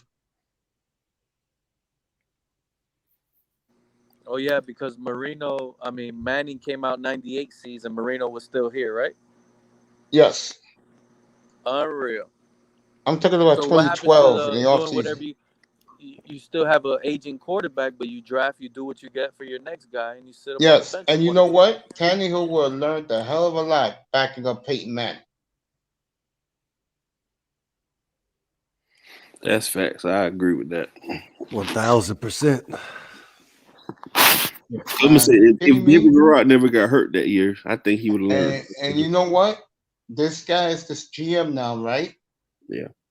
He was the scout back then in 2012, right? Yeah. He's looking at, well, if I can get a Watson or if I can get a Wilson, fuck the picks. I'm doing something. I'm correcting the mistake that we didn't do 8 years ago, 9 years ago. See, I look at it this way, fellas. I don't know if you guys agree. I'm talking to everybody here. They get one of those two quarterbacks, bro. We're in like Flint. I don't give a damn. Yo, we get one of those two quarterbacks, bro. Let me give you some pushback, Mace, after you finish. No, you can go ahead. Okay. What if the Buffalo Bills cut bait with Josh Allen the first year? Because he played terrible. He couldn't hit the broad side of a barn. And then 2 years later, they run deep play in playoff push, and their play have an awesome season. What if Tua come back next year and do what Josh Allen did? Minus, I know he doesn't have the arm strength and all that shit. I'm just trying to play devil's advocate. Because right now he on my team. I want him to succeed, but at the end of the day, I did not want him. Quinte, I'm going to tell you. The owner told those two, look, I owe you guys one. If you can get the best young quarterback available, do whatever it takes, I'll stay out of it. That's why he told the media announced 3 weeks ago when they said Brian Flores, nobody else was running the Senior Bowl team. It's 11 o'clock. And running the draft, bro. Like I said, this is now Ross. I mean, not Ross, excuse me. This is Flores, Greer, what's my man from the Raiders? McKenzie, and Allen. This is their shit now. Ross is keeping his fucking mouth shut finally. Because he effed up with that damn game manager that he drafted, bro. But I'm gonna say this. We can win Super Bowls with game manager. I'm just being honest. Hey, here's the thing. I know you're hopeful, and believe it or not, I'm hopeful. Because I wish we got the luxury to have a great quarterback that we can believe in. You see, I want to give you a little pushback on your little Josh Allen take because I hear that a lot by all the Tua guys. And the thing is, with Josh Allen in his rookie year, his stats probably look bad. But you saw flashes. You saw the I did it. I see trash. You saw him on third and 12 put his body on the line Yeah, and but how try to long you compete for his team and Mike, use his legs, use his athleticism. Yeah. He did it. He carried his team with whatever every little ounce he had. That's what you saw. His team was trash. His team wasn't there. Obviously, Brady was still running the division in the East. They had the number one defense in the entire league. So, Josh Allen, you saw it. You saw that deep ball get led by 3 yards. It was off target. He overthrew it.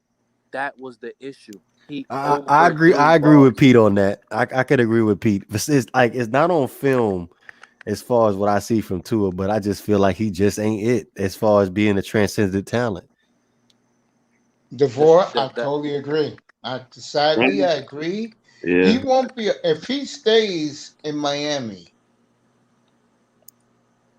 We'll win despite him, and I know that's gonna piss a lot of fans off. We'll win big despite him. But let me say this too, man. You can say the same thing about Tom Brady. When Tom Brady got drafted, when he played for Michigan, Tom Brady was trash. He was ass farts. He was trash. Sure was. And before you finish that, and that's exactly why I don't judge quarterbacks off their college tape, because that's the main thing people would say about Josh Rosen. His college tape was trash. Yeah. Why are we wasting our time with him? Why Yes. couldn't we give him an opportunity to develop? Yes, that's the thing. But that's the same thing I want to say about all right, all the things you say Tua don't have, Tom Brady didn't have that either. He had a popcorn arm and all that stuff. He learned that through mechanics and getting, being a veteran in the game. It got better over time. Because Tom Brady didn't have no deep ball like what you see.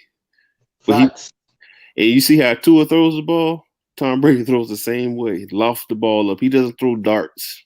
He might throw those 20-yard ranges. He might throw darts in those 20-yard ranges. But other than that, he's lofting the ball up.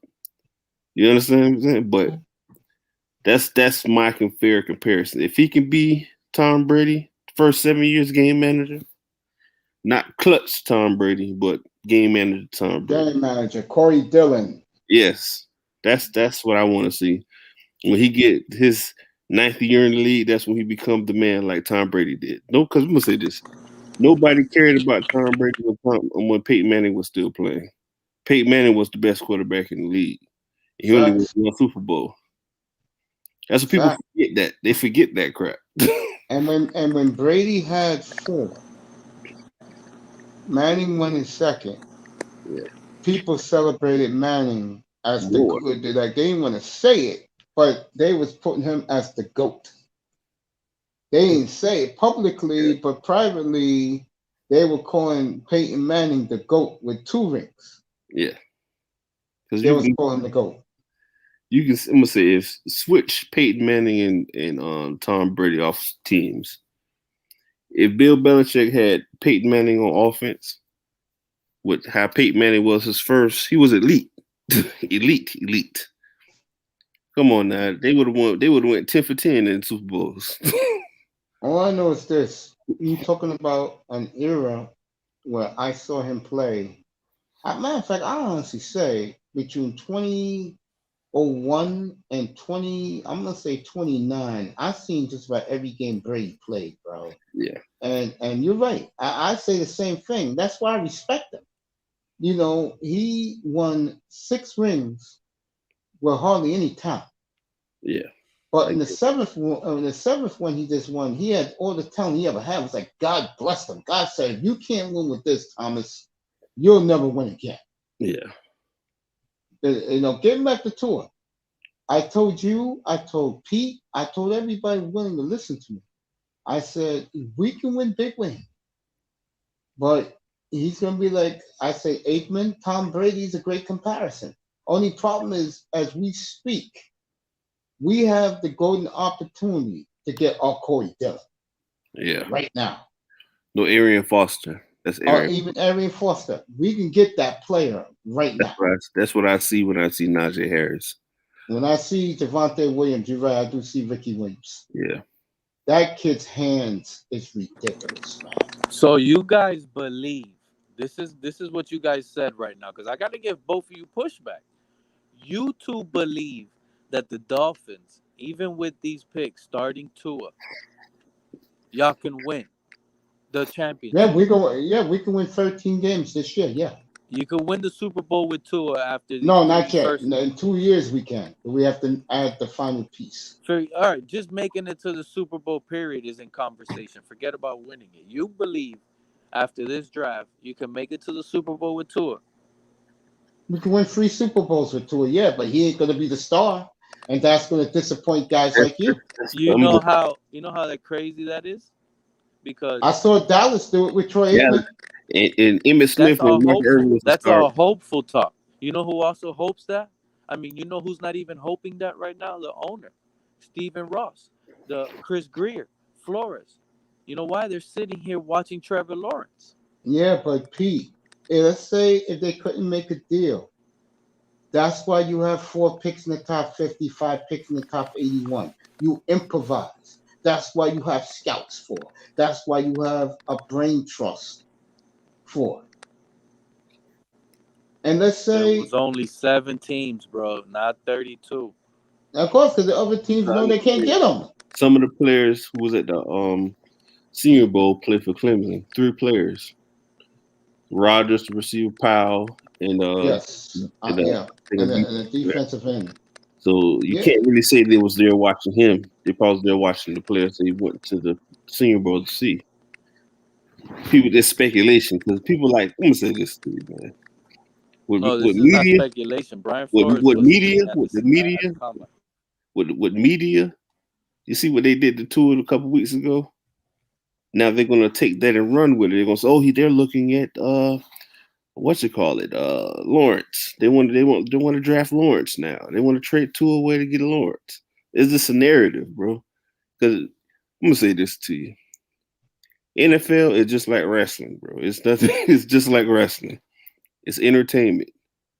You know it's fake, but you still root for it. You still root for this team. And I feel it's our time now. The media love, even though they trashed Tua a couple weeks ago, they love Tua. He's a likable person. They had to put Curly Sue back in this place.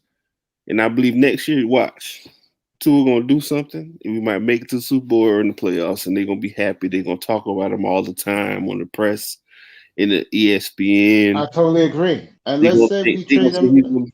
They're gonna say he's gonna be the reason why we win, and he wasn't the reason why we win. You understand? That's how it's gonna go. And if they trade him for Wilson, and he's playing with that talent, and he blossoms with those receivers, oh my God, it's gonna be all Tua all the time, bro. Yep.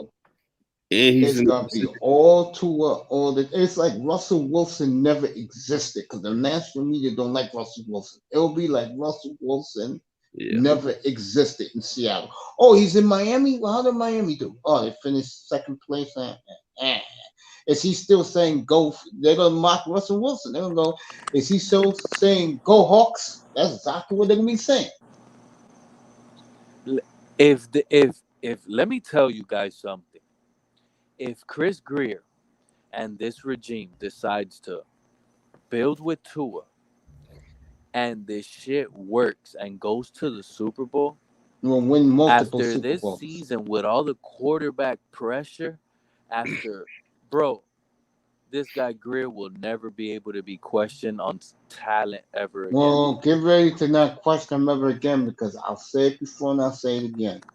If there's going to be one player in the National Football League that's going to be having a fucking chip on his shoulder the size of Mount Kilimanjaro, it's going to be Tua Tagovailoa, no matter where he plays. And if I'll say it again, if he goes to Seattle and utilize those receivers and he shines out there, they're gonna, oh my God. And like I said, they're going to make Russell Wilson fun of him down here. They're going to go, oh, is he still going go Hawks? They're gonna be mocking him. I'm sorry, Mace. If Tua goes to Seattle, even with those receivers, he won't last. The offensive line. Russell Wilson is trying to complain about the offensive line, bro. They'll get him so well at 3. Tua will be broken by the time he plays the 49ers the second Again, time. they'll get him Sewell at 3. That will solidify with Reuben Brown on the other side. That will solidify it. And you know one guy won't be there. That's Chad Wheeler.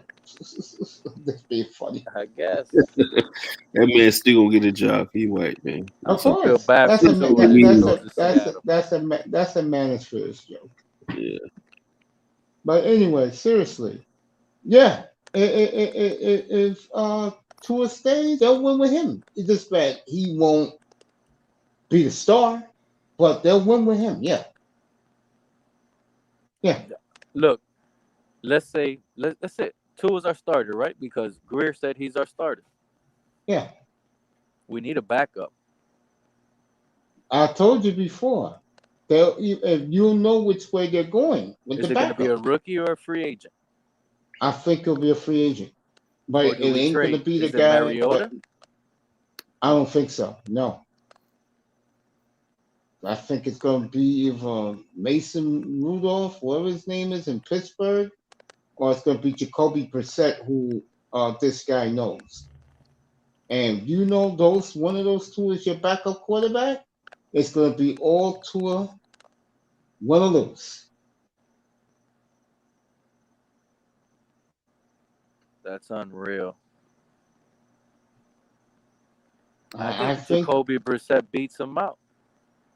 He's not I gonna don't be. think I don't think he's gonna be too out. No, that's why when I brought up those two guys right there, I'll just go You know because the that's Colts put typical in Dolphin. Jacoby Brissett a lot last season in the red zone, even with Phillip Rivers. I don't see the Dolphins doing that if Tua is the quarterback. No, they're gonna let Tua ride and die. This is not Rich Trubisky. This is not Garner Minshew. This is not Jameis Winston. This is Jacoby Brissett or Mason Rudolph. And the reason why they brought them in, Mason Rudolph, Mason, and Jacoby Brissett. That cooked my brain, bro. I'll talk to you guys and catch you guys later, bro. Those are the last all two right, man. quarterbacks Good night. I need out. Good night, Pete. But that's the reality, bro. And the reason why they'll bring one of those two in, no competition for two. Am I right about that, fellas? You right. I was gonna say I'm a bounce too. I'm over here dozing off. Shit. Yeah. Well, you guys can bounce. I can shut it down now. Hey, guys, thank you for coming. You appreciate it, man. Appreciate you guys, bro. Appreciate you. Have a good weekend, fellas. Happy Valentine's Day to your ladies. Is it gonna? Are you gonna be live tomorrow too? Yeah, I'll be live tomorrow. All right, cool. I'll be on there then. All right, I got man. a See you fresh tomorrow mind. I need a fresh mind. I absorbed a lot of information tonight. Oh, That's man. probably You one of guys the are problems. great, man. I appreciate you, man. Good night, fellas. All right, man. All right, man. Be good. Thanks for coming. And let me see who's in the chat room if they want to come up. Let me see who's in there. Oh, it's Mr. Miami. Thank you, Pete. Pete's cooked. Can't take it. Don't smoke rocks. Rocking the NBA. I totally agree. Lou, good night, buddy. Thanks for coming. All right, Mr. Miami, let's do it. Okay. Good night for everybody. Nicer, Pete, my little bro, Mr. Miami, Jefferson. Don't smoke rocks. Little Rock. Thank you, buddy. The beautiful Nicer. Commandante Lou. Sean Jones. Joe Cepeda. Sir Abadayu. Thank you, sir. Outstanding tonight. Put me ahead of Fireman, of course, my brother Ed Unchained. No partying, no clubbing, no drinking, no smoking, no recreation, drugs. Don't do anything stupid this time of night. It's Friday night, guys are going clubbing. Try to pick up some ladies. Shout out to the beautiful Simone Love. Happy Valentine's Day to you, gorgeous. I'm off Sunday. Yes, women. Yes, sex. Only for tonight. Yes, you can have sex. Yes, you can have a woman. And again, Simone Love, stay beautiful, honey. I'm glad I did that for you. Let me read this last one. Good night from the Oasis. And yes, oh, he's saying good night to Lou, not to me. Good night to from the Oasis, everybody. I love you. And happy Valentine's Day to Sheila E. Happy Valentine's Day to Mahogany, Roots and MJ, the beautiful Celeste. Happy Valentine's to you, baby. To BAP, the voluptuous BAP, BAP. I haven't seen you in a hot minute. The beautiful melody, of course, you know, I love my melody. Um, to Carlin and Sister George and and Miss Concrete Rose, all the sisters in the manosphere. I love you all. Happy Valentine's Day. Well, I'll be on tomorrow, probably like around. I'll probably do a night show tomorrow night, guys. We'll talk manosphere shit. It's Saturday night. There's no football. I don't care about the NBA. So I'll be back on tomorrow night, do a manosphere show. This the brothers from the spear, and then we just talk shit. I love you guys so much. Thank you so much. We're increasing rapidly in subscribers now, and I'll let you know when I'm gonna do another big Manosphere show. Probably get Edward Anderson up there too. So you Manosphere brothers know where I'm going with this. I love you guys. Enjoy the sex this weekend. Only this weekend, Valentine's weekend. Enjoy the sex. Enjoy your girlfriend of choice. Simone Love, I love you. I love you. Thank you for your support. I'll see you tomorrow night. Good night from the Oasis, everybody. Ladies, enjoy your Valentine's weekend. You deserve it. Good night, everybody.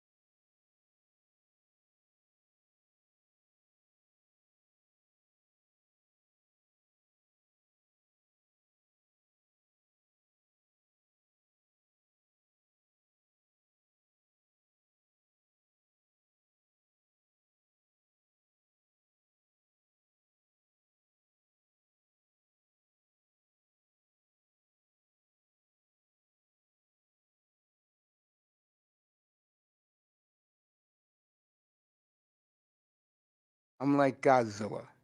Good night, fellas. I appreciate you. Fireman, Mr. Miami, Pete, I appreciate all you guys, man. I'm still here, bro. Believe it or not. I was on my phone when I gave that speech. But good night to the eyes in the sky. Good night to everybody. I love you. I'll see you tomorrow night. We'll just kick it around tomorrow night. We could talk manosphere. We could talk sports, whatever. Saturday nights, no more football. I love you guys so much. I appreciate you. Thank you for the subscribes. Thank you for the support. And don't think this brother right here don't love our sisters and our brothers. Stay black, stay proud. Don't swirl, don't divest, ladies. And guys, don't run. Let's start loving each other. Good night, everybody. I love you from the Oasis. Enjoy the sex this weekend. Ryan Fitzpatrick, little bro, I love you, man. I'll see you tomorrow night, man. I'll be on around 7 o'clock ish. All right? 1948. There was no, oh, the Miami Seahawks. Really? There was a team called the Miami Seahawks back in 1998? Really? Wow. I didn't know that. Well, anyway, I appreciate you guys so much, man. Thank you so much, fellas. I'll see you tomorrow night. Fireman, Miami, come on in tomorrow night. We'll do a Manosphere / sports show Saturday night. It's light. We'll have fun. Good night, everybody. I love you. From the Oasis.